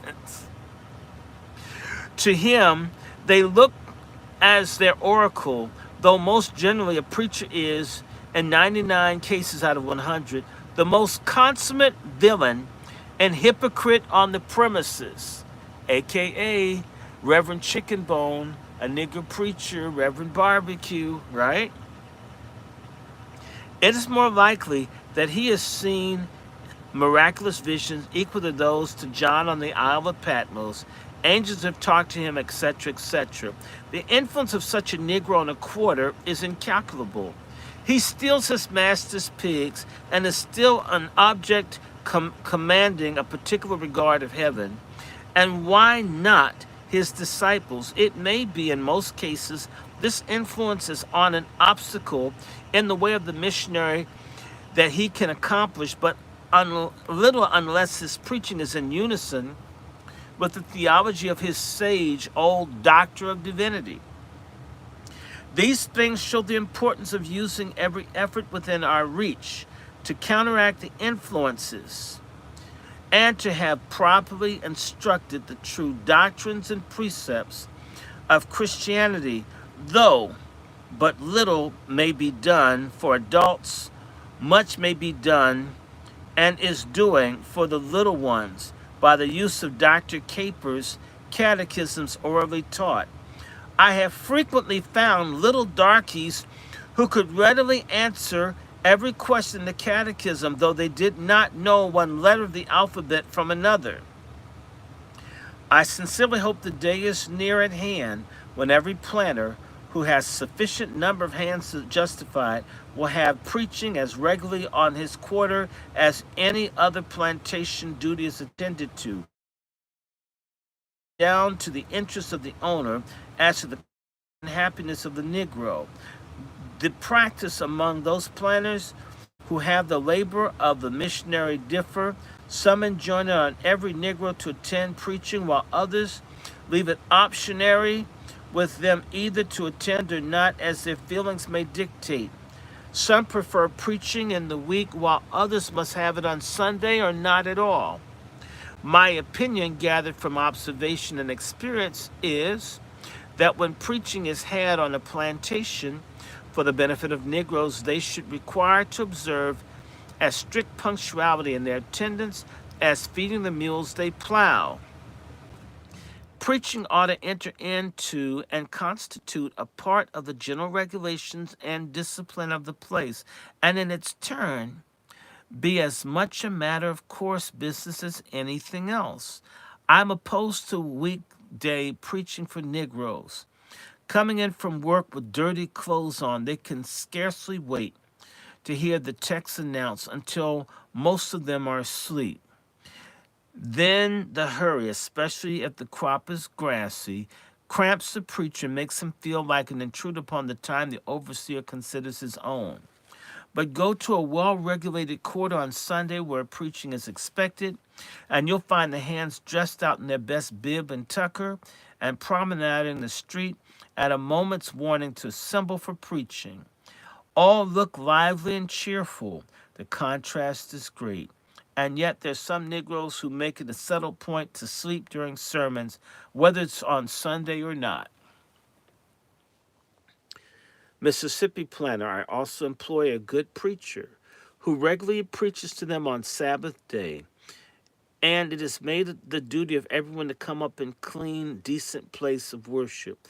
As Father Garrett regularly calls on Brother Abram, a foreman of prayer meetings, to close exercises, he gives out and sings hymns with much unction and always cocks his eyes at Charlie the fiddler, as much to say, "Old fella, you had your time last night, now it is mine."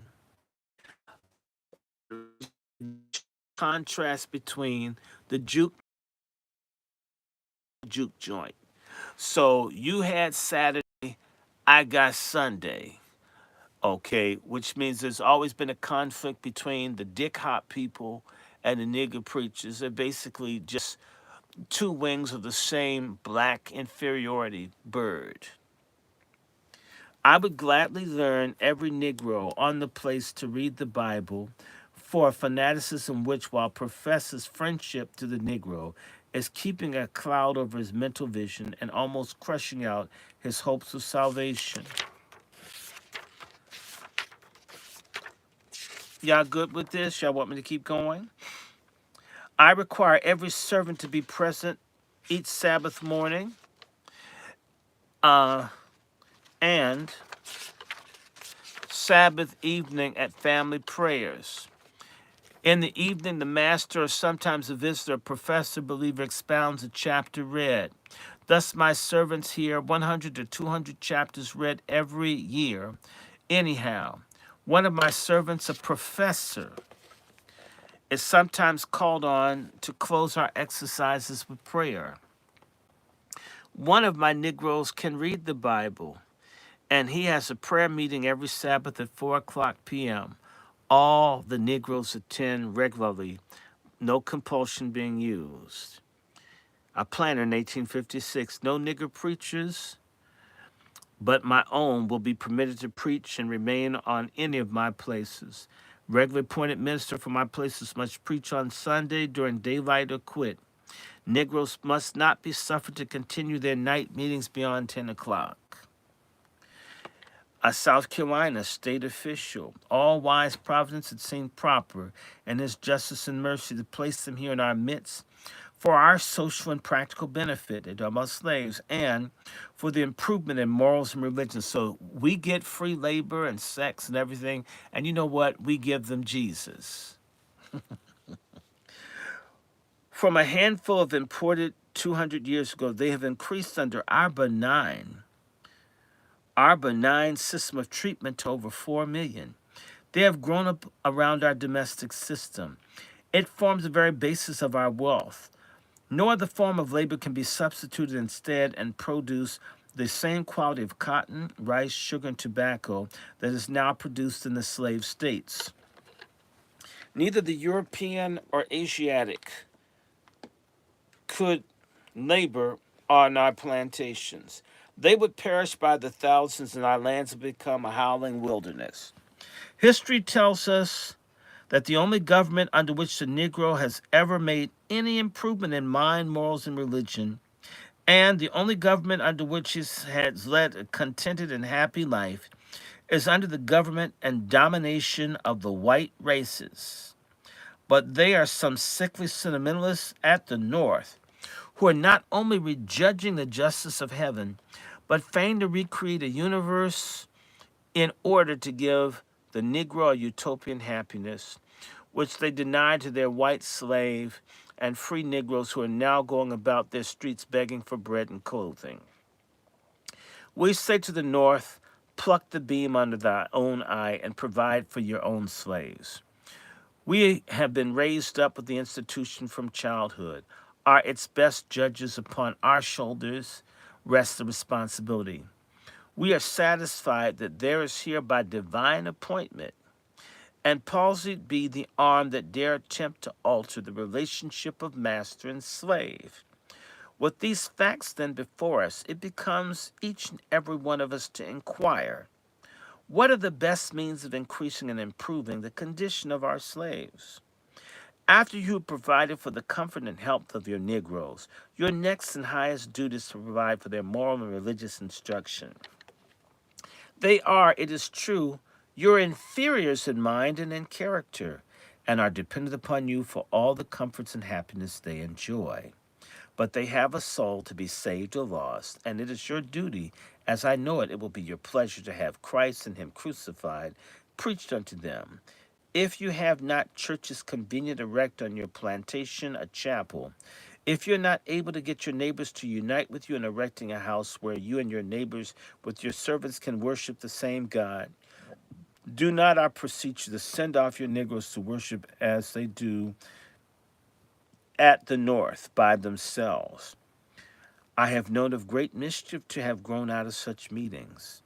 We have enemies in our midst in sheep's clothing, and it behooves us to be on our guard.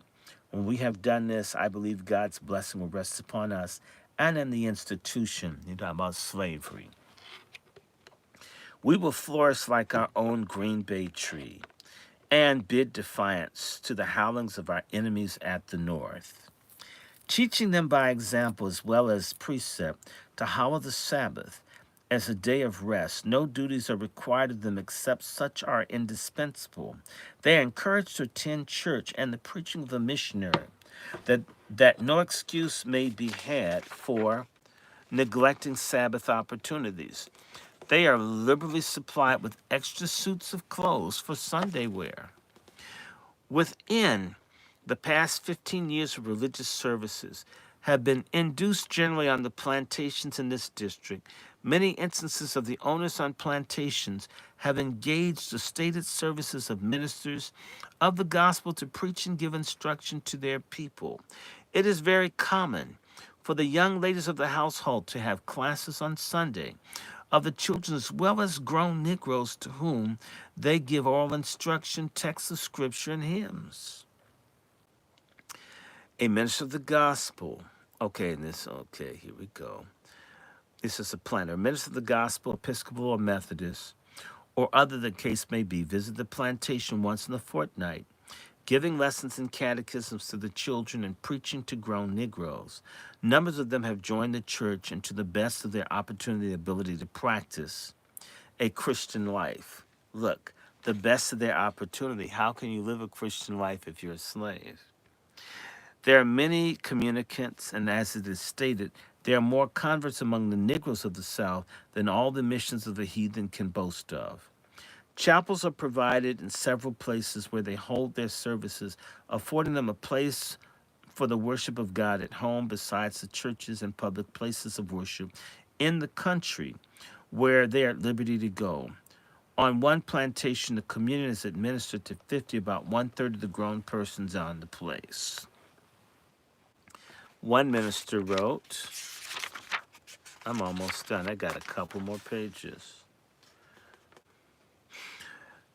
Whatever Carville philosophy may start, African slaves cannot be denied their moral character.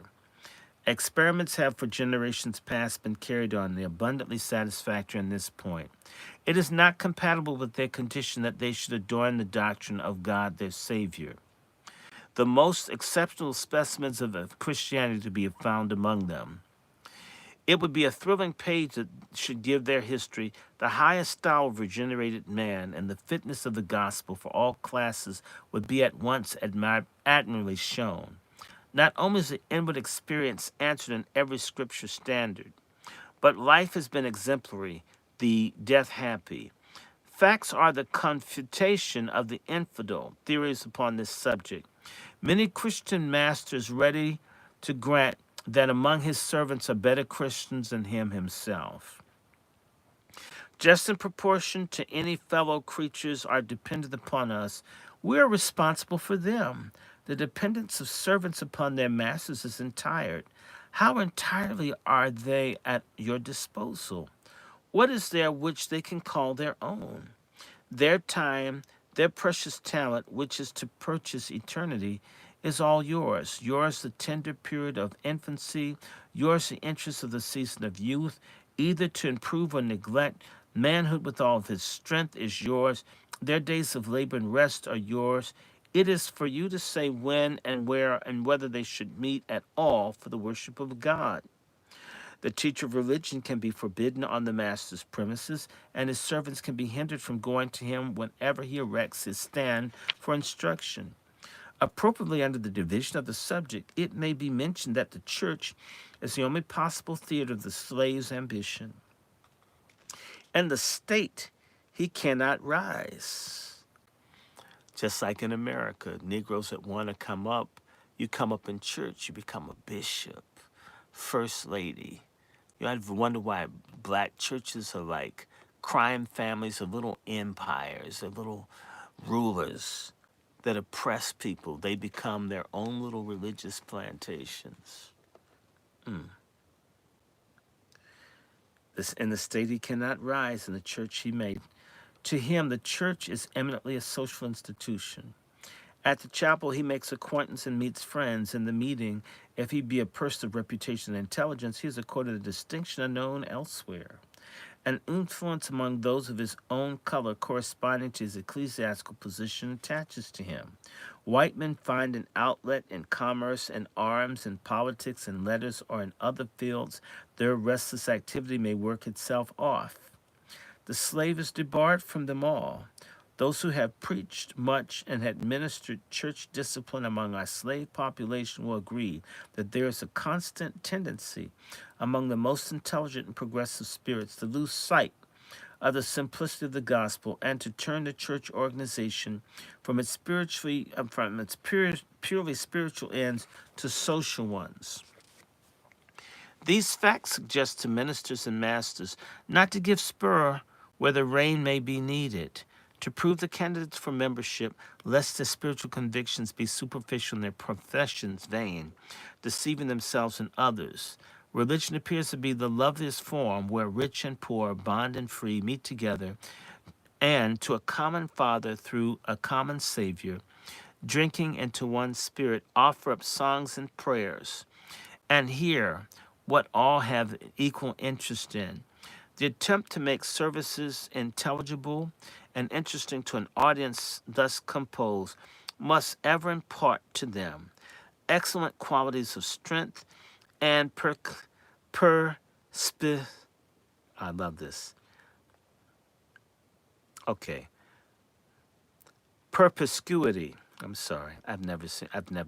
Perspicuity, simplicity and earnestness. But wherever this is impracticable, the master, either alone or jointly with his nearest neighbors, ought to make spiritual provision for his servants.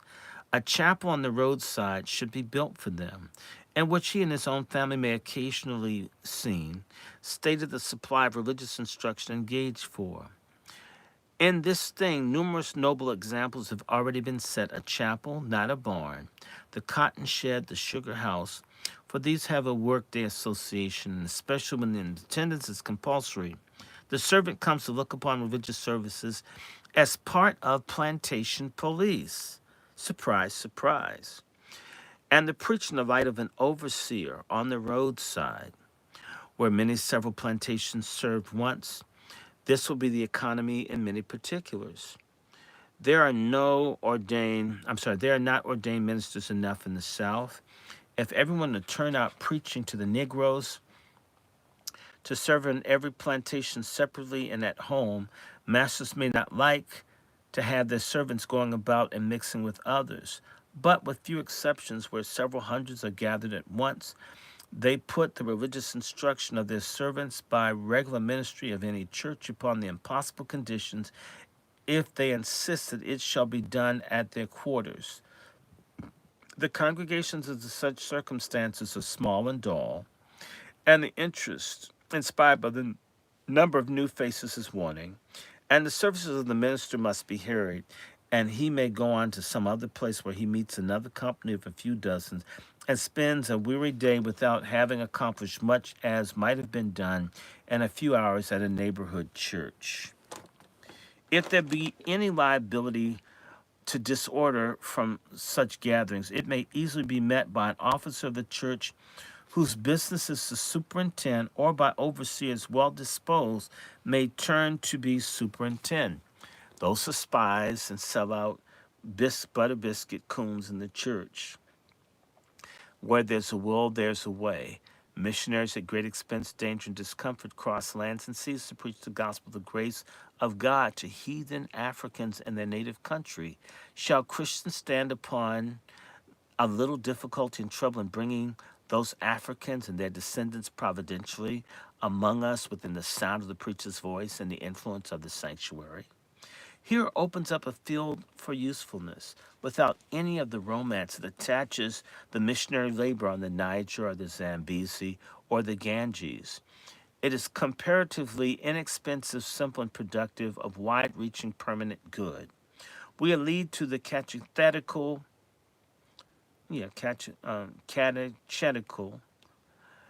instruction on oral system. Here the mistress or the larger white children may be evangelists. This duty lies near them. Doing it, they shall be blessed in their deed.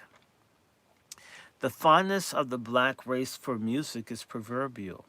It is not uncommon to hear the Negro on some nightly walk through the forest, waking the echoes with sacred song, and perhaps, odd as it may seem, giving out the lines to himself. They are fond of sacred music, especially that which has a chorus. It enlivens them to work as well as worship. As he weeds his row in the field or follows the plow, the Negro's voice may often be heard. I have some hopes up yonder. It is rare to meet with one who does not sing. Line the hymn, their voices will give melody and volume to the high praises of God. The Agricultural Society of Union District, South Carolina, that's the Union County, South Carolina, where Susan Smith killed her 2 children and blamed the black man. Union District, South Carolina, a few years ago, appointed a committee to report upon the religious culture of servants, especially on its economic bearings. That committee subsequently made their report, which has been published by the Order of the Society. They take the ground that, aside from all considerations drawn from the future world, it is the best policy of the highest interest of the master to afford good religious instruction to his servants. The committee takes the ground that it pays for this world as well as for that which is to come. They say it is the opinion expressed by many gentlemen of the southern states who have the largest experience in the case and are the best entitled to know that religious culture aids greatly in the government and discipline of the slave population. And the strongest evidence that they can give is the employment of suitable persons as religious instructors at considerable cost every year. The testimony of owners and overseers, so far as we have been able to learn, is constantly in favor of the opinion that the investment is not so great as the actual dividend by the way of improvement. Some of the facts are given stronger sense of duty upon the part of the Negroes to obey, and its reasonableness of feeling to fear and offend against the obligation of religion, especially the fear of being church and expelled for bad behavior. Another person in Alabama wrote, I hold it to be every man's duty to afford Negroes religious instruction of a proper kind. This I have done in some way or the other ever since I've been a planter, and I think it worked well. End of chapter 12. How we doing? See how religion, so a lot of folks say, black people being converted to Christianity. No, they weren't given Christianity. Same way you don't get the weed today that you used to get. You've got genetically modified weed. You're getting weed that messed you up. Everything is weaponized. Weaponized Christianity isn't the same as the true gospel. Stop pretending that. Stop playing games. Stop messing with me.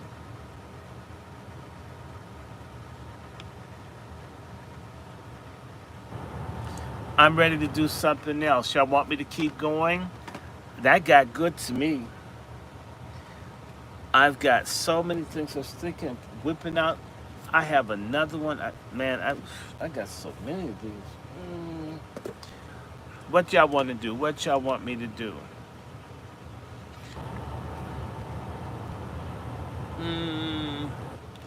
Where'd I put that book at? Oh, no.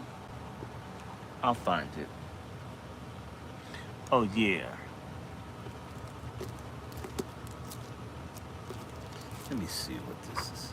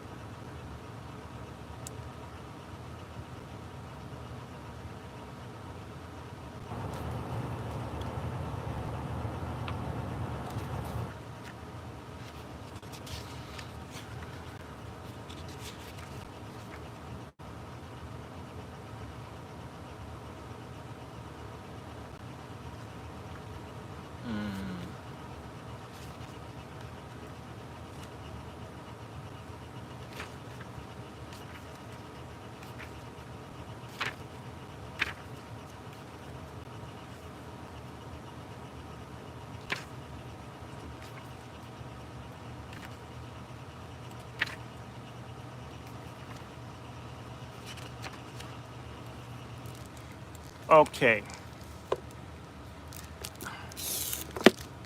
I'm thinking about this. I like this. Is perusing, looking at.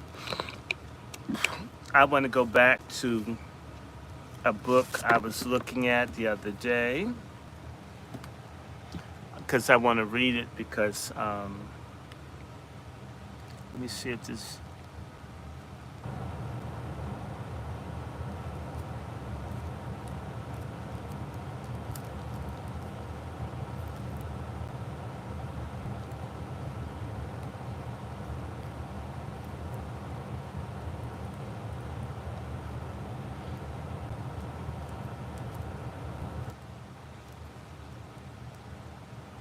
Hold on.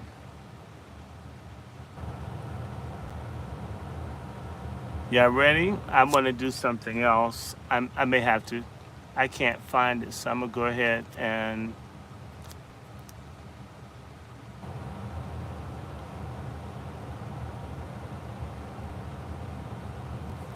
I'm about to add a banner.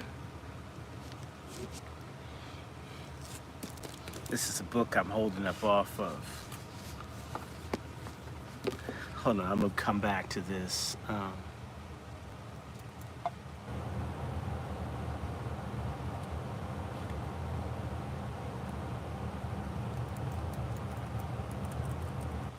I'm gonna add this.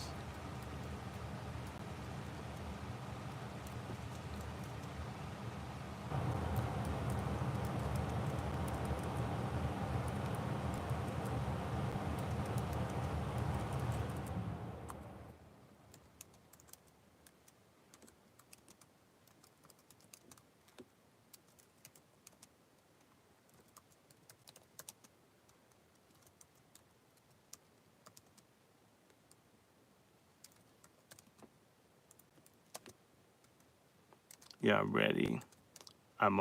I'm ready to drop this. I'm gonna go right to chapter 5.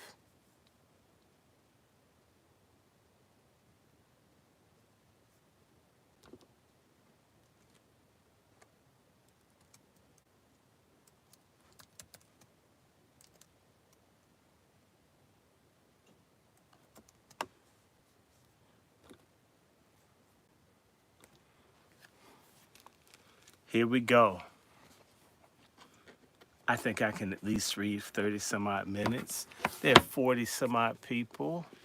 Oh, yes, we gonna get down. And one of my phones, I don't know, it's weird. It's just beginning to recharge. I don't know what's going on, but that's all right. Uh, and I still have, oh my, okay. And I'm gonna do another commercial. Um, One of the other books I'm gonna whip out for Women's History Month, I love this. Women of the Klan, Racism and Gender in the 1920s by Kathleen M. Blee. You see it? And don't worry, you can always ask me about it. In fact, I pity the people that don't bother. They're too lazy to send an email. There's some lazy ass people. I'm gonna just tell you. When I was doing my doctorate, somebody couldn't find anyone to talk to, couldn't get anything. A lot of people are lazy and they think knowledge and all this stuff is just should be free and available and it's all. Everyone's not gonna spoon feed you. Okay, good night, Gray Turner. Uh, um, let me see. All right. And of course, I want to show you the. So I've got a selection of 4 different books. I'm going to be doing something. Of course, I'm going to come back and do some more reading today. But I'm going to do. I may even add the feminist thing. This was one of the books I was holding up the other day. They were her property. I read the intro to it. I'm going to come back to it. I may read some of it tonight, depending on how I feel. Of course, this is a Harriet Jacobs book. I'm going to chapter 5. I'm going to start there. Again, Women of the Klan. For all the little dumbass black pork chop feminists who think killing babies and running after alliances and shit, you stupid ass women. stupid, dumb fuck women who become the face. You got white folk ready to go to race war with us over this stupid ass Jasmine Crockett and Maxine Waters. You dumbass women. Stupid ass black women will get a lot of people hurt. Sometimes you need to know when to shut up. And real men, stop telling folks you're a queen. You tell someone to shut up. We need to do that. Yeah, shut up. And this book I read from the other night, Slavery and Sexuality. Yeah, shut up. Some people need to shut up. You didn't hear them talk about reparations. You haven't seen them fight for what we want. Yes. And if you're female, yeah, you can't speak up for reparations or black political prisoners or human trafficking, and you only move when Nancy Pelosi tells you to do something. Shut up. Stop speaking for us. I mean that. No, come on, you come on. And by the way, who's going to do the fighting? It's going to be black men. And these women, some of wolf ticks is running their mouths. Need to be strategic. White women are on code with white men. These stupid pork chop feminists are running with lesbians and other people. They're not on code with us. Black feminists are a danger. And they support almost everything we don't need. And I don't care. I don't need to be friends. I ain't trying to sleep with you. I'm going to call them like I see them. Black men need to stop begging for acceptance. Real men don't beg women for acceptance. Either a woman respects you or she doesn't. The book is called Incidents in the Life of a Slave Girl. It's an old slave narrative by a very fine woman, Harriet Jacobs. And yeah, for Women's History Month, we were talking about, yes. And this month, we're attacking feminism. We're attacking racism and slavery and sexual violence. And you need to ask yourself, how come this stuff isn't being promoted by all these feminists out here? Real talk. Let me see, I'm going to go to chapter 5. Lord Jesus. I'm Harriet Jacobs, and these chapters are kind of short. So I'm going to probably do about 7, 8 chapters, and then I may do another reading, and then I may stop. Let me see if I can read for at least an hour in this book.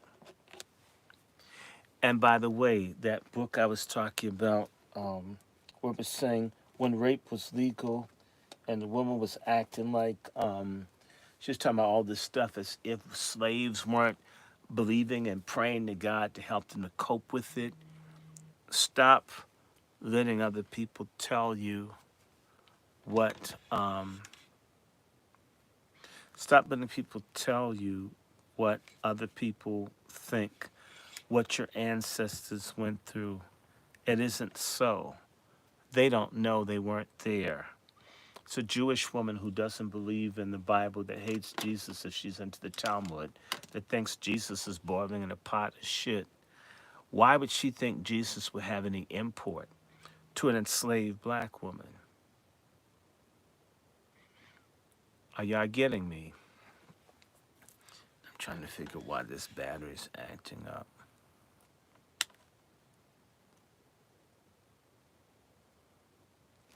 Okay.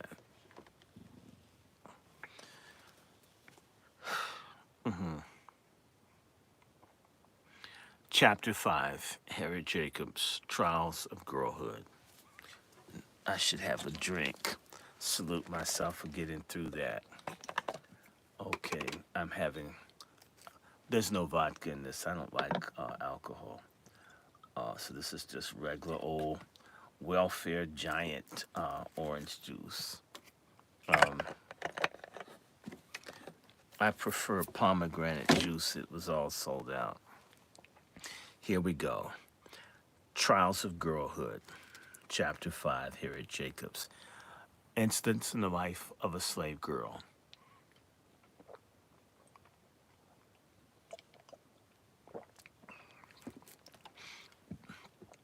During the first 5 years of my service in Dr. Flint's family, I was accustomed to share some indulgences with the children of my mistress. Though this seemed to me no more than right, I was grateful for it and tried to merit the kindness by the faithful discharge of my duties. But now I entered my 15th year, a sad epoch in the life of a slave girl. My master began to whisper foul words in my ear. Young as I was, I could not remain ignorant of their import. I tried to treat them with indifference or contempt. The master's age, my extreme youth, and the fear that his conduct would be reported to my grandmother made him bear this treatment for many months. He was a crafty man and resorted to many means to accomplish his purposes. Sometimes he had stormy, terrific ways that made his victims tremble. Sometimes he assumed a gentleness that he thought must surely subdue. Of the two, I preferred his stormy moods, although they left me trembling. He tried his utmost to corrupt the pure principles that my grandmother had instilled. He peopled my young mind with unclean images, such as only a vile monster could think of. I turned away from him with disgust and hatred, but he was my master. I was compelled to live under the same roof with him, where I saw a man 40 years my senior, daily violating the most sacred commandments of nature. He told me I was his property and that I was subject to his will in all things.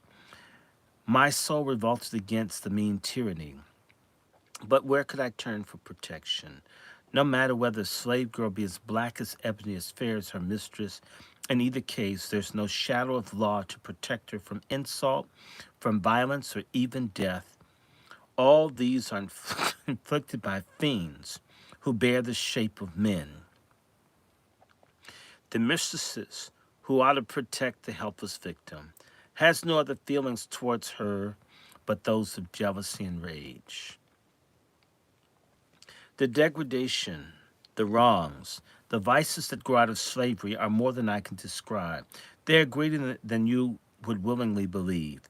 Surely, if you credited one half of the truths that are told you concerning the helpless millions of suffering in this cruel bondage, you at the North would not help to tighten the yoke.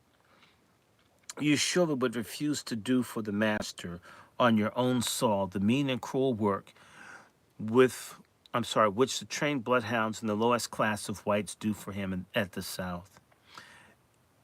Everywhere, the years bring all enough of sin and sorrow, but in slavery, the very dawn of life is darkened by these shadows.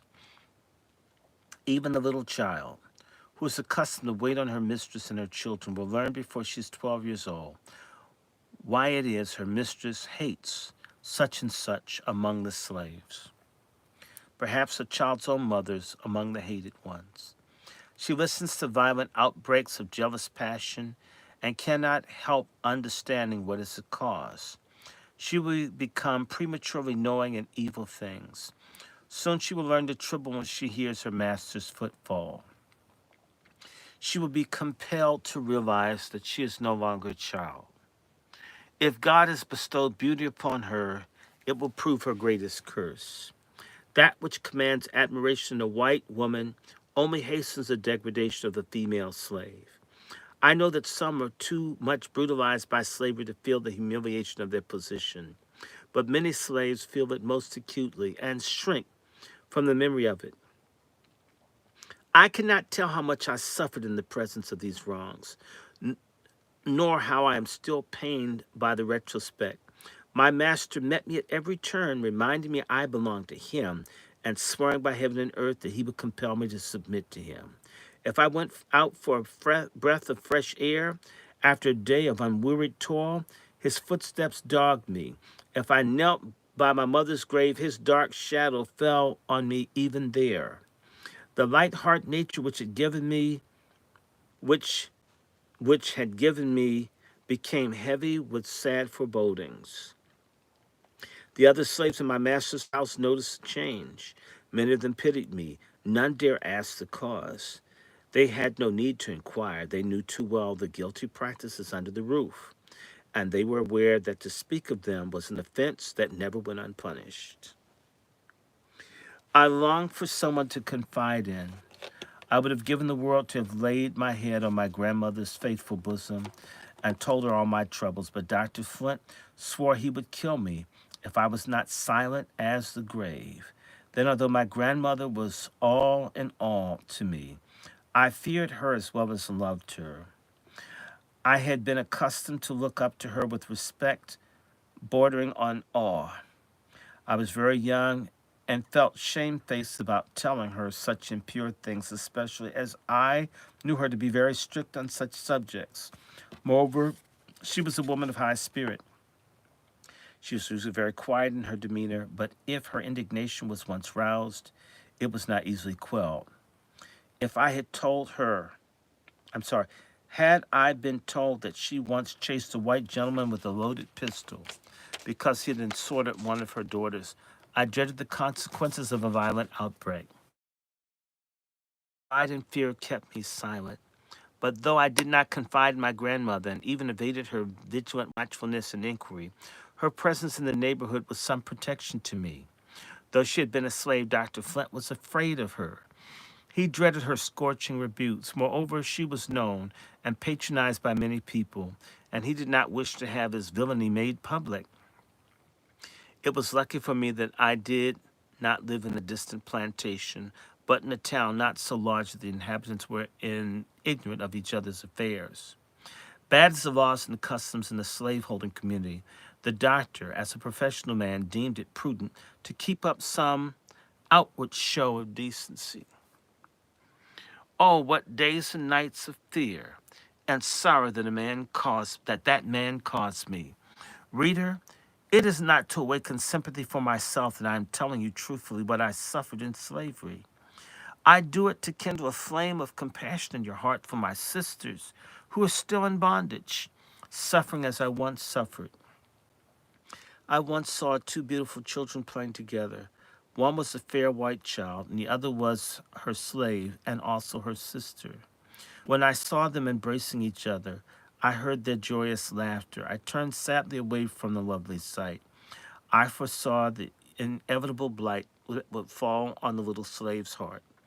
I knew how soon her laughter would be changed to sighs. The fair child grew up to be still a fair woman. From childhood to womanhood, her pathway was blooming with flowers and overarched by a sunny sky. Scarcely one day of her life had been clouded when the sun rose on her happy bridal morning. How had these years dealt with her slave sister, the little playmate of her childhood?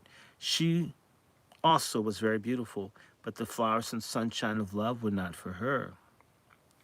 She drank the cup of sin and shame and misery, whereof her persecuted race are compelled to drink.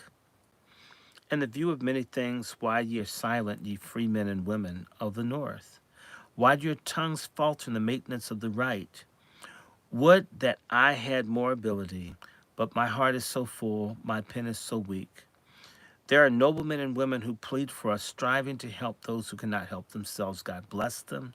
God give them the strength and the courage to go on. But God bless those everywhere who are laboring to advance the cause of humanity. Chapter 6. I would 10,000 times rather that my children should be half-starved paupers in Ireland than to be the most pampered among the slaves in America. I would rather drudge out my life on a cotton plantation till the grave opened to give me rest than to live with an unprincipled master and a jealous mistress. A felon's home in a penitentiary is preferable. He may repent and turn from the error of his ways and find peace. But it is not so with the favorite slave. She is not allowed to have any pride of character. It is deemed a crime in her wish to be virtuous. Mrs. Flint possessed the key to her husband's character before I was born. She might have used the knowledge to counsel and to screen the young innocent among her slaves, but for them she had no sympathy. They were objects of constant suspicion and malevolence. She watched her husband with unceasing vigilance, but he was well practiced in means to evade it. What he could not find the opportunity to say in words, he manifested in signs. He invented more than ever thought of in a deaf and dumb asylum. I let them pass as if I did not understand what he meant, and many were the curses and threats bestowed on me for my stupidity. One day he caught me teaching myself to write. He frowned as if he was not well pleased, but I suppose he came to the conclusion that such an accomplishment might help advance his favorite scheme. Before long, notes were often slipped in my hand. I returned them saying, "I can't read them, sir." "Can't you?" he replied. "Then I must read them to you." He always finished by the reading asking, "Do you understand?" Sometimes he would complain in the heat of the tea room and order his supper be placed on a small table in the piazza. He would seat himself there with a well-satisfied smile and tell me to stand by and brush away flies. He would eat very slowly, pausing between mouthfuls. These intervals were employed in describing the happiness I was so foolishly throwing away, and in threatening me with the penalty that finally awaited my stubborn disobedience. He boasted of the forbearance he had exercised towards me and reminded me that there was a limit to his patience. When I succeeded in avoiding opportunities for him to talk to me at home, I was ordered to come to his office to do some errand. When there, I was obliged to stand and listen to such language as he saw fit to address me. Sometimes I so openly expressed my contempt for him that he would become violently enraged, and I wondered why he did not strike me. Circumstanced as he was, he probably thought it was better policy to be forbearing. But the state of things grew worse and worse daily. In desperation, I told him I must and would apply to my grandmother for protection. He threatened me with death, and worse than death, if I made any complaint to her. Strange to say, I did not despair. I was of a naturally buoyant disposition, always had a hope of somehow getting out of his clutches. Like many poor, simple slave before me, I trusted in the threads of joy that yet would be woven into my dark destiny. I had entered my 16th year, and every day it became more apparent that my presence was intolerable to Mrs. Flint. Angry words frequently passed between her and her husband. He had never punished me himself, and he would not allow anyone else to punish me. In that respect, she was never satisfied, but in her angry moods, no terms were too vile for her to bestow upon me. Yet I, whom she detested so bitterly, had far more pity for her than he had, whose duty it was to make her life happy. I never wronged her or wished to wrong her, and one word of kindness from her would have brought me to her feet. After repeated quarrels between the doctor and his wife, he announced his intention to take his younger daughter, then 4 years old, to sleep in his apartment. It was necessary for the servant to sleep in the same room, to be on the hand if the child stirred. I was selected for that office and informed for what purpose the arrangement had been made. By managing to keep within sight of people as much as possible during the daytime, I had hitherto succeeded in eluding my master through a razor that was often held to my throat to force me to change this line of policy. At night, I slept by the side of my great aunt, where I felt safe.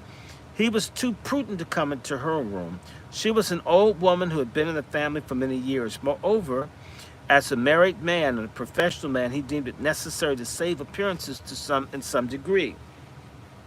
But he resolved to remove the obstacle in the way of his scheme, and he thought he had planned it so that should evade suspicion. He was well aware how much I prized my refuge at the side of my old aunt, and he determined to dispossess me of it. The first night, the doctor had asked the little child in his room alone. The next morning, I was ordered to take my station as nurse. The following night, a kind providence interposed in my favor. During the day, Mrs. Flint heard of the new arrangement, and a storm followed. I rejoiced to hear it rage. After a while, my mistress sent for me to come into her room. Her first question was, "Did you know that you were to sleep in the doctor's room?" "Yes, ma'am." "Who told you?" "My master." "Will you answer truly all the questions I ask?" "Yes, ma'am." "Tell me then, as you hope to be forgiven, are you innocent of what I have accused you?" "I am." She handed me a Bible and said, "Lay your hand on your heart and kiss this holy book and swear before God that you tell me the truth." I took the oath she required and did it with a clear conscience. "You have taken God's holy word to testify your innocence," she said. "If you have deceived me, beware. Now take the stool and sit down and look me directly in the face and tell me all that has passed between your master and you."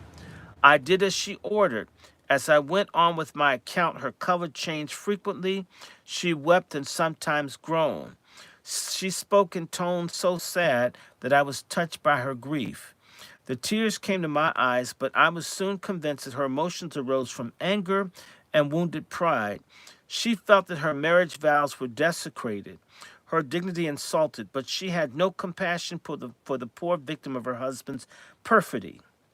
She pictured herself as a martyr, but she was incapable of feeling for the condition of shame and misery in which her unfortunate, helpless slave was placed. Yet perhaps she had some touch of feeling for me, for when the conference was ended, she spoke kindly and promised to protect me. I should have been much comforted by this assurance if I could have had confidence in it, but my experiences in slavery filled me with distrust. She was not a very refined woman and had not much control over her passion. I was an object of her jealousy and consequently of her hatred. I knew that I could not expect kindness or confidence from her under the circumstances in which I was placed. I could not blame her. Slaveholders' wives feel that other women would under other circumstances. The fire of her temper kindled from small sparks, and now flame became so intense that the doctor was obliged to give up his intended arrangement. I knew I had ignited the torch, and I expected to suffer for it afterwards. But I felt too thankful to my mistress for the timely aid she rendered me to care much about that. She now took me to sleep in a room adjoining her own. There I was an object of her special care, though not to her special comfort, for she spent many sleepless nights to watch over me. Sometimes I woke up and found her bending over me. At other times she whispered in my ears, though it was her husband who was speaking to me, and listened to hear what I would answer. If she startled me on such occasions, she would glide stealthily away, and the next morning she would tell me I had been talking in my sleep and ask who I was talking to. At last I began to be fearful for my life. It had been often threatened, and you can imagine better than I can describe what an unpleasant sensation it must produce to wake up in the dead of night and find a jealous woman bending over you. Terrible as this experience was, I had fears that it would give place to one more terrible. My mistress grew weary of her vigils. They did not prove satisfactory. She changed her tactics. She now tried the trick of accusing my master of crime in my presence and gave my name as the author of the accusation. To my utter astonishment, he replied, "I don't believe it. But if she did acknowledge it, you tortured her into exposing me." Tortured into exposing him. Truly, Satan had no difficulty in distinguishing the color of his soul. I understood his object in making this false representation. It was to show me that I gained nothing by seeking the protection of my mistress, that the power was still all in his hands. I pitied Mrs. Flint. She was a second wife, many years the junior of her husband, and the hoary-headed miscreant was enough to try the patience of a wiser and better woman. She was completely foiled and knew not how to proceed. She would have gladly had me flogged for my supposed false oath. But as I already stated, the doctor never allowed anyone to whip me. The old sinner was politic. The application of the lash may have led to remarks that would have exposed him in the eyes of his children and grandchildren. How often did I rejoice that I lived in a town where all the inhabitants knew each other. If I had been in a remote plantation or lost among a multitude of a crowded city, I should not be a living woman this day. The secrets of slavery are concealed like those of the Inquisition. My master was, to my knowledge, the father of 11 slaves. But did the mothers dare tell who was the father of their children? Did the other slaves dare to allude to it, except in whispers among themselves? No, indeed. They knew too well the terrible circumstances. My grandmother couldn't avoid seeing things which excited her suspicions. She was uneasy about me and tried various ways to buy me, but the never-changing answer was always repeated: Linda does not belong to me. She's my daughter's property, and I have no legal right to sell her. The conscientious man. He was too scrupulous to sell me, but he had no scruples in whatever about committing a much greater wrong against the helpless young girl placed under his guardianship as his daughter's property. Sometimes my persecutor would ask me whether or not I would like to be sold. I told him I'd rather be sold to anybody than lead the life as I did. On one occasion, he assumed the air of a very injured individual and reproached me for my ingratitude. Did I not take you into the house and make you a companion of my own children? He would say. Have I ever treated you like a Negro? I have never allowed you to get punished. Not even to please your mistress. And this is the recompense I get. You make my mistress hate me and persecute me. If I wept, he would say, poor child, don't cry, don't cry. I will make peace for you with your mistress. Only let me arrange matters in my own way. Poor foolish girl, you don't know what is for your own good. I would cherish you. I would make a lady of you. Now go and think of all I have promised you. I did think of it. Reader, I draw no imaginary pictures of Southern homes. I'm telling you the plain truth. Yet when the victims make their escape from the wild beasts of slavery, Northerners consent to act as part of the bloodhounds and hunt the poor fugitive to bring him back to the den, full of dead men's bones and all uncleanness. Nay, more. They are not only willing but proud to give their daughters in marriage to slaveholders. The poor girls have romantic notions of a sunny clime and the flowering vines that all year round shade a happy home. To what disappointments are they destined? The young wife soon learns her husband, in whose hands she has placed her happiness, pays no regards to his marriage vows. Children of every shade and complexion play with her fair babies. All too well she knows they are born unto him of his household. Jealousy and hatred enters the flowery home, and it is ravaged of its loveliness. Southern women often marry a man knowing he's the father of many little slaves. They do not trouble themselves about it. They regard such children as property, as marketable as pigs on the plantation. It is seldom that they do not make them aware of this, passing them into the slave traders' hands as soon as possible, thus getting them out of their sight. I'm glad to say there are some audible exceptions. I have myself known 2 Southern wives who exhorted their husbands to free those slaves whom they stood in parental relation, and their request was granted. These husbands blushed before the superior nobleness of their wives' natures. Though they only counseled them to do which was their duty to do, it commanded their respect and rendered their conduct more exemplary. Concealment was at an end, and confidence took the place of distrust. Though this bad institution deadens the moral sense even in white women to a fearful extent, it is not altogether extinct. I have heard of Southern women say, Mr. Such is one, he not only thinks no disgrace to be the father of those little niggers, but he is not ashamed to call himself their master. I declare such things ought not be tolerated in any decent society. Chapter 7. The Lover. Why does any slave ever love? Why allow the tendrils of the heart to twine around objects which may at any moment be wrenched away by the hand of violence? When separations come by the hand of death, the pious soul can bow in resignation and say, "Not my will, but thine be done, O Lord." But when the ruthless hands of man strikes a blow, regardless of the misery he causes, it is hard to be submissive. I did not reason thus when I was a young girl. Youth will be youth. I loved and indulged the hope that the dark clouds around me would turn out a bright lightning. I forgot that in the land of my birth, the shadows are too dense for light to penetrate. A land, quote, where laughter is not mirth, nor thought the mind, nor words a language, nor ever in mankind, where cries reply to curses, shrieks and blows, and each is tortured in his separate hell. There was in the neighborhood a young colored carpenter, a freeborn man. We had been well acquainted in childhood and frequently met together afterwards. We became mutually attached. He proposed to marry me, and I loved him with all the ardor of a young girl's first love.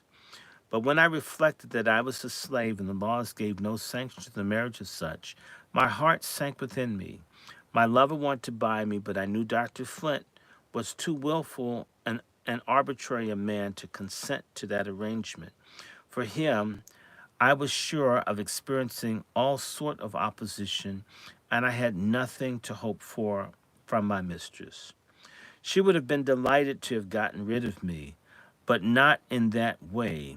It would have relieved her mind of the burden if she had seen me sold to some distant state. But if I was married near home, I should be just as much in her husband's power as I previously had been, for the husband of a slave had no power to protect her. Moreover, my mistress, like many others, seemed to think that slaves had no right to any family ties of their own, that they were created merely to wait upon the family of the mistress. Once I heard of her abuse of a young slave girl who told her that a colored man wanted to make her his wife. "I have told you, peeled and picked, my lady," she said she. "If I ever hear you mention that subject again, do you suppose that I will have you tending my children with the children of that nigger?" That girl whom she said this had a mulatto child, and of course not acknowledged by its father. The poor black man who loved her would have been proud to acknowledge his helpless offspring. Many and anxious were the thoughts I revolved in my mind. I was at a loss of what to do. Above all things, I was desirous to spare my love of the insults that cut so deeply into my own soul. I talked to my grandmother about it, and partly about my fears. I did not dare to tell her the worst. She had long suspected all was not right, and if I confirmed her suspicions, I knew a storm would rise and would prove to overthrow all my hopes. This love dream had been my support through my many trials. I could not bear to run the risk of having it suddenly dissipated. There was a lady in the neighborhood, a particular friend of Dr. Flint, who visited often the house, and I had great respect for her, and she had always manifested a friendly interest in me. Grandmother thought that she would have a great influence with the doctor. I went to this lady and told her my story. I told her I was aware that my lover's being a freeborn man would prove a great objection, but he wanted to buy me, and if Dr. Flint would consent to the arrangement, I felt sure he'd be willing to pay any reasonable price. She knew that Mrs. Flint disliked me, therefore I ventured to suggest perhaps the mistress would approve of my being sold, as that would rid her of me. The lady listened with kindly sympathy and promised to do her utmost to promote my many wishes. She had said in an interview with the doctor, and I believe she pleaded my cause earnestly, but it was all to no purpose. How I dread my master now. Every minute I expected to be summoned in his presence, but the day passed and I heard nothing from him. The next morning a message was brought to me. "Master wants you in his study." I found the door ajar, and I stood the moment gazing at the hateful man who claimed a right to rule me body and soul. I entered and I tried to appear calm. I did not want him to know how my heart was bleeding. He looked fixedly at me with an expression which seemed to say, I have half a mind to kill you on the spot. At last he broke the silence, and that was a relief to both of us. So you want to be married, do you? Said he. And to a free nigger. Yes, sir. Well, I'll soon convince you whether I'm your master or the nigger fellow you honor so highly. If you must have a husband, you may take up one with one of my slaves. What a situation I should be in as the wife of one of his slaves, even if my heart had been interested. I replied, don't you suppose, sir, that a slave can have some preference about marrying? Do you suppose that all men are alike to her? Do you love this nigger? Said he abruptly. Yes, sir. How dare you tell me so? He exclaimed in great wrath. After a slight pause, he added, I suppose you thought more of yourself than you felt above the insults of such puppies. I replied, if he is a puppy, I am a puppy, for we are both of the Negro race. It is right and honorable for us to love each other. The man you call a puppy has never insulted me, sir, and he would not love me if he did not believe me to be a virtuous woman. He sprang upon me like a tiger and gave me a stunning blow. It was the first time he had ever struck me, and fear did not enable me to control my anger. When I recovered from the effects, I exclaimed, you've struck me for answering you honestly. How I despise you. There was silence for some minutes. Perhaps he was deciding what should be my punishment, or perhaps he wanted to give me time to reflect on what I said and to whom I had said it. Finally, he asked, do you know what you have said?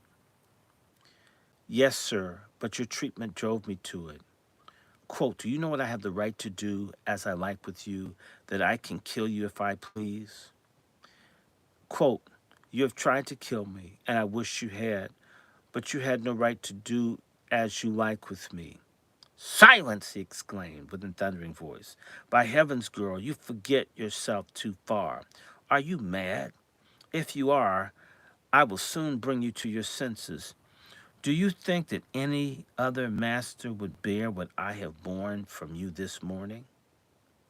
Many masters would have killed you on the spot. How would you like to be sent to jail for your insolence? I know I've been disrespectful, sir, I replied, but you drove me to it. I couldn't help it. As for the jail, there would be more peace for me there than there is here. You deserve to go there, said he, and under such treatment that you would forget the meaning of the word peace. It would do you good. It, it would take you, it would take some of your high notions out of you, but I'm not ready to send you there yet, notwithstanding your ingratitude for all my kindness and forbearance. You have been a plague of my life. I wanted to make you happy, and you have repaid me with the basest ingratitude. And though you have proved yourself incapable of appreciating my kindness, I will be lenient towards you. Linda, I will give you one more chance to redeem your character. If you behave yourself and do as I require, I will forgive you and treat you as I always have done. But if you disobey me, I will punish you as I would the meanest slave on my plantation. Come here, Selfish. My cat needs some touch. Come here, Selfish. Come here. Come here. You're jealous. Come here, Selfish. Come here. You're trying to disturb my reading. You just want attention. You're disrupting me. Okay, good. Don't mess with my life. Oh, God, this cat is a trip. All right.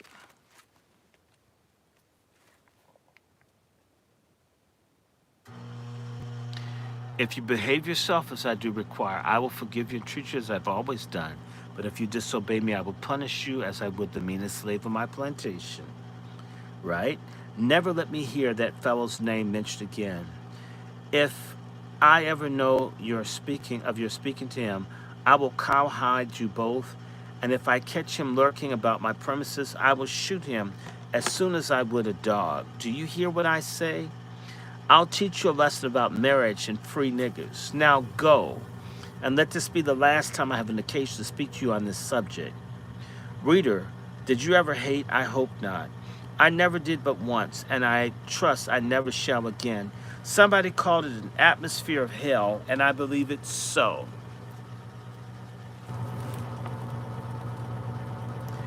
For a fortnight, the doctor did not speak to me. He thought to mortify and make me feel that I had disgraced myself by receiving the honorable addresses of a respectable colored man in the preference to the base proposals of a white man. But though his lips disdained to address me, his eyes were very loquacious. No animal ever watched its prey more narrowly than he watched me. He knew that I could write, though he had failed to make me read his letters. He was now troubled lest I should exchange letters with another man. After a while, he became weary of silence, and I was sorry for it. One morning, as he passed through the hall to leave the house, he contrived to thrust the note in my hand. I thought I had better read it and spare myself the vexation of having him read it to me. I expressed regret for the blow he had given me, and it expressed regret for the blow he had given me and reminded me that I myself was wholly to blame for it. He hoped that I would become convinced of the jury that I was doing myself by incurring his displeasure.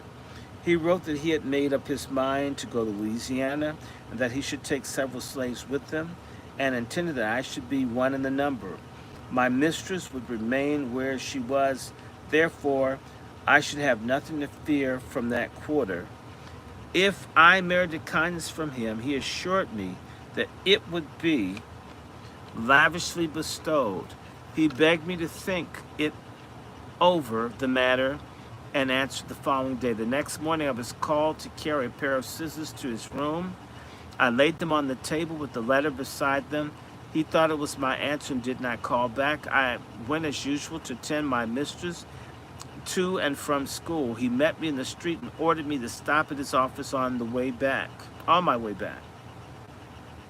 When I entered, he showed me his letter and asked me why I had not answered. I replied, I am your daughter's property, and it is in your power to send me or take me whenever you please.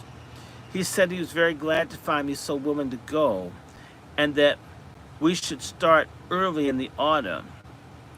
He had a large practice in town, and I rather thought he had made up the story merely to frighten me. However that may be, I was determined that I would never go to Louisiana with him. Summer passed away, and in the early autumn, Dr. Flint's eldest son was sent to Louisiana to examine the country with the view to immigrating. That news did not disturb me. I knew very well that I should not be sent with him. That I had not been taken to the plantation before this time was owing to the fact that his son was there.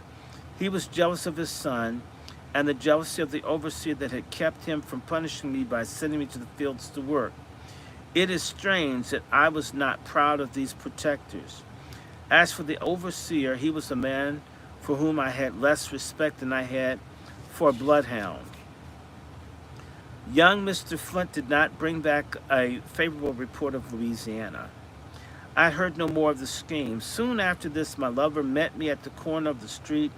I stopped to speak to him. Looking up, I saw my master watching us from the window. I hurried home, trembling in fear. I was sent for immediately to go to his room, and he met me with the blow. When is a mistress to be married? Said he, in a sneering tone. A shower of oaths and imprecations followed. How thankful I was that my lover was a free man, that my tyrant had no power to flog him for speaking to me in the street. Again and again I revolved in my mind how all this would end. There was no hope that the doctor would consent to sell me on any terms. He had an iron will and determined to keep me and to conquer me. My lover was an intelligent and religious man. Even if he could have obtained permission to marry me while I was a slave, the marriage would give him no power to protect me from my master. It would have made him miserable to witness the insults that I should have been subjected to. And then, if we had children, I know they must follow the condition of a mother. What a terrible blight that would be on the heart of a free, intelligent father. For his sake, I felt that I ought not link his fate with my own unhappy destiny. He was going to Savannah to see about a little property left him by an uncle, and hard as it was to bring my feelings to it, I earnestly entreated him not to come back. I advised him to go to the free states where his tongue would not be tied, where his intelligence would be of more avail to him. He left me still hoping the day would come when I could be bought. With me, the lamp of hope had gone out. The dream of my girlhood was over. I felt lonely and desolate. Still, I was not stripped of all. I still had my good grandmother and my affectionate brother. And when he put his arms around my neck and looked into my eyes as if to read the troubles I dared not to tell, I felt I still had something to love, but even that pleasant emotion was chilled by the reflection that he might be torn from me at any moment by some sudden freak of my master. If he had known how we loved each other, I think he would have exulted in separating us. We often planned together how we could get to the north, but as William remarked, such things are easier said than done.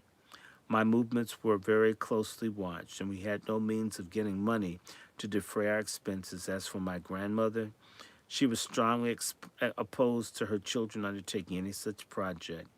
We had not forgotten poor Benjamin's sufferings, and she was afraid if another child tried to escape, he would have a similar or worse fate. To me, nothing seemed more dreadful than my present life, and I said to myself, William must be free. He shall go north, I will follow him. Many a slave sister had formed the same plans. Chapter 8. What slaves are taught to think of the North. Slaveholders pride themselves on being honorable men, but if you were to hear the enormous lies they tell their slaves, you would have small respect for their veracity. I have spoken plain English. Pardon me, I cannot use a milder term. When they visit the North and return home, they tell their slaves of the runaways they have seen and describe them to be in the most deplorable condition. A slaveholder once told me that he had seen a runaway friend of mine in New York, and that she besought him to take her back to her master, for she was literally dying of starvation, and that many days she had only had one cold potato to eat, and at other times could get nothing at all.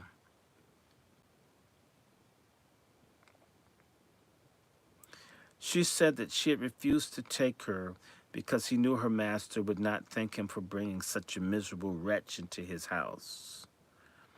He ended up by saying to me, this is the punishment she brought on herself for running away from a kind master. This whole story was false. I afterwards stayed with that friend in New York and found her in comfortable circumstances. She had never thought of such a thing as wishing to go back to slavery. Many slaves believe such stories and think it's not wild to exchange slavery for such a hard kind of freedom. It is difficult to persuade such that freedom could make them useful men and enable them to protect their wives and children. If those heathen in our Christian land had had such teaching as some Hindus, they would think otherwise. They would know that liberty is more valuable than life. They would begin to understand their own capabilities and exert themselves to become men and women. But while in the free states sustain laws which hurl fugitives back into slavery, how can slaves resolve to become men? There are some who strive to protect their wives and daughters from the insults of their masters, but those who have such sentiments have the advantages above the general mass of slaves. They have been partially civilized and Christianized by favorable circumstances. Some are bold enough to utter such sentiments to their masters. Oh, that there were more of them. Some poor creatures have been so brutalized by the lash that they would sneak out other way to give their masters free access to their wives and daughters. Do you think this proves a black man to belong to an inferior order of beings? What would you be if you had been born and brought up a slave, with generations of slaves for ancestors? I admit that the black man is inferior, but what is it that makes him so? Is it the ignorance in the white man that compel him to live? It is the torturing whip that lashes the manhood out of him. It is the fierce bloodhounds of the South and the scarcely less cruel human bloodhounds of the North who enforce the fugitive slave law. They do the work. Southern gentlemen indulge in the most contemptuous expressions about Yankees, while they, on their part, consent to do the vilest work for them, such as the ferocious bloodhounds and the despised Negro hunters employed to do at home. When Southerners go to the North, they are proud to do them an honor. But the Northern man is not welcome south of the Mason-Dixon line unless he suppresses every thought and feeling at variance with the peculiar institution. Nor is it enough to be silent.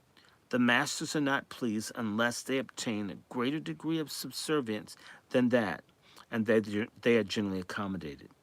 Do they expect the Northerner for this? Do they respect the Northerner for this? I trow not. Even the slaves despise the Northern man with Southern principles.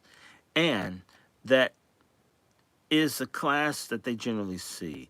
When Northerners go to the South, they reside. They prove very apt scholars. They soon imbibe the sentiments and disposition of their neighbors and generally go beyond their teachers. Of the two, they are proverbially the hardest masters. They seem to satisfy their consciences with the will that God created Africans to be slaves. What a libel upon the Heavenly Father, who made one blood of all nations of men. And then, who are Africans? And who can measure the amount of Anglo-Saxon blood coursing through the veins of American slaves? I have spoken the pains of slaveholders to give their slaves a bad opinion of the North, but notwithstanding this, intelligent slaves are aware that they have many friends in free states. Even the most ignorant have some confused notions about it. They know that I could read, and I was often asked if I'd seen anything in the newspapers about what white folks over in the big North were trying to get their freedom for them. Some believe that abolitionists have already made them free, and that it's established by law, but their masters prevent the law from going into effect. One woman begged me to get a newspaper and read it over. She said her husband had told her black people had been sent word to the Queen of America that they were all slaves. She couldn't believe it and went to Washington City to the president about it. They quarreled. She drew her sword upon him and swore that she would help her make them all free. That poor ignorant woman thought America was governed by a queen to whom the president was subordinate. I wish the president was subordinate to Queen Justice. Let me stop here. And let me see. It's just about, I can come back to this. We're going to keep reading this, but I'm going to stop in chapter 9. And everybody, we're going to come back to this later today. I'm going to keep reading. I'm trying to do a marathon. I thank all of you for listening.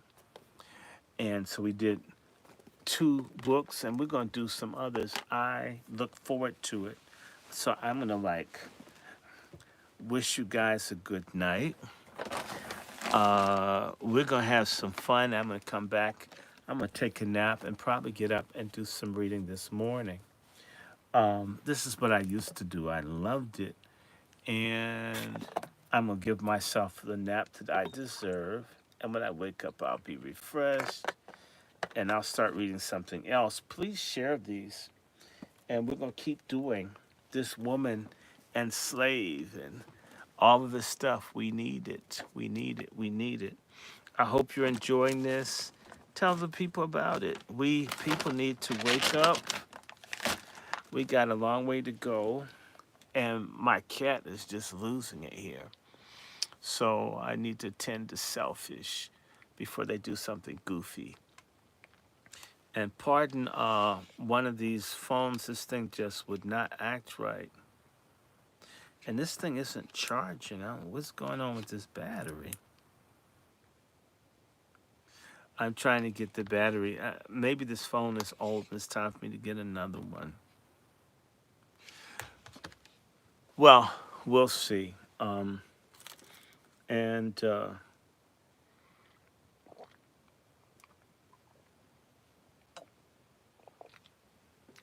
so let's pick back up later today. Share it, share it, share it. And tomorrow I'll do more reading, less talking. And we'll switch it up. Oh my God, this is good. And we'll get this going. So, is everybody good? I hope everybody's good. And, oh, I see somebody from Baltimore.